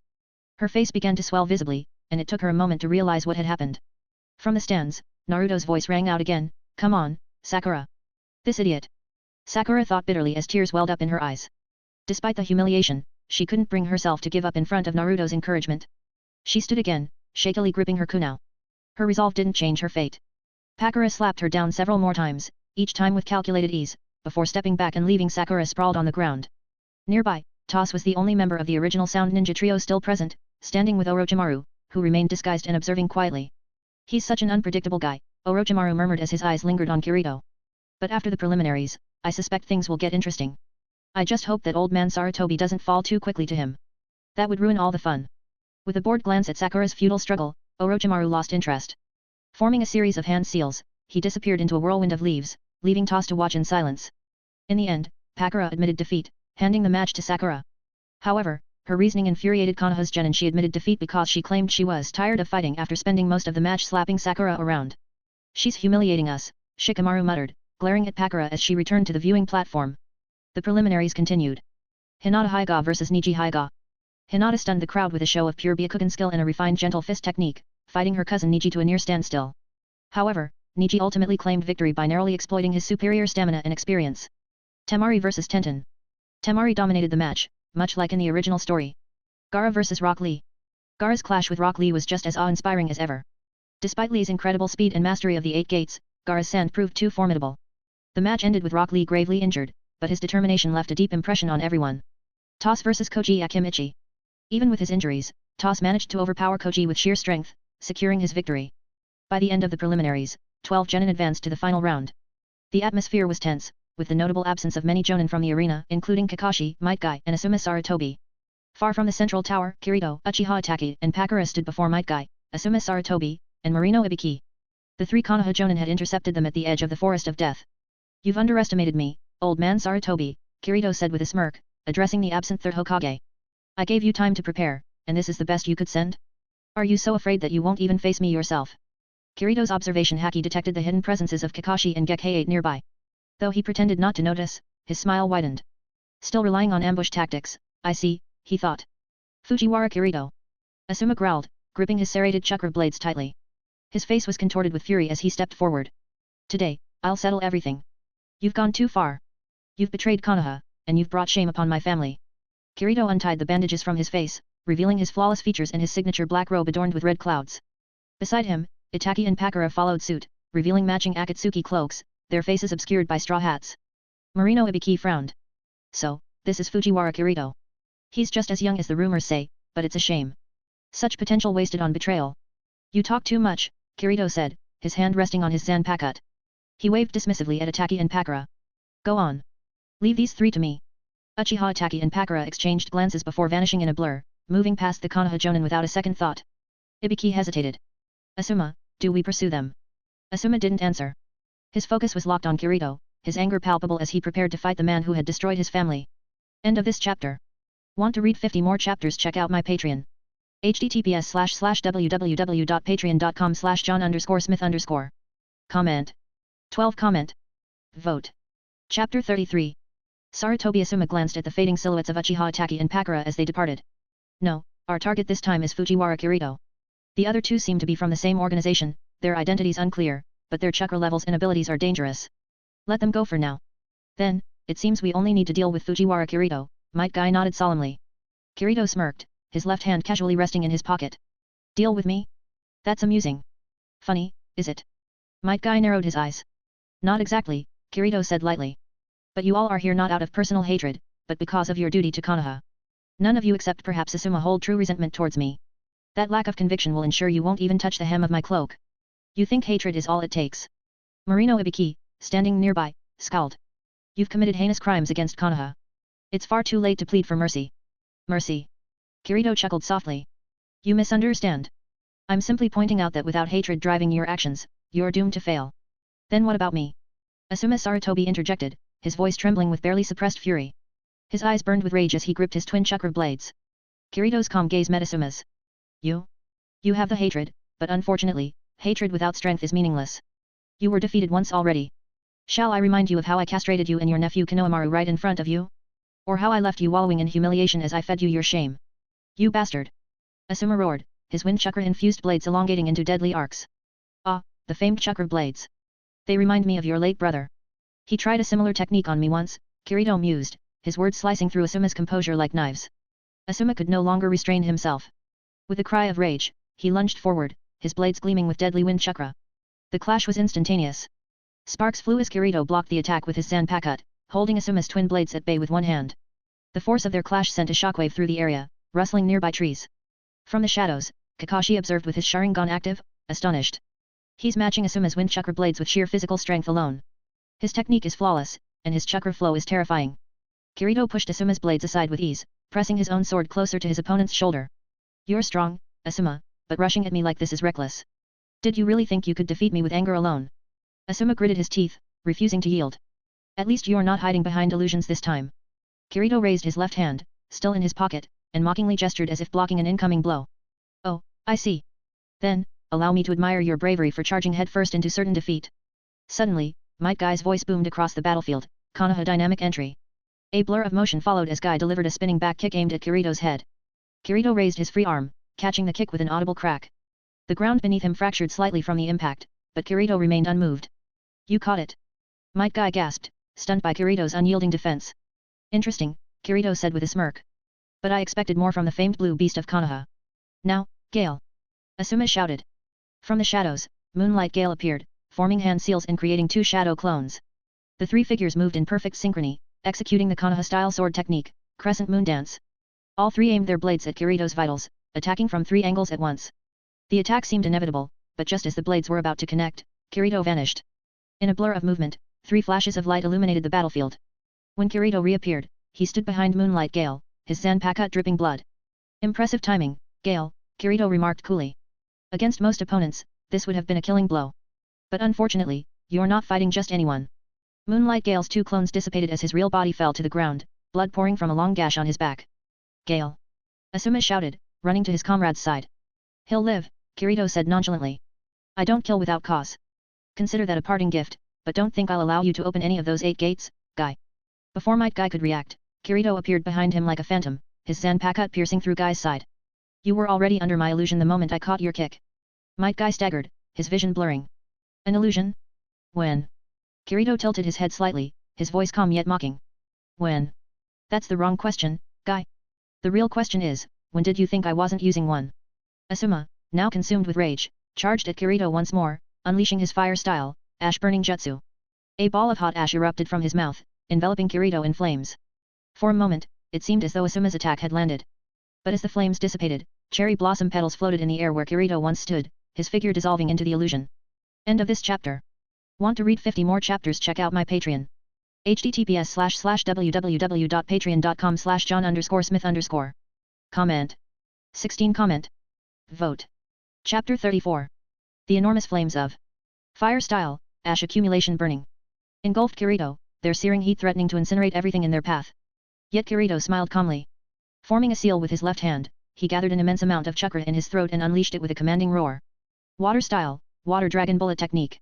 A massive water dragon, far larger than the flames, surged forward, crashing into the fire and instantly dousing it. The sheer force of the water sent shockwaves rippling through the air. The dragon spiraled upward, its scales shimmering, before diving back down toward Sarutobi Asuma with a thunderous roar. Mitarashi Anko and Umino Irika led the remaining genin qualifiers including Kabuto, Gaara, Naruto and others away from the forest of death per Sarutobi Hiruzen's orders. Sasuke, still unconscious from the curse mark, had already been taken to the hospital.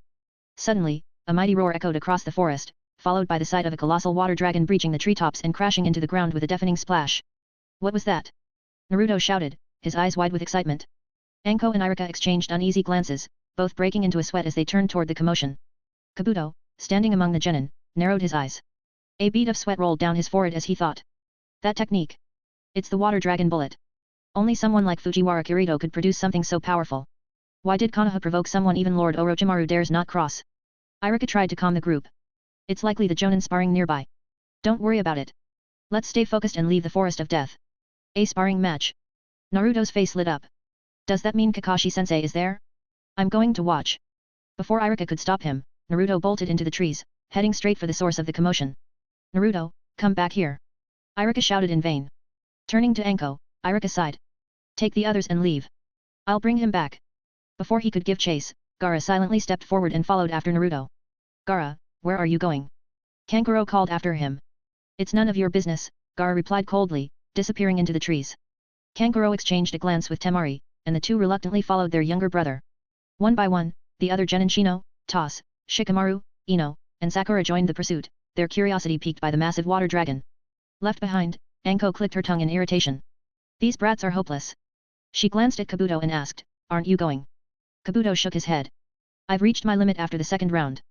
I'll rest here and leave on my own. Tisk suit yourself, Anko muttered before vanishing into the trees to chase after the genin. As she disappeared, Kabuto smirked and murmured, now, things will get interesting. Right, Lord Orochimaru.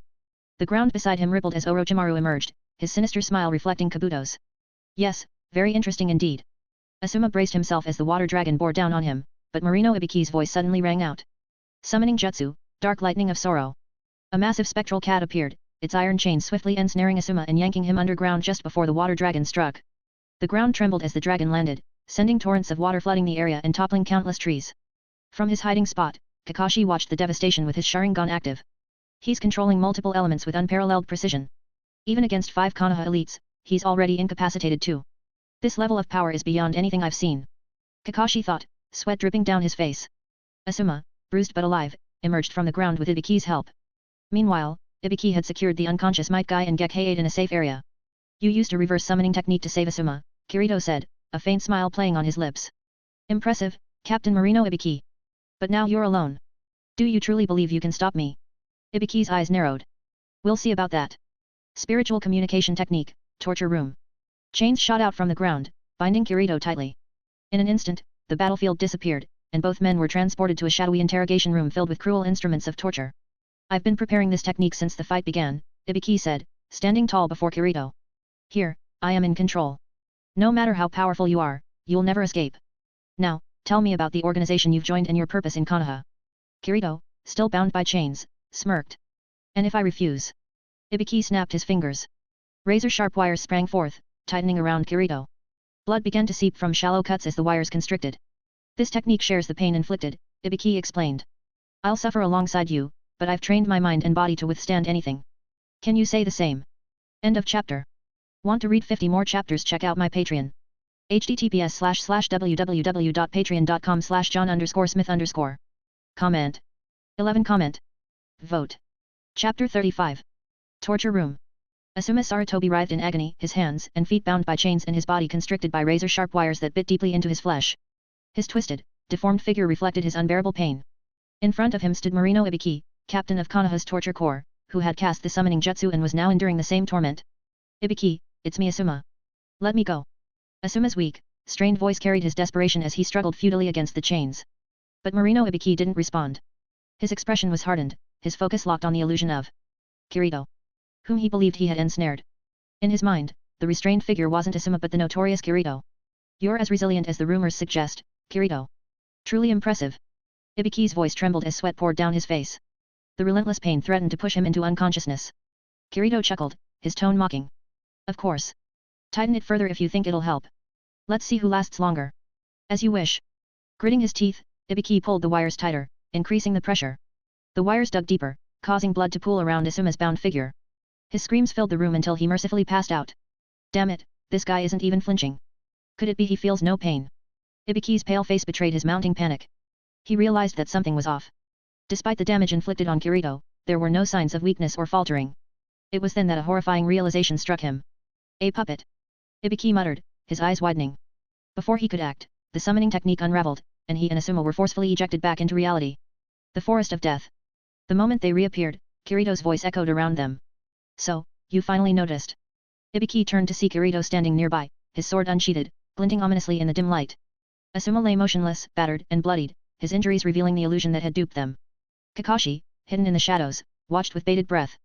Sweat trickled down his face as he observed the battle. This level of genjutsu, it's beyond anything I've encountered. Even my Sharingan couldn't detect it. How do you fight someone like this? Ibiki's mind reeled. When did I switch places with Asuma? Damn it, this pain. I'm losing consciousness. He managed to utter his realization before collapsing to the ground, joining Asuma in unconsciousness. Kirito walked over to Ibiki, his expression unreadable. As expected of Konoha's torture corps captain. Ruthless to your enemies, and even more so to yourself. I've never seen anyone else push their limits so far in the name of duty. As he approached, Ibiki made a desperate move, grabbing Kirito's ankle with his last ounce of strength. Kakashi. Now, he shouted. Kakashi needed no further prompting. With lightning speed, he activated Reikari. His chakra-infused strike aimed directly at Kirito's back. Kakashi's desperation. A deafening crack of thunder echoed as the Reikari connected, with a massive tree. The impact caused the tree to splinter and crash to the ground, sending smoke and debris flying. Impressive, Kakashi. It seems you've been training diligently since the Land of Waves. Kirito's voice rang out from within the smoke. As the dust settled, Kakashi's heart sank. Kirito stood unharmed, his hand gripping Kakashi's wrist, the Reikari nullified. The blade of lightning fizzled out, leaving Kakashi staring in disbelief. How did you do that? Kakashi muttered, his voice shaking. Kirito smirked. You thought you could catch me off guard? Your movements are far too slow, Kakashi. With a sharp twist, Kirito dislocated Kakashi's wrist. The Jonin dropped to one knee with a cry of pain, clutching his arm as sweat dripped from his face. Naruto's arrival. Swish, swish, swish. The sound of shurikens slicing through the air interrupted the tense standoff. 4 projectiles flew toward Kirito, who didn't flinch. An invisible protective barrier repelled the shurikens, sending them clattering harmlessly to the ground. Let him go, you black-robed bastard. Naruto's voice rang out as he appeared, glaring at Kirito with determination. Kirito didn't turn. Instead, he chuckled softly. Naruto, it's been a while. Naruto froze at the familiar voice, his eyes widening. Your memories flooded back to him. The times Kirito had appeared during his lowest moments, offering him support and even sharing ramen with him, replayed vividly in his mind. End of chapter. Want to read 50 more chapters? Check out my Patreon.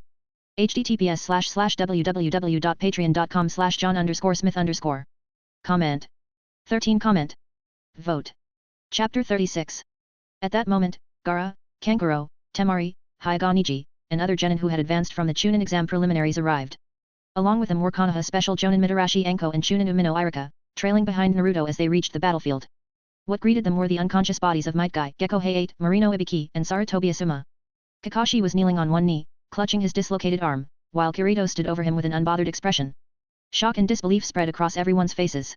None of them had imagined that 5 of Konoha's elite ninja shinobi they once deemed untouchable could be so utterly defeated by a single person. Kakashi-sensei. Sensei Asuma.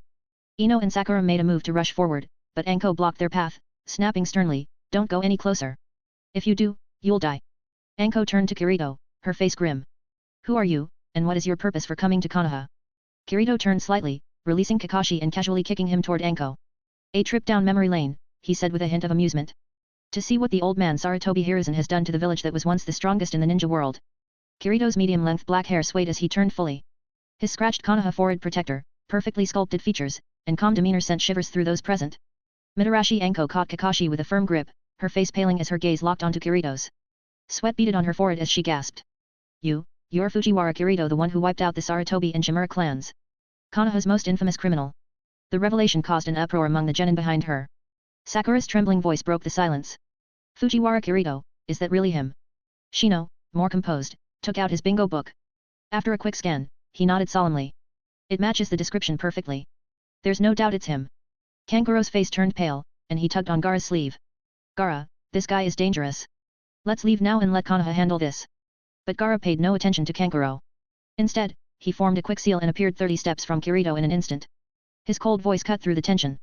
You were the one disguised as the bandaged man, weren't you?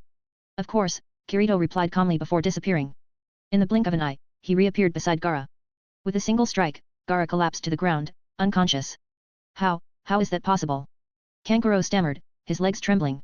He took Gaara down with one move. Temari clenched her fists but dared not take a step forward. Brother Kirito, why are you doing this? Naruto's voice rang out, trembling with emotion. Tears welled in his eyes as he stepped forward, his fists clenched. Kakashi, barely able to stand, placed a hand on Naruto's shoulder, holding him back.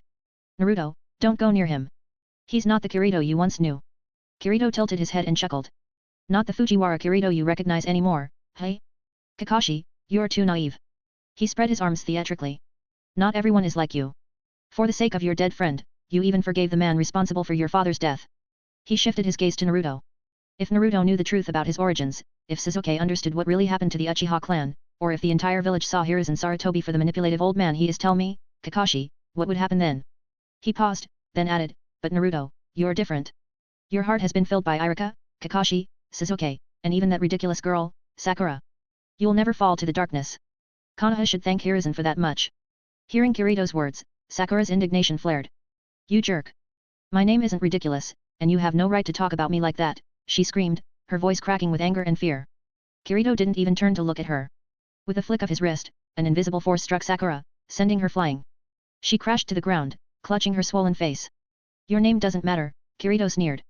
You're just as pathetic no matter what you're called. I've been observing you, Sakura. You ignore Naruto, mock him for being an orphan, and yet you fawn over Sasuke like a mindless fool. Even when Naruto risked his life fighting Orochimaru in the Forest of Death, you cried for Sasuke but didn't spare a glance for Naruto. And you have the nerve to act righteous. Sakura whimpered, her confidence shattered. She buried her face in her hands, too ashamed to meet anyone's gaze. Enough of this. Kirito waved dismissively. Let's not waste time on a lost cause. At that moment, dozens of shadowy figures leapt from the surrounding trees. Sarutobi Hiruzen emerged from the forest, dressed in his combat uniform, gripping the adamantine staff in his hand. He stood atop a fallen tree, his expression grim as he surveyed the scene. Hokage-sama.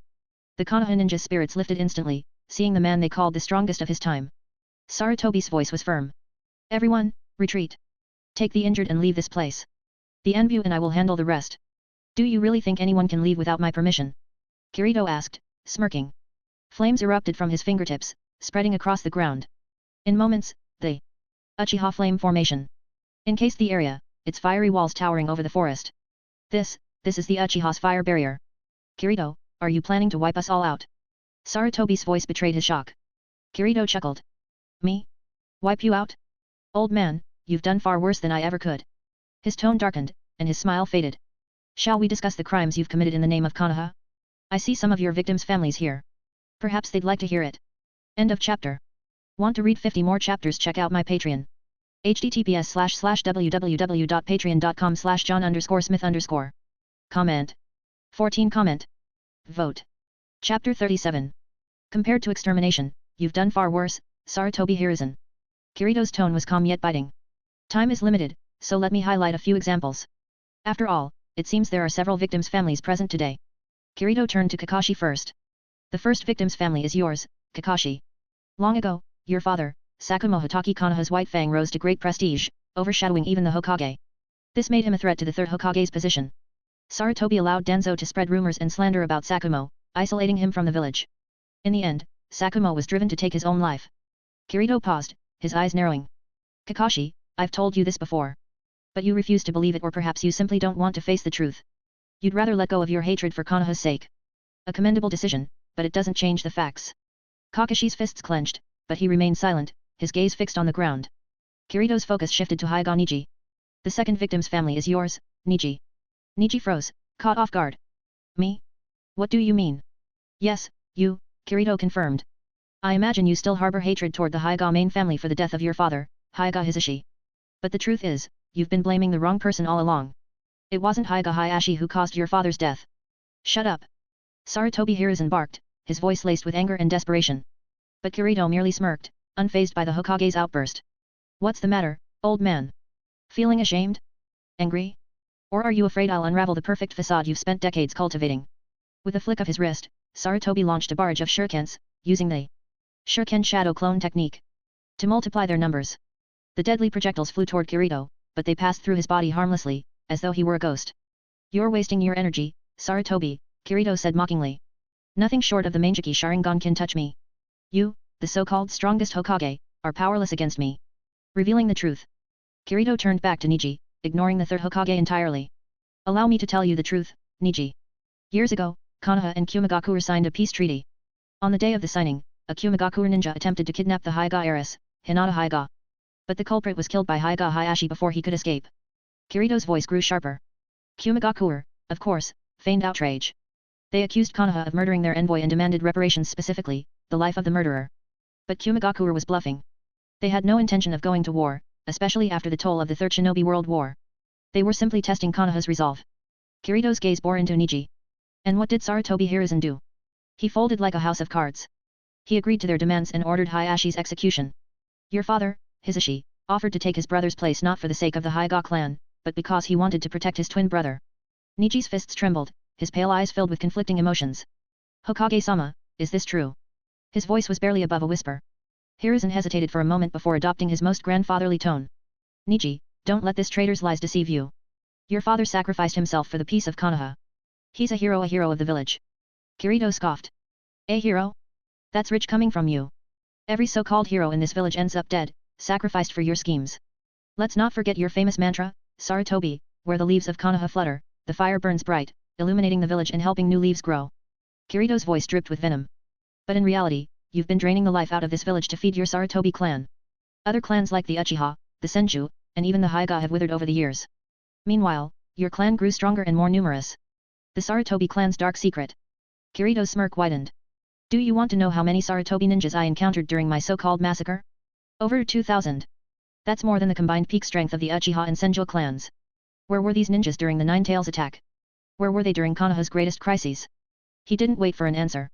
Hiding in the shadows, like Danzo's root operatives. Instead of defending the village, they hoarded their strength to secure their power. Sarutobi Hiruzen's face turned red with fury. Shut your mouth, he roared, extending the adamantine staff. In a desperate attempt to strike Kirito. But as before, the attack passed through him without effect. Kirito laughed. Getting angry, old man? I must have hit a nerve. But don't worry, I'm almost done. Let's talk about another reason I left this wretched village, shall we? Naruto's silent struggle. Kirito's gaze shifted to Naruto, his expression softening. Naruto, earlier you asked me why I defected. Let me tell you one of the reasons. He gestured toward Sarutobi Hiruzen. This esteemed Hokage has spent decades using and discarding people like tools. He lets his allies die for his ambitions, while he remains safe and secure in his position. If he were allowed to continue unchecked, Konoha wouldn't survive another generation. It would rot from within and become Sarutobi village. Naruto's head hung low, his fists clenched tightly at his sides. His eyes were shadowed, and tears threatened to spill over. But he didn't cry for himself, he cried for Kirito, for the pain and betrayal his former friend must have endured. Naruto, Kirito said softly, you're one of the few lights left in this dark village. Don't let them snuff it out. End of chapter. Want to read 50 more chapters? Check out my Patreon. https://www.patreon.com/john_smith_. Comment. 16 comment. Vote. Chapter 38. Is that so? After hearing Kirito's words, Naruto seemed to grasp something. He took a deep breath, raised his innocent face, and stood firm before Kirito. Seeing this, Kirito immediately knew what was coming. Naruto's infamous words of persuasion. Unfazed, he used Kaiga Suijutsu to obscure himself in the shadows. Simultaneously, he raised his right hand, placing two fingers together, and fired a small pulse of chakra at Gaara. Gaara coughed violently as he began to wake up, the hazy image of Kankuro's painted face filling his vision. Gaara, are you all right? Kankuro asked anxiously. Temari, standing beside him, added with concern, Gaara, how are you feeling? I'm fine. Thank you, Gaara murmured. For the first time in his life, since Yashamura's death, Gaara felt the warmth of genuine concern. It left him momentarily stunned and at a loss for words. Hearing Gaara's uncharacteristic gratitude, Kankuro and Temari were equally dumbfounded. After a brief pause, they both stumbled through a response. No, it's nothing. The fleeting warmth was gone as quickly as it came. Gaara's expression hardened once again, returning to his usual icy demeanor. His eyes darted toward Kirito, but deep within his pupils was an unmistakable flicker of fear. Moments earlier, they, One Tail, had warned Gaara against provoking the man named Fujiwara Kirito. Not only would Gaara face certain death, but the Shikaku itself would perish alongside him. Yet before Gaara could dwell further on his thoughts, his attention was drawn to Naruto, who began his mouth-to-mouth combat. Naruto spoke directly to Kirito, his voice steady despite his tearful eyes. Brother Kirito, I don't fully understand everything you said about Niji's father, about Kakashi-sensei, or about Grandpa Hokage being selfish. But none of these are reasons for you to defect from the village. You must love this village very much, Naruto continued, otherwise, you wouldn't have let Kakashi-sensei and the others go. I may not understand the wars you adults talk about, but I know this, if powerful ninjas like Kakashi-sensei and his companions are gone, the village will be defenseless. The war Grandpa Hokage fears will come. Naruto placed his right hand over his stomach, his voice trembling. As for me, ever since I was little, I've been treated like a monster by everyone in the village. People look at me with disgust. They hate me. Do you know how painful it is to be completely alone? Sometimes, I even wondered if my existence was a mistake. But then, I met you, Brother Kirito, Naruto said, his voice breaking. I'll never forget that cold day when I was wandering the streets, seeing families together while I was alone. You came to me, and for the first time, someone acknowledged me. Naruto's voice grew stronger. Uncle Toka told me that the nine tails in me might have taken your parents away. But even then, you didn't look at me with hatred. You treated me to ramen, Brother Kirito. You treated me like I mattered. Since that day, I wasn't alone anymore. I found my bond. Naruto wiped his tears as he continued. Later, I met Iruka-sensei, Kakashi-sensei, and Sasuke. I've never had parents or siblings, but when I'm with Iruka-sensei, it feels like I have a father. With Sasuke, it feels like having a brother. And you, Brother Kirito, even though you're not much older than me, you feel like a father to me. That's why I can't lose you. Please stop this, Brother Kirito.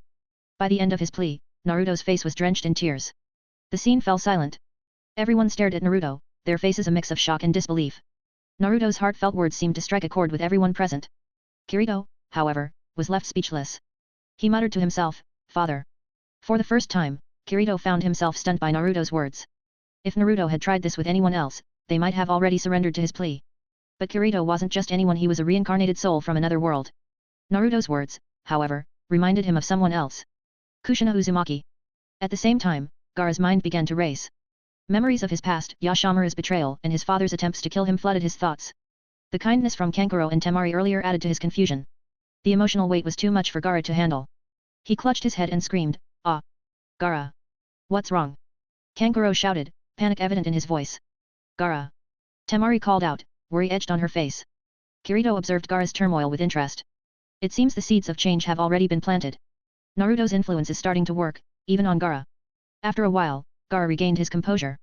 He glanced at Kankuro and Temari, his gaze softer than before. Clutching his chest, he muttered, Is this a bond? Kirito's applause broke the silence, drawing everyone's attention back to him. Naruto, Kirito said with a smirk, I'll admit it, you are quite the talker. To be honest, I was almost moved by you. I originally planned to reveal your life secrets and the truth about Sarutobi Hiruzen, but I think I'll hold off for now. He raised his hand, his fingers spreading apart. 5 seconds. Everyone froze in confusion. What do you mean? Someone asked. In 5 seconds, I can kill everyone here, Kirito declared, his tone calm yet chilling. He unsheathed Kaiga Suijutsu. For emphasis. Kankuro's face turned pale. Hey, wait. We're not from Konoha, he shouted. 5. 4. Kirito began counting down, ignoring Kankuro's pleas. Sarutobi Hiruzen gritted his teeth. Everyone, prepare to defend yourselves. Fujiwara Kirito is capable of striking from anywhere. Just as the tension reached its peak, a familiar voice called out, That's enough, Kirito. Everyone turned to see Yui Kurane arriving with a team of medics. She stood just outside the fiery red barrier Kirito had erected. Kirito blinked and sighed, his expression softening. You're lucky, he muttered. With a snap of his fingers, the barrier dissolved. Before anyone could react, Kirito vanished into the depths of the forest. End of chapter. Want to read 50 more chapters? Check out my Patreon. https://www.patreon.com/john_smith_. Comment. 22 Comment. Vote. Chapter 39. This guy. Yui Kurane muttered as she looked at the spot where Kirito had vanished. She was at a loss for words. Though she knew Kirito wouldn't kill anyone in Konoha, she hadn't anticipated him causing such a massive commotion. As soon as the barrier completely disappeared, Kurane hurried in with a group of medical ninjas. With Kirito gone, everyone including the third Hokage, Sarutobi Hiruzen heaved a sigh of relief. The tension that had gripped them finally eased. The genin, who had been paralyzed by fear, collapsed to the ground, gasping for breath as their strength left them. Only Naruto stood there, his eyes filled with loneliness and sorrow. In that moment, Naruto hated his own weakness more than ever. A thought nagged at him. If I were stronger, would brother Kirito have stayed? Kakashi, clutching his injured right arm, glanced at Naruto and sighed heavily. The events of the day had left a deep scar on his heart as well. I'm afraid today's events have been a significant blow to Naruto, Kakashi thought solemnly. We're saved. Kankuro exclaimed, his voice trembling as he let out a shaky breath. It's not safe here. We need to leave immediately, Temari added, nodding in agreement. Together, the two siblings helped Gaara to his feet and prepared to leave. At that moment, Yui Kurane arrived with a team of medical ninjas. Hokage-sama, Kurane said, bowing respectfully before Sarutobi Hiruzen. Kurane, thanks to you, we were all saved. Sarutobi Hiruzen gave Kurane a complicated look, his pride wounded. The man known as the strongest Hokage of all generations had been thoroughly humiliated by a renegade. To make matters worse, his life had been saved by a woman, highlighting his vulnerability. Hokage-sama, you're too kind, Kurane replied humbly. This is all my fault. If I had guided Kirito better, perhaps this situation wouldn't have come to pass. Hiruzen sighed, realizing he needed to project the image of a magnanimous leader despite his internal turmoil. This isn't your fault. The blame lies with me as Hokage. Now, focus on treating the injured. Yes, Hokage-sama, Kurane replied. She immediately directed the medical team to tend to Might Guy, Gekko Height and the other injured ninjas, placing them on stretchers. I've examined them, Kurane said as she approached Kakashi. Might Guy and Gekko Height were not fatally injured. They should survive with proper treatment. How are you holding up? Kakashi grimaced. Not great. My wrist is dislocated, and the bones might be cracked. But otherwise, I'm fine. He paused and then added with a wry smile, your former student is extraordinary, Kurane. Whether it's his genjutsu, ninjutsu, or taijutsu, Kirito has mastered them all to a ridiculous degree. I've never faced someone so strong. If you hadn't arrived in time, things could have turned out much worse. Kurane nodded as she carefully reset Kakashi's wrist and applied a makeshift bandage. I've reset your bones. Head to the hospital for proper treatment. You'll recover soon. Without waiting for a reply, she turned and left to oversee the medical team. Meanwhile, Harano Sakura, standing nearby, watched Kurane depart. She turned to Kakashi with a puzzled expression. Sensei, Sakura asked hesitantly, why did Kirito leave when Kurane-sensei showed up? Is she stronger than him? Was he scared? Hearing her question, everyone nearby leaned in, curious about the answer. No, Kakashi said, shaking his head with a tired sigh. It's not that. Kirito left because he was once Kurane-sensei's student. Elsewhere, Kirito walked out of Konoha's gates, moving toward the designated meeting point with Dai Takako and Pakura. Waiting for him there was Kisame Hashigaki, who had been stationed outside the village. Lord Kirito, are you all right? Pakura asked, stepping forward with concern as Kirito arrived. I'm fine, Kirito replied nonchalantly. I just played around with the Konoha ninjas for a while. Kisame approached with his trademark grin. As expected of Lord Kirito, he said, his tone dripping with admiration. To face the best Konoha has to offer and walk away unscathed, what a spectacle. Kirito chuckled softly. Konoha was once the greatest ninja village, but its strength has dwindled under the leadership of Hiruzen and Danzo. Frankly, there aren't many ninjas left in that village worth mentioning. What about the ones you fought today? Uchiha Izumi asked, his voice calm but tinged with curiosity. Kirito raised an eyebrow, surprised by the question. You, of all people, care about Konoha's ninjas? Interesting. I thought someone who could kill his own family wouldn't care about such things. Before Izumi could respond, Kirito continued, but don't worry. I didn't kill anyone. I don't have any personal grudge against them. Might Guy was a concern. I was worried he might open the 8 gates, so I incapacitated him with a blow to his spine. Gekko Height attempted a sneak attack, but I dealt with him easily, leaving a deep wound on his back. Kakashi tried to ambush me with Reikari, but I intercepted him and dislocated his wrist. As for Asuma Sarutobi, Kirito smirked.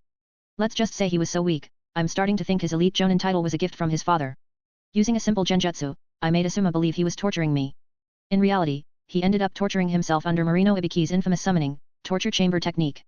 Hearing Kirito's recount, Dai Takako let out a sigh of relief. That's Ibiki's signature technique, she explained to the group. It creates a pocket dimension filled with torture tools. Both the target and the caster endure equal pain. I'm surprised Ibiki lasted as long as he did. Kirito chuckled. No wonder the poor guy fainted after the technique ended. Kisame scratched his head and asked, Lord Kirito, I've placed a rain ninja's corpse as a decoy. Konoha will find it soon enough. What should we do next? Kirito glanced at Kisame, then at the horizon. The Konoha Crush plan starts during the Chunin exam finals. Until then, we need to lay low. Find a hot spring town nearby. Hot springs. Kisame blinked, confused. Why a hot spring? Kirito rolled his eyes. Do you really want to sit around for a month doing nothing? We need to stay sharp. End of chapter. Want to read 70 more chapters? Check out my Patreon. https://www.patreon.com/john_smith_. P.S. I sincerely apologize for not being able to upload the chapters here, there was some issues with the web novel account. I hope you guys will forgive me, and support me through my tough time. Thank you. Comment. 10 comment. Vote. Chapter 40. After parting ways with Kisame and Dai Takako, Kirito and Pakura disguised themselves and quietly returned to Konoha, finding a hot spring inn to settle down. The moment Kirito relaxed in the inn, a flood of memories surged into his mind. These were the experiences of his shadow clone, which he had sent earlier to rescue Karin. The clone had managed to save Karin from the brown bear in Kyuzagakuer. Recognizing her potential, the shadow clone offered to take her in as his disciple. Faced with the opportunity to escape the tyranny of Kyuzagakuer, Karin readily agreed. Moreover, upon seeing Kirito's striking appearance, she being someone who appreciated good looks seemed eager to follow him. Karin, however, pleaded for her mother's rescue as well. Although Kirito knew that Karin's mother might already be dead, her chakra drained by Kyuzagakuer, he decided to investigate. Arriving in Kyuzagakuer earlier than the events of the original timeline, the shadow clone found Karin's mother barely alive. With Karin's insistence, Kirito's clone gave her a healing pill. A gift from the system. This miraculous pill not only replenished her chakra but also healed her wounds completely, restoring her to full health and even improving her appearance. With both Karin and her mother in tow, the shadow clone fought through Kyuzagakuer's defenses and brought them to Tanzuka Street, to the home Kirito had purchased for Tsunade before his departure. Upon their arrival, young Chinitsu was outside in the yard, teasing Taunton. When she saw the clone, her face lit up, and she rushed to greet him.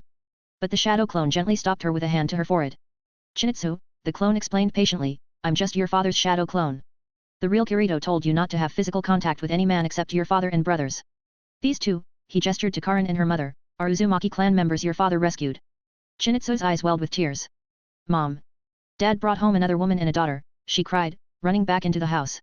The shadow clone sighed helplessly. Inside, Shizuan returned from shopping for groceries and noticed the new arrivals. Lord Kirito, who are these two? She asked curiously. The shadow clone explained everything: the rescue, the tragedy of Kyuzagakuer, and the Uzumaki lineage. Hearing this, Shizuan clenched her fists in righteous anger. Those Kyuzagakuer bastards, she exclaimed. The shadow clone nodded in agreement. I want to leave Karin and her mother here under your care. When you eventually return to Konoha, you can introduce Karin to Lady Tsunade. Karin's Uzumaki heritage makes her the perfect disciple for her. As the shadow clone spoke, Karin shyly emerged from behind her mother, her demeanor still timid and reserved. Unlike the fiery and violent personality she would later develop in Shippuden, she was cautious and soft-spoken. Come here, Karin, the shadow clone said. This is Shizuan. She will be your senior sister. Greet her. Karin blushed, hesitating for a moment before bowing politely. Hello, senior sister Shizuan, she said quietly. Such a sweet girl, Shizuan said, smiling warmly as she ruffled Karin's red hair.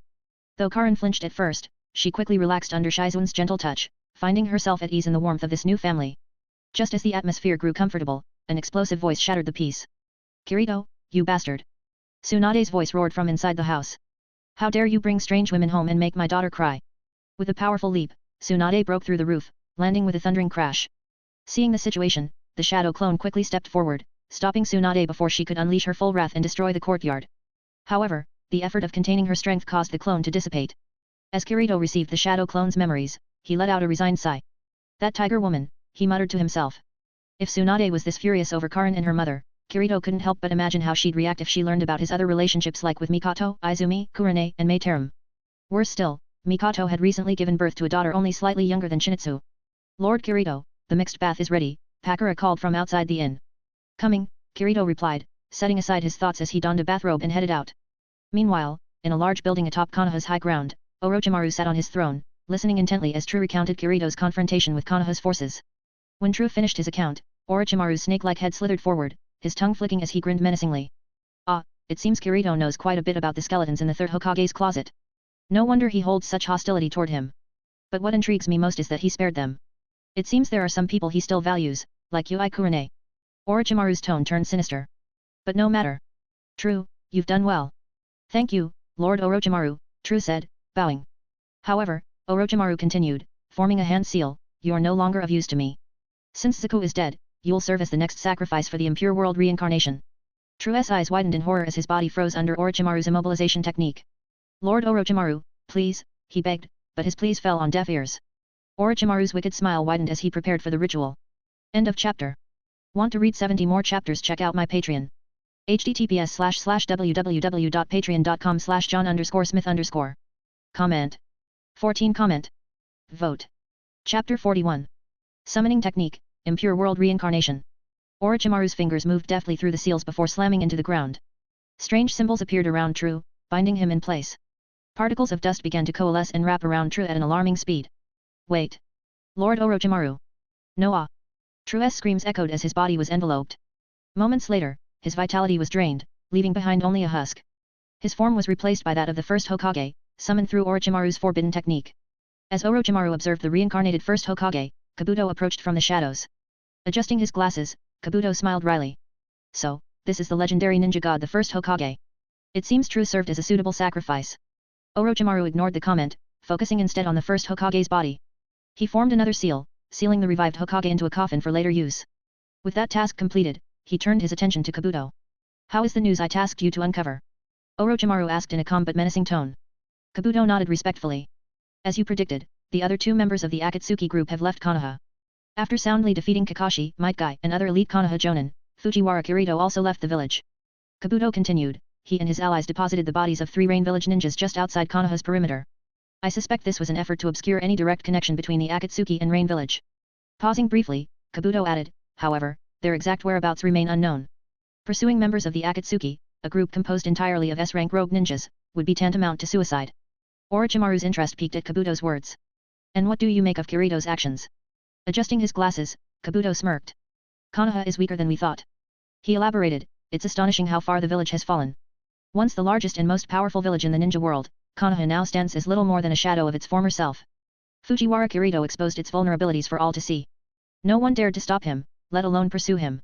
Even the so-called strongest Hokage of all time, Sarutobi Hiruzen, was spared only because of Kirito's former teacher, Kurane Ui. Kabuto's tone turned icy. Konoha has become complacent, rotting in the false peace Sarutobi has built through endless sacrifice. When a village loses its purpose, its spirit, and its trust in leadership, it crumbles. Even the great ninja village founded by the first Hokage and Uchiha Madara is no exception. Orochimaru chuckled darkly. Kabuto, you echo my thoughts perfectly. That's why I've planned the Konoha collapse to force this decaying windmill to spin once more. But, Kabuto interjected, you seem certain that Kirito is still in Konoha. Why do you think he would risk staying instead of leaving like the others? Orochimaru laughed softly. That is precisely the brilliance of Kirito. He's unpredictable, doing whatever pleases him. While others would hide or flee, he deliberately made his departure public to mislead us all. Leaning back, Orochimaru mused, Kirito isn't concerned with villages, ninja systems, or world domination like Pain. To him, the ninja world is merely a source of entertainment. He moves the pieces on the board for his own amusement. By letting people like me and Sarutobi Hiruzen live, he ensures there's always more chaos to enjoy. Kabuto frowned in thought, realizing the depth of Orochimaru's observation. That would explain his actions, especially sparing Uzumaki Naruto. While others treated Naruto as the Nine-Tails demon, Kirito saw him as an equal. I hadn't realized. Orochimaru interrupted, his tone sharp. You're beginning to admire him, aren't you, Kabuto? Kabuto froze, startled by Orochimaru's accusation. Don't bother denying it, Orochimaru said with a sly grin. Kirito has a way of getting under people's skin. He finds what's broken in them and gives them just enough recognition to plant doubt. Kabuto remained silent, removing his glasses and gazing at them. His mind wandered back to the time when he killed his adoptive mother, Nono Yakushi, under Danzo's manipulation. Was Orochimaru right? Had he truly lost himself? Meanwhile, in Konoha Hospital. In a critical care ward, Might Guy and Rock Lee were having their usual emotional moment. I'm so sorry, Lee. This time, I failed to protect you, Guy said, tears streaming down his face. No, Sensei. You are still the strongest. Rock Lee cried in response, mirroring his mentor's tears. Lee. Sensei. The two embraced dramatically, their tears flowing freely, to the exasperation of everyone else in the room. Kakashi, lying in a nearby bed with his injured arm in a sling, sighed heavily. Why am I not surprised, he muttered. The nurse attending to Kakashi tried to calm the situation. Excuse me, could you two keep it down? This is a hospital. You're disturbing the other patients. Guy immediately saluted the nurse. Of course. We wouldn't dream of disturbing the youth of others. Right, Sensei. Lee chimed in, wiping his tears. However, moments later, the duo resumed their tearful display, albeit in hushed tones. The nurse sighed in exasperation, casting Kakashi a pleading look. They're always like this, Kakashi said with a wry smile. At that moment, the door burst open. Sasuke Uchiha, barefoot and wearing a hospital gown, stormed in with his usual stern demeanor. Kakashi, is that man Fujiwara Kirito still here? Sasuke demanded, his tone sharp and filled with urgency. End of chapter. Want to read 70 more chapters? Check out my Patreon. https://www.patreon.com/john_smith_. Comment. 12 comment. Vote. Chapter 42. Hey Kakashi, is that guy Fujiwara Kirito back? Sasuke's voice rang out as hurried footsteps approached. Wearing a hospital gown, barefoot, and looking agitated, Sasuke pushed open the door to Kakashi's room. Naruto and Sakura followed closely behind, panting heavily from the effort of catching up. Kakashi looked at Sasuke, then at Sakura, who wore an expression of worry, and finally at Naruto, who seemed more annoyed than concerned. His lone visible eye narrowed slightly. It seems you already know. Sasuke, the nurse said your injuries haven't healed yet. You shouldn't be moving around. Sakura hurried forward, trying to steady Sasuke, but he roughly shrugged her off. Get out of my way. Don't bother me, Sasuke snapped coldly. But Sasuke, Sakura stammered, her eyes welling with tears. Shut up. Sasuke's glare was as sharp as his tone. I'm an Avenger. Your emotions don't matter to me. I don't need you playing house. Besides, that guy Fujiwara Kirito was right. You're useless. As for you, Sasuke continued with a sneer, you have the audacity to criticize Naruto for having no parents or guidance. What kind of person are you? All you ever do is cry and hold people back. If you have time to wallow in your fantasies, you'd be better off learning some jutsu and getting stronger. Focus on preparing for the Chunin exam. The cutting words hit Sakura like a hammer. Tears streamed down her face as she covered her mouth and fled the room in sobs. Hey, Sasuke. How could you say that to Sakura? Naruto, ever the defender, glared at Sasuke, his voice filled with indignation. Sasuke turned to Naruto with an equally sharp stare. And you, Naruto, don't think I've forgotten. I look forward to fighting you. You'd better be ready. Who's afraid of you? Naruto shot back, his eyes locking with Sasuke's. Sparks of animosity crackled between them as they stood face to face. Finally, they both huffed and turned away, crossing their arms in a show of mutual disdain. Kakashi sighed, watching the scene unfold. They're truly a handful, he muttered under his breath. The nurse standing nearby nodded in agreement. You don't say. From his hospital bed, Might Guy and his protege Rock Lee raised their voices dramatically. This is youth. Fujiwara Kirito, did he really defeat you, Might Guy, Asuma, and the others? Sasuke turned back to Kakashi, his tone deadly serious. Despite his usual arrogance, Sasuke couldn't mask the shock in his voice. He knew the strength of Konoha's elite jonin well enough to understand that if Kirito had bested them all, his power was in another league entirely. If he could become Kirito's disciple, perhaps he'd have a real chance at defeating his brother, Itachi. Kakashi nodded, his expression somber. Yes, we lost. Badly. From his bed, Might Guy exclaimed, Kakashi is right, Uchiha boy. Fujiwara Kirito is indeed powerful, but next time, I won't lose. This is Utah, my kidneys. Mr. Guy, the nurse interrupted, rushing over. I told you not to get so worked up. You'll reopen your wound. Ignoring Guy's theatrics, Sasuke pressed on. Where is he now? Kakashi sighed again. Let it go, Sasuke. I know what you are thinking, you want to become stronger, and you think Kirito can teach you. But he's no longer a part of Konoha. Even if he were still here, he wouldn't train you. Sasuke clenched his fists, his teeth grinding audibly. Damn it. He punched the wall, frustration pouring out of him. He had missed another opportunity to grow stronger. If only he had realized the bandaged man's identity earlier. That strength far beyond even Orochimaru's could have been his to learn. Kakashi, sensing Sasuke's turmoil, softened his tone. Sasuke, focus on recovering. There's still a month before the Chunin exam. I'll train you myself. I'll help you get stronger. Wait, what about me? Naruto cut in, his earlier anger forgotten. I want to get stronger too, Kakashi-sensei. Kakashi smiled under his mask. Don't worry, Naruto. I've already arranged for someone to guide your training. Who is it? Naruto asked, eyes darting around the room. His gaze landed on Might Guy. Wait, it's Mr. Thick Eyebrows, isn't it? I mean, he's strong and all, but... Naruto-kun, Might Guy interrupted, grimacing. While I'd be honored to train you, I'm still recovering from my injuries. I won't be able to help before the Chunin exam. Naruto's face fell.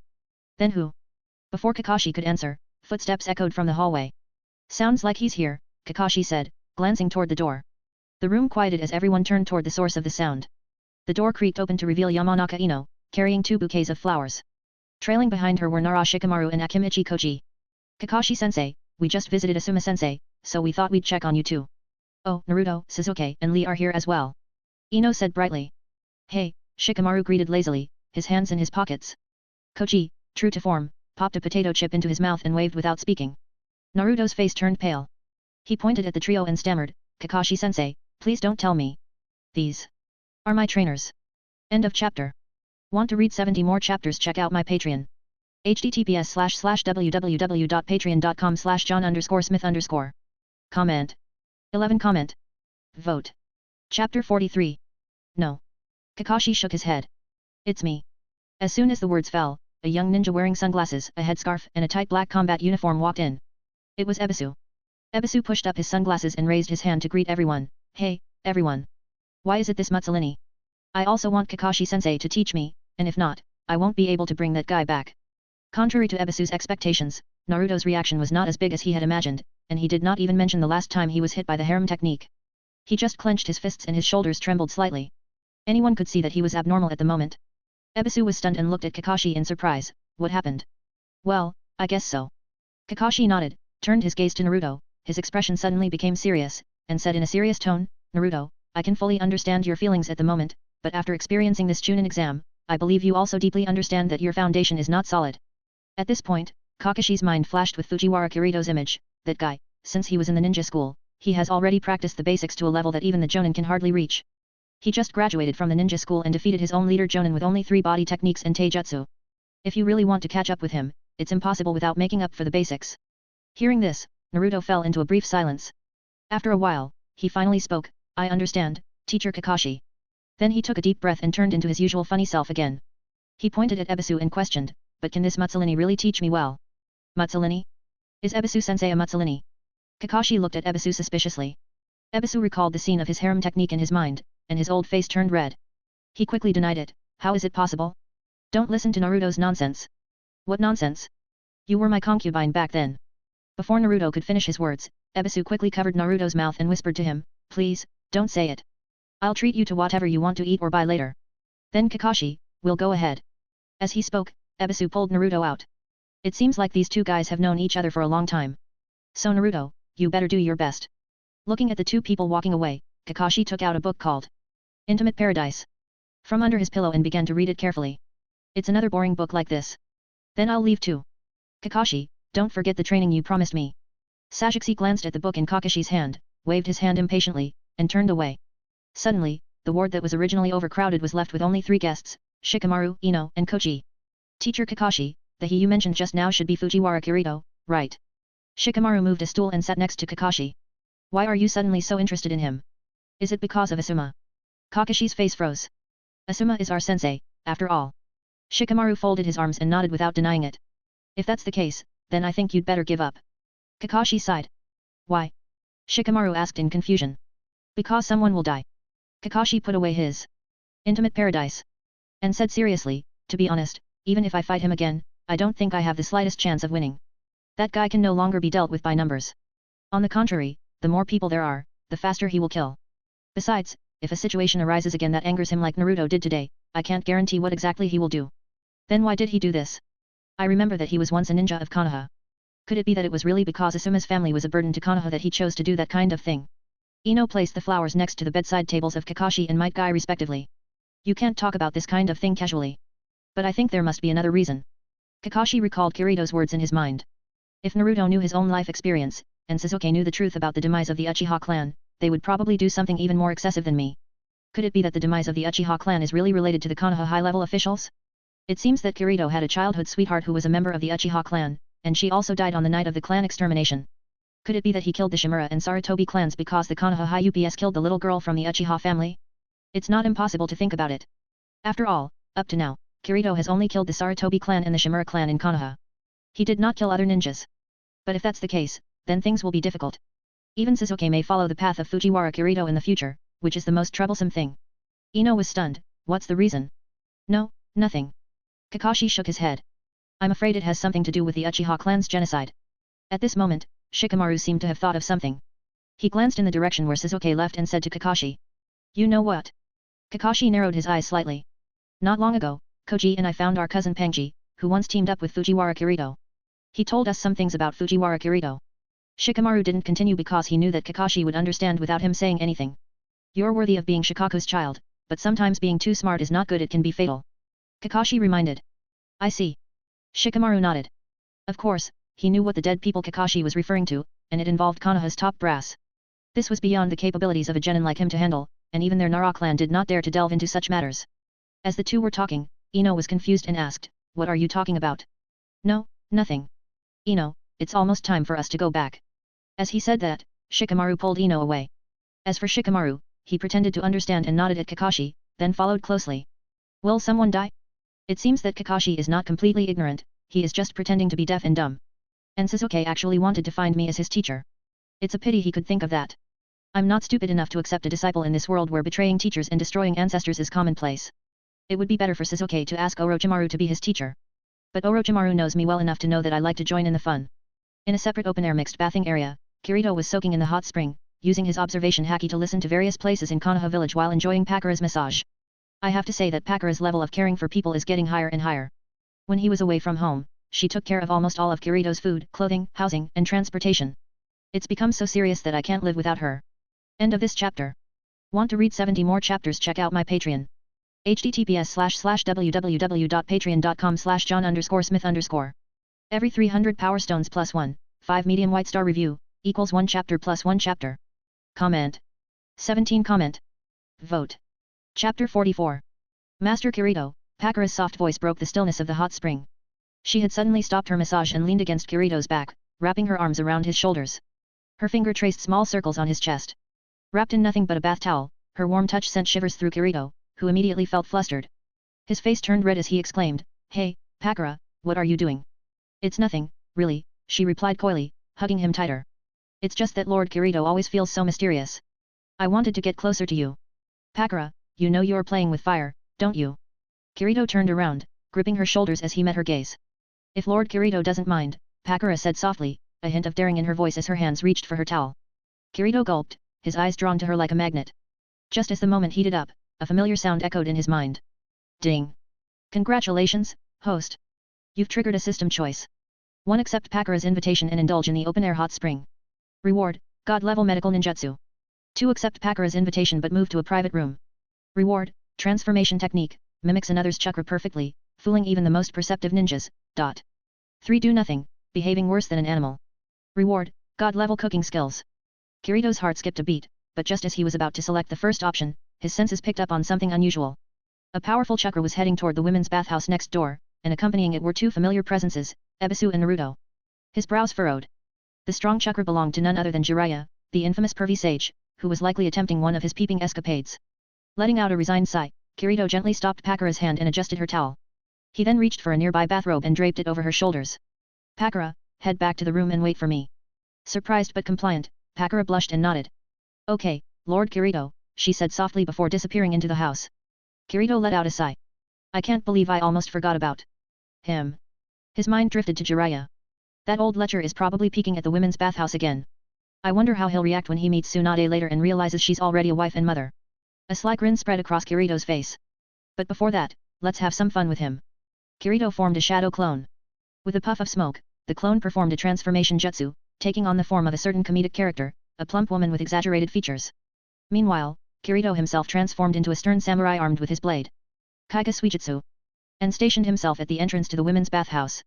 When Jiraiya arrived, telescope in hand, his excitement turned to confusion as he spotted the armored samurai blocking his view. "A samurai? What's a samurai doing at the women's bathhouse? How boring." He sighed, redirecting his telescope toward the mixed bath. Through the lens, he spotted the transformed shadow clone. Jiraiya's eyes widened with glee. "Now, that's what I'm talking about. What a beauty. Come on, turn around, girl." Obliging his request, the shadow clone slowly turned around only to pick its nose with exaggerated gusto. Crack. Jiraiya froze, his telescope falling from his hands as he turned to stone, petrified by the sight. Meanwhile, Ebisu and Naruto, practicing chakra control nearby, noticed Jiraiya's suspicious behavior. Ebisu marched over angrily, kicking Jiraiya squarely in the face. However, the sage remained unmoved, still frozen in his petrified state. "Ebisu-sensei, what's this old pervert doing here?" Naruto asked curiously. "This man is Ebisu," began, but before he could finish, Naruto interrupted with a mischievous grin. Forming the tiger hand seal, Naruto positioned himself behind Jiraiya and shouted, "Secret leaf technique, 1,000 years of death." Naruto's fingers jabbed Jiraiya's backside with surprising force, breaking the sage out of his petrification. Jiraiya let out a loud, pained scream as his face contorted through an entire range of emotions from shock to something disturbingly close to pleasure, before ending in agony. "Serves you right," Kirito muttered under his breath as he dismissed his illusion and left the scene. Without missing a beat, he returned to Pakura's room, leaving Jiraiya writhing on the ground in humiliation. Meanwhile, the sun dipped below the horizon, casting an orange glow over Konoha's skyline. Hokage's office. Sarutobi Hiruzen sat behind his desk, his expression grim. He had spent the day suppressing rumors about himself and now convened an emergency meeting with the village elders, Udaten Koharu and Midokado Homura. Despite their presence, his mood was soured further by Danzo's refusal to attend. The door opened, and an ANBU operative stepped inside. Hokage-sama, Lord Danzo sends his regrets. He claims he has caught a cold and is unable to join the meeting. Sarutobi's eyes narrowed in fury. Go back and tell Danzo this, Fujiwara Kirito, the man who wiped out the Sarutobi clan, has returned. If he still refuses to come, then he might as well never show his face again. The ANBU operative stiffened under the weight of Hiruzen's rage. Yes, Hokage-sama, he replied before hurrying out. Koharu and Homura exchanged uneasy glances. Koharu broke the silence. Hiruzen, are you certain? Didn't Fujiwara Kirito disappear after the Uchiha massacre? That's what I thought too, Hiruzen admitted, his voice heavy. But it turns out that boy mastered an illusion so powerful it deceived us all. End of chapter. Want to read 70 more chapters? Check out my Patreon. https://www.patreon.com/john_smith_. Every 300 power stones plus 1, 5 medium white star review, equals 1 chapter plus 1 chapter. Comment. 10 comment. Vote. Chapter 45. Since we had like one 5-star review, here is the chapter, enjoy. That kid was pretending. He controls an extremely terrifying genjutsu and deceived all of us, Sarutobi Hiruzen said through gritted teeth, his expression dark. Reputation mattered most to Hiruzen. He had crafted a plan, a life and death battle with Orochimaru, his rogue disciple, in full view of the public. He intended to die a hero, carrying Konoha's darkest burdens to the grave, just like his predecessors. His name would shine in history, honored as the Hokage who saved Konoha from peril. But Fujiwara Kirito disrupted everything. Not only did Kirito know of his darkest secrets, but he also seemed intent on revealing them. The truths about the death of Hitaki Sakumo, White Fang, the sacrifice of Hyuga Hisashi, and the extermination of the Uchiha clan all would surface. Today alone, the fallout from Kirito's actions had sent shockwaves through the prominent clans of Konoha. It had taken every ounce of Hiruzen's political clout to suppress the turmoil, but his once pristine reputation was now tainted. If the truth behind the Uchiha clan's massacre or Naruto Uzumaki's origins came to light, his legacy would crumble entirely. Utain Koharu broke the tense silence. What is the current situation? Hiruzen sighed. I dispatched 3 elite Jonin Kakashi, Might Guy, and Asuma along with Marino Ibiki, Gekao Hei-8, and 2 special Jonin. When I arrived with the ANBU as backup, they had all been defeated within half an hour. How are Kakashi and Guy now? Midokado Homura asked anxiously, his face pale. Koharu also leaned forward, worry etched into her features. In Konoha's current weakened state, every elite ninja mattered. The loss of Kakashi or Might Guy would cripple the village further, especially since Kakashi was seen as a future candidate for Hokage. Fortunately, Naruto Uzumaki and the genin who passed the Chunin exam preliminaries interrupted him. That delayed Kirito long enough for Kurene's intervention. Without her, the consequences would have been disastrous. Hiruzen's voice trembled slightly as he recalled the incident. The room fell silent. Even Koharu and Homura, both known for their stoicism, were visibly shaken. Did you say, even you were no match for him? Koharu whispered. If I were 10 years younger, I wouldn't take his strength seriously, Hiruzen said, feigning confidence. But Fujiwara Kirito used the Uchiha clan's fire formation barrier. My hands were tied. I couldn't risk the lives of Kakashi, the injured, and the genin trapped inside. In truth, Hiruzen knew that Kirito's genjutsu alone had rendered him powerless. Without invoking the Reaper Death Seal, he stood no chance of victory. Homura exchanged a glance with Koharu. Both understood the implications. If even the so-called strongest Hokage couldn't match Kirito, the village faced an unprecedented crisis. Is Konoha finally going to meet its reckoning? Ding! Congratulations to the host for obtaining the disguise technique. Kirito smirked as the system notification rang in his mind. Thanks to his observation haki, he could hear every word of the Hokage's meeting from his comfortable perch in the hot spring. Pakura, wrapped in a bathrobe, stepped behind him and draped her arms over his shoulders. Master Kirito, why don't you rest a little longer, she murmured, her voice warm and teasing. Her embrace, coupled with her faint fragrance, was enough to stir even Kirito's steady composure. He glanced at the sheets, where faint traces of their earlier passion remained, and chuckled softly. Gently stroking her cheek, he said, I have to step out for a bit. Get some more rest. Pakura blushed but nodded obediently. Be safe. Kirito dressed swiftly and disappeared from the hotel. His grin widened as he muttered, if Konoha's F4 are finally assembling, I should give them a proper show. Root headquarters. Deep underground, hidden from the public eye, Danzo observed as his daughter, Shimura Mukai, struggled to perform the wood release, thorn-killing technique. Thin vines sprouted from the ground but wilted almost immediately. Exhausted, Mukai collapsed to her knees, gasping for air. Danzo, leaning on his cane, frowned in disappointment. 2 root ninjas stood silently at his side, their presence ominous. Her potential is remarkable, but her performance is far from satisfactory, Danzo muttered, closing his eyes. Mukai was the eldest of his 3 children and the only one to inherit the wood release. Born under special circumstances, she had been his hope for revitalizing the Senju's legendary techniques within the Shimura clan. His second son, Shimura Mukage, possessed solid ninja skills but lacked the genetic gifts of his sister. The youngest, Shimura Izumi, had been born frail and died within a year, leaving Danzo's plans for a powerful wood release lineage in jeopardy. Despite years of effort, his dreams of building a new clan centered on wood release had crumbled. Enough for today, Danzo said gruffly, turning to leave. Take her to rest. End of chapter. Want to read 70 more chapters? Check out my Patreon. https://www.patreon.com/john_smith_. Every 300 power stones plus 1, 5 medium white star review, equals 1 chapter plus 1 chapter. Comment. 12 comment. Vote. Chapter 46. Since we had like 2, 5-star review, here are the chapters, enjoy. Every 300 power stones plus 1, 5 medium white star review, equals 1 chapter plus 1 chapter. Sensing Danzo's disappointment, the girl, accustomed to his ruthless demeanor, flinched and hurriedly apologized. I'm sorry, father. I disappointed you. It's okay, Rekka, Danzo replied, his voice softening. You are still young, and your chakra reserves are not sufficient yet. It's understandable that you couldn't succeed. Danzo's rare attempt at a gentle smile made his usually rigid face appear even more unsettling, like someone unused to expressing warmth. Despite his daughter's shortcomings, Danzo was lenient with her. Rekka had inherited a weaker version of wood release, even less potent than Yamato's, but it was enough to keep Danzo hopeful. After all, with the destruction of the Shimura clan, there were only 3 members of his family left, including himself. His second son, who lacked wood release, was of limited value, leaving Rekka as his only hope. Once she matured, Danzo planned to transfer his Sharingan to her. He was convinced that with proper guidance, she would become a powerful shinobi. Just as he was about to offer more guidance, a knock at the door interrupted him. Didn't I say no one is allowed to disturb me during training?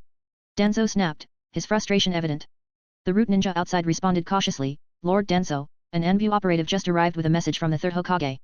He asked me to inform you that Fujiwara Kirito, the one who wiped out the Shimura clan, has returned. Fujiwara Kirito. Danzo froze. A flash of rage flickered in his usually emotionless eyes. What is that brat doing now? He severely injured Kakashi Hatake, Might Guy, Sarutobi Asuma, and other jonin in the Forest of Death. Afterward, he boldly walked out of Konoha's main gates in front of the 3rd Hokage and the Anbu. Danzo's face contorted with fury. Pathetic. So many of them, and they couldn't stop one man? Why are they still alive? Useless fools. Already in a foul mood, Danzo's anger only grew. He lost interest in Rekka's training and quickly gave her instructions to rest before calling out, prepare to take me to him immediately. Danzo left the root base flanked by 2 operatives, cursing under his breath. When they reached the Anbu operative waiting for them, Danzo barked, tell me everything about Fujiwara Kirito. The Anbu operative, clearly intimidated, led Danzo and his entourage toward the Hokage building while delivering a detailed report. It didn't take long for Danzo to arrive. Even before he entered the room, he overheard the voices of Mito Kato Homura and Udon Koharu. I never imagined Fujiwara Kirito would be this powerful, Homura said with a heavy sigh. Indeed. And with his knowledge of Konoha's secrets, his threat level surpasses even Orochimaru's, Koharu added. Danzo sneered and pushed the door open, entering with his cane. A mere Fujiwara Kirito has left all of you helpless? Hiruzen, Koharu, Homura, it seems you are truly past your prime. Unlike the visibly aged Sarutobi Hiruzen, Koharu, and Homura, Danzo's use of first Hokage cells had rejuvenated him. However, due to the effects of the Zemo River water he had consumed, his body now exhibited a bizarre mix of masculine and feminine traits. To make matters worse, Danzo was dressed in a traditional women's kimono. If not for his Adam's apple, anyone unfamiliar with him might have mistaken him for an elderly woman. Upon seeing Danzo, the room fell silent. Hiruzen, Koharu, and Homura were momentarily stunned. Danzo, Hiruzen began, trying to suppress his confusion, what are your thoughts on the situation? Danzo adjusted his kimono and spoke in a low voice, since Fujiwara Kirito hesitated to act in Kurane Yui's presence, it's clear that he hasn't completely severed his ties to the past. We should exploit this weakness. Capture Yui Kurane and his former comrades to lure him into a trap. Danzo's suggestion was met with immediate rejection. No, chorused Hiruzen, Koharu, and Homura. Hiruzen's refusal stemmed from his desire to protect his legacy. He was already preparing for his end and did not want to tarnish his reputation further. Moreover, angering Kirito could result in devastating consequences, including harm to his grandson Konohamaru and other loved ones. Koharu and Homura, on the other hand, were simply terrified. Having witnessed Kirito's brutal extermination of the Sarutobi and Shimura clans, they feared he might target their own families next. Unlike Danzo, who had little left to lose, they couldn't afford to provoke such a dangerous man. Why not? Danzo demanded, stunned by their opposition. Hiruzen spoke firmly, Kurane is the daughter of Shinko Yui, who served Konoha loyally. She has suffered enough due to Kirito's actions. Sacrificing her would be unjust and counterproductive. Koharu and Homura nodded in agreement, echoing Hiruzen's sentiments. Danzo sneered, sentimentality has no place here. Who's to say Yui Kurane isn't colluding with Kirito? The same goes for those brats Naruto and Sasuke. They could all be liabilities. Enough, Danzo. Hiruzen slammed his hand on the table. I called you here to discuss solutions, not to create more problems. Remember, I am still the Hokage. Danzo glared at Hiruzen but said nothing more. You'll regret this, Hiruzen, he muttered under his breath. As the four elders pondered their next move, an Envu operative burst into the room. Hokage-sama, great news, the operative exclaimed, his voice brimming with excitement. Even before hearing the message, the elders exchanged hopeful glances.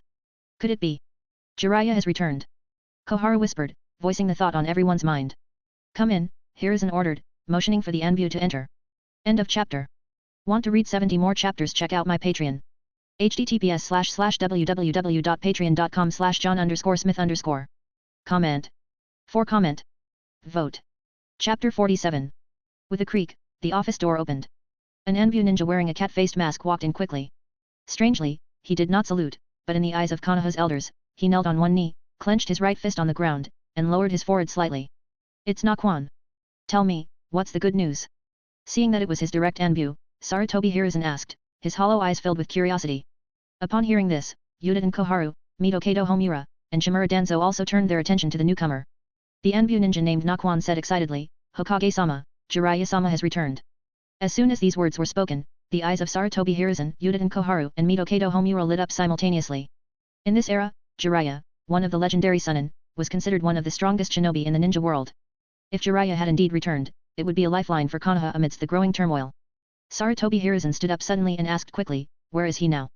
Near the women's bathhouse, the Envu ninja answered hesitantly.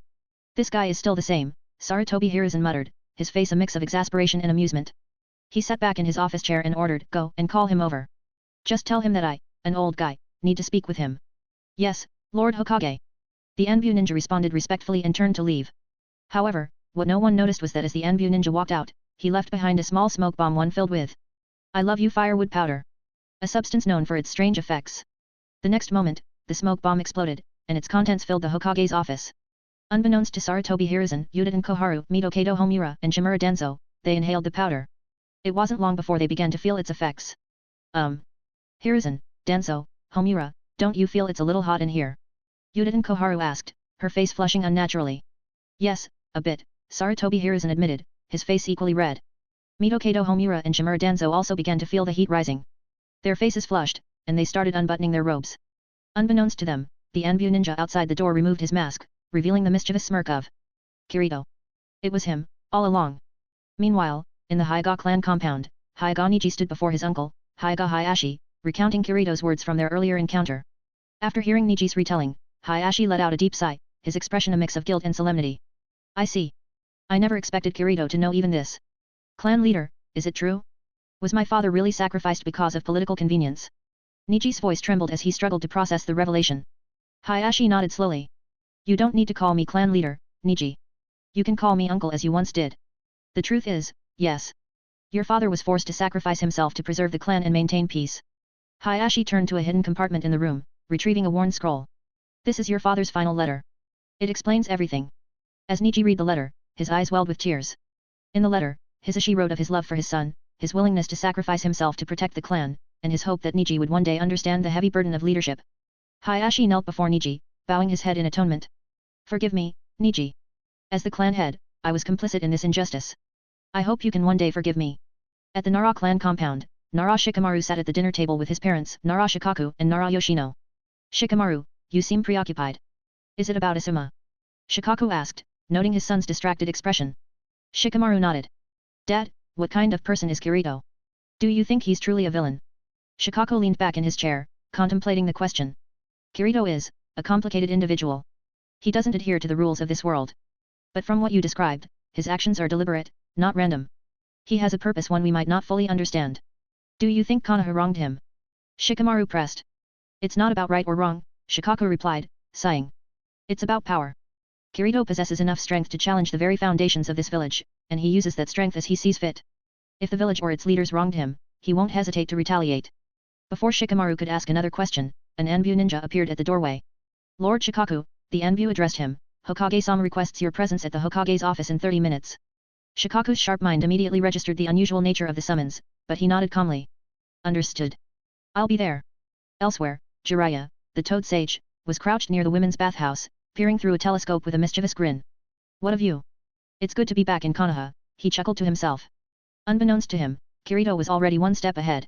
Using his illusions, Kirito had transformed into a voluptuous figure that perfectly baited Jiraiya. As Jiraiya leaned closer for a better look, he suddenly felt a presence behind him. Before he could react, a hand tapped his shoulder. Enjoying yourself, Jiraiya-sama? Kirito's voice rang out, dripping with sarcasm. Jiraiya turned around, startled, only to come face to face with Kirito's smirking visage. Kirito? What are you doing here? Jiraiya stammered. Kirito crossed his arms, his smirk growing wider. Oh, you know, just spreading a little chaos. Care to join me? End of the chapter. Want to read 70 more chapters? Check out my Patreon. https://www.patreon.com/john_smith_. Comment. For comment. Vote. Chapter 48. At this time, night had fallen completely. Jiraiya had just finished guiding Naruto through a day of training and was chatting casually with Ebisu. When Kirito, disguised in ANBU attire, suddenly appeared, Jiraiya instinctively sensed something was off. His sharp intuition flared, but he couldn't immediately pinpoint the problem. He asked indifferently, "What's the matter?" "Lord Jiraiya, I finally found you." "Hokage-sama requests your presence," Kirito said respectfully, bowing slightly. "Of course he does. Apart from the old man and those other fossils, I guess no one has the nerve to command you ANBU guys anymore. So, what does the old man want?" Jiraiya asked with mock annoyance. "It's related to the events involving Orochimaru and Fujiwara Kirito today," Kirito replied.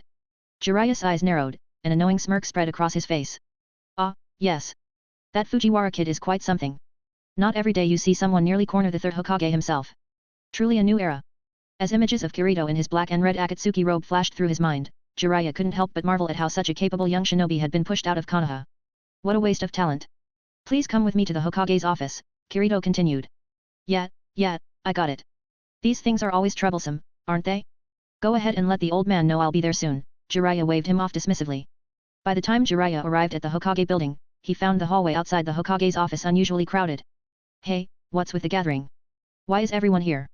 Jiraiya's booming voice broke the tense silence.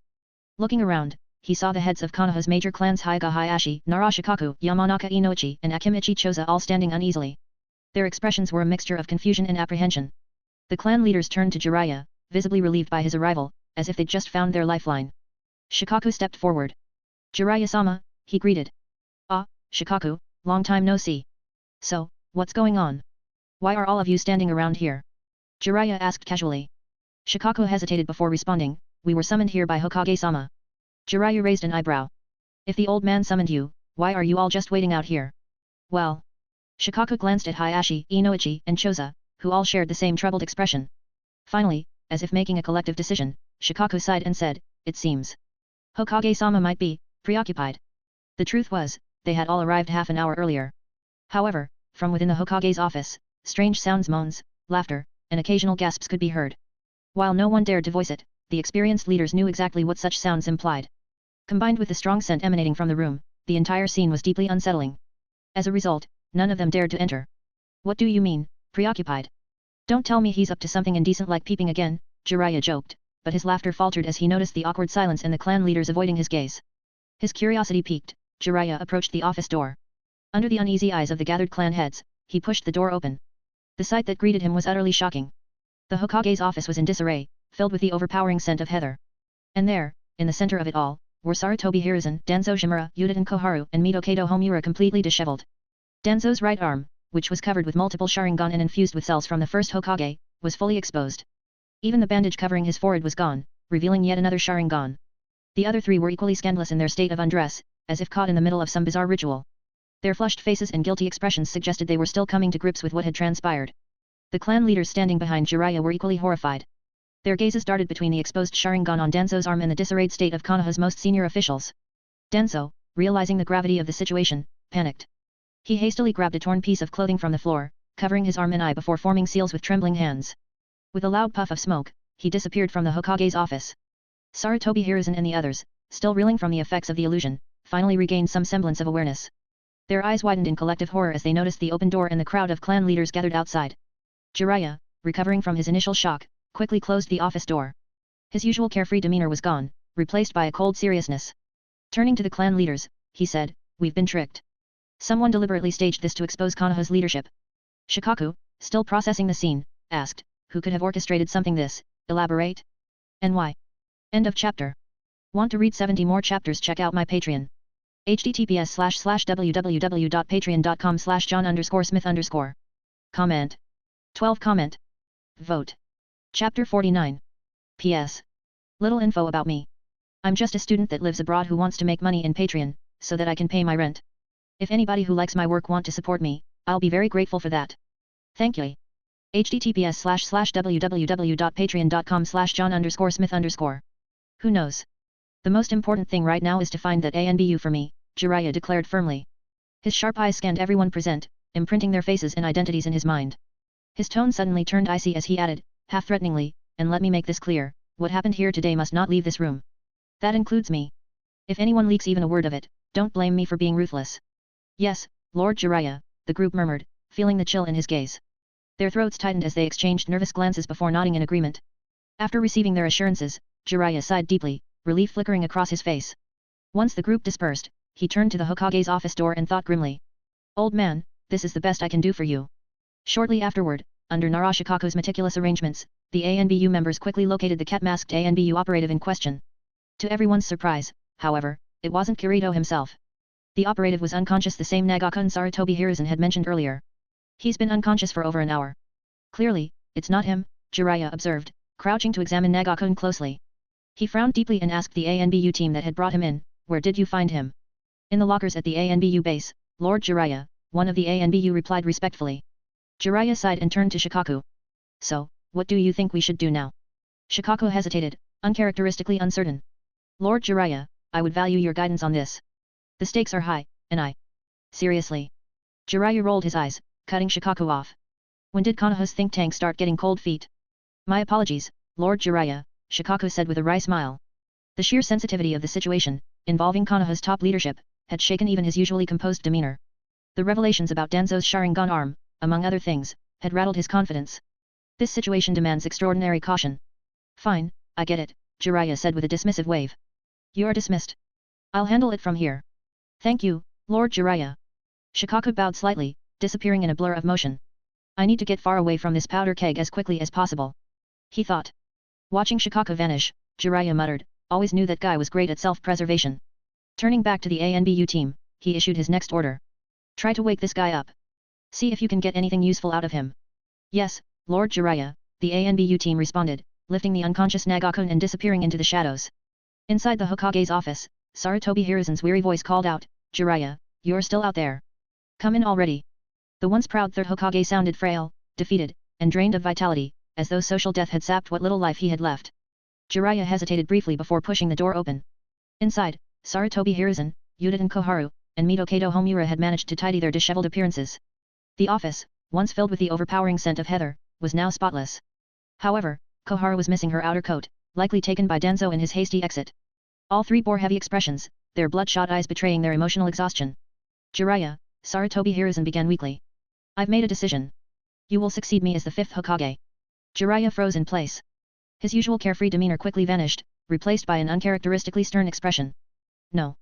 I'm not interested, he replied curtly. Without another word, he turned back toward the door, grabbing the handle. Jiraiya, you know as well as I do that after what just happened, I can no longer serve as Hokage, Hiruzen said, his voice tinged with resignation. I know, but I'm not the type for that job, Jiraiya said without turning around. This decision was made jointly by all three of us, Midokado Homura interjected. You're one of the legendary Sunin, a ninja respected throughout the world. If not you, who else is capable of leading Konoha? Udaten Koharu added, Jiraiya, you must understand the gravity of what's happened today.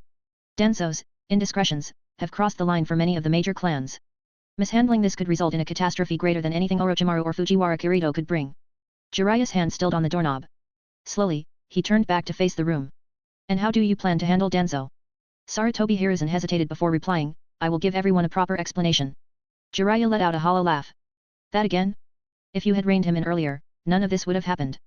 You've spent your life turning a blind eye to his actions, and now you've paid the price losing the Sarutobi clan you worked so hard to build. Perhaps it's karma. Hiruzen ignored the biting sarcasm and pressed on. So, what's your answer? Jiraiya's lips curled into a sardonic smile. No. But I'll tell you what, I'll find someone else for the job. Hiruzen raised an eyebrow. Who? Tsunade, Jiraiya answered without hesitation. She's capable, and she's the Hokage Konoha needs right now. Hiruzen, Koharu, and Homura exchanged uncertain glances. The mention of Tsunade brought mixed feelings. She was undeniably qualified, but her whereabouts were unknown. She's the best choice, Jiraiya continued. And don't worry about finding her, I'll take care of that. Wait. Koharu interjected. Orochimaru has already infiltrated the village. With both him and Fujiwara Kirito lurking in the shadows, Konoha cannot afford to lose another Sunin. You must stay to defend the village. Jiraiya smirked confidently. Relax. I'll be back before the Chunin exams start. Hiruzen frowned. And what about Orochimaru? What makes you so sure he won't attack sooner? Because I know him, Jiraiya replied, his tone firm. If Orochimaru plans to make a move, it'll be during the final round of the Chunin exams, in front of the lords and leaders of the other nations. He's dramatic like that. End of chapter. Want to read 70 more chapters? Check out my Patreon. https://www.patreon.com/john_smith_. Comment. 13 Comment. Vote.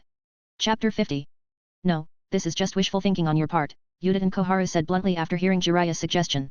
It can work, Sarutobi Hiruzen interrupted before she could continue. Hiruzen, why are you suddenly siding with Jiraiya's nonsense? Koharu's tone was sharp, but a hint of blush passed across her aged face as she recalled their earlier humiliation in the Hokage's office. It's not reckless. If Jiraiya refuses the role, we cannot force him. Hiruzen's expression was one of resignation, his thoughts clearly preoccupied. Jiraiya grinned and raised his thumb. See, the old man gets it. Honestly, Tsunade is more qualified for this job than I am. She has the ability and temperament to handle the role, unlike me, who has no interest in power. Hiruzen nodded, showing rare agreement. So, when do you plan to leave? He asked. Jiraiya sighed, time waits for no one. I'll leave tomorrow morning. Mitokado Homura, standing quietly in the corner, finally spoke up. This may be our only choice, but we cannot let you leave unaccompanied. I will assign 3A and BU to ensure you don't wander off. Jiraiya chuckled, seeing through Homura's intent. Relax, old man. I'm not running away this time. But I want to bring someone along for the journey. Who? Homura asked, narrowing his eyes. The fourth Hokage's son, Uzumaki Naruto, Jiraiya replied firmly. Hiruzen's expression softened as he nodded. It's a good idea. Naruto will benefit from your guidance, and perhaps he can help convince Tsunade to return. Jiraiya thought of Naruto's determination and the boy's uncanny resemblance to Naoki, Tsunade's younger brother. If anyone can inspire her to return, it's him. Of course, Jiraiya had no idea about the monumental surprise awaiting him when he found Tsunade already a wife and mother. After successfully sowing chaos in the Hokage's office, Kirito didn't return to his hot spring hotel immediately. Instead, using his observation haki, he tracked the conversations in the Hokage building while heading toward Konoha Hospital, specifically, Hinata's ward. It was late at night. The moon hung high like a silver plate, surrounded by shimmering stars. Inside the ward, Hinata, her Byakugan temporarily weakened from overuse during her fight with Niji, stood by the wall, her small hands trailing along as she moved cautiously toward a table. She wore a light pink hospital gown, and her bare feet made soft taps against the floor. She reached the table and began feeling around for a cup of water. Are you thirsty? Kirito, seated silently across the table, asked as he pushed the water pitcher and a cup closer to her. Without a word, he discreetly added powdered magic beans to the cup, their restorative properties activating instantly. Hinata, unaware of his presence, cautiously poured herself a glass of water. Her bandaged eyes tilted slightly toward the sound, and she hesitantly asked, Is someone there? Is it you, Kurane-sensei? Kirito didn't respond immediately, opting instead to watch her delicate movements and the genuine innocence in her actions. Hinata sighed softly, assuming her mind was playing tricks on her. She brought the cup to her lips and drank. Warmth flooded her body almost instantly. Her chakra pathways aligned perfectly, and her vision returned with a sudden clarity. She blinked in surprise, her bandaged eyes now fully healed. At that moment, Kurane-ui walked into the room, visibly startled to see Kirito sitting there. Covering her mouth to stifle a gasp, she seemed torn between fear and worry. Don't be so tense, sensei. It's just me, Kirito greeted her with an easy smile.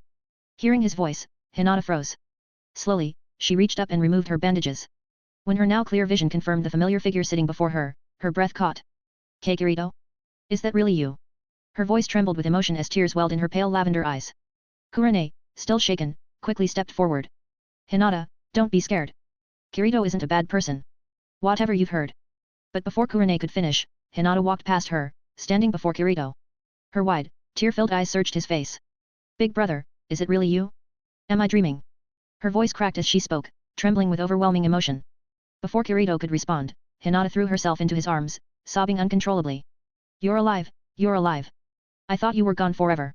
Even Kirito, with his calm demeanor, was caught off guard by the unexpected display of affection. He gently patted her head, his expression softening. Hinata, aren't you afraid of me? I'm an S-rank rogue ninja now, he said quietly, his voice carrying a hint of self-mockery. Hinata shook her head vigorously, her face buried in his chest. No, I'm not afraid. I've always believed in you, big brother. You're not a bad person. Kirito chuckled, a self-deprecating smile forming on his lips. A good person? If I'm a good person, then there are no bad people in this world. From the side, Kurane still trying to process the scene finally interjected. Hinata. What are you doing? Why are you? Hearing her sensei's voice, Hinata seemed to realize what she had done. Pulling back slightly, she looked down at her hands, still clutching Kirito's robe. Her face flushed a deep crimson. Ah. I. Hot steam practically rose from her head as she stumbled over her words. Before anyone could react further, Hinata fainted, her delicate frame collapsing backward.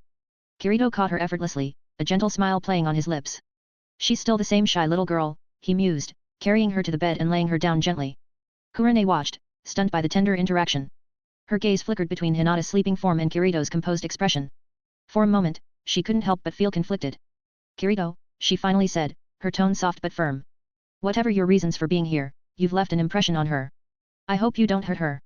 End of chapter. Want to read 70 more chapters? Check out my Patreon. https://www.patreon.com/John_Smith_. Comment. 12 Comment. Vote.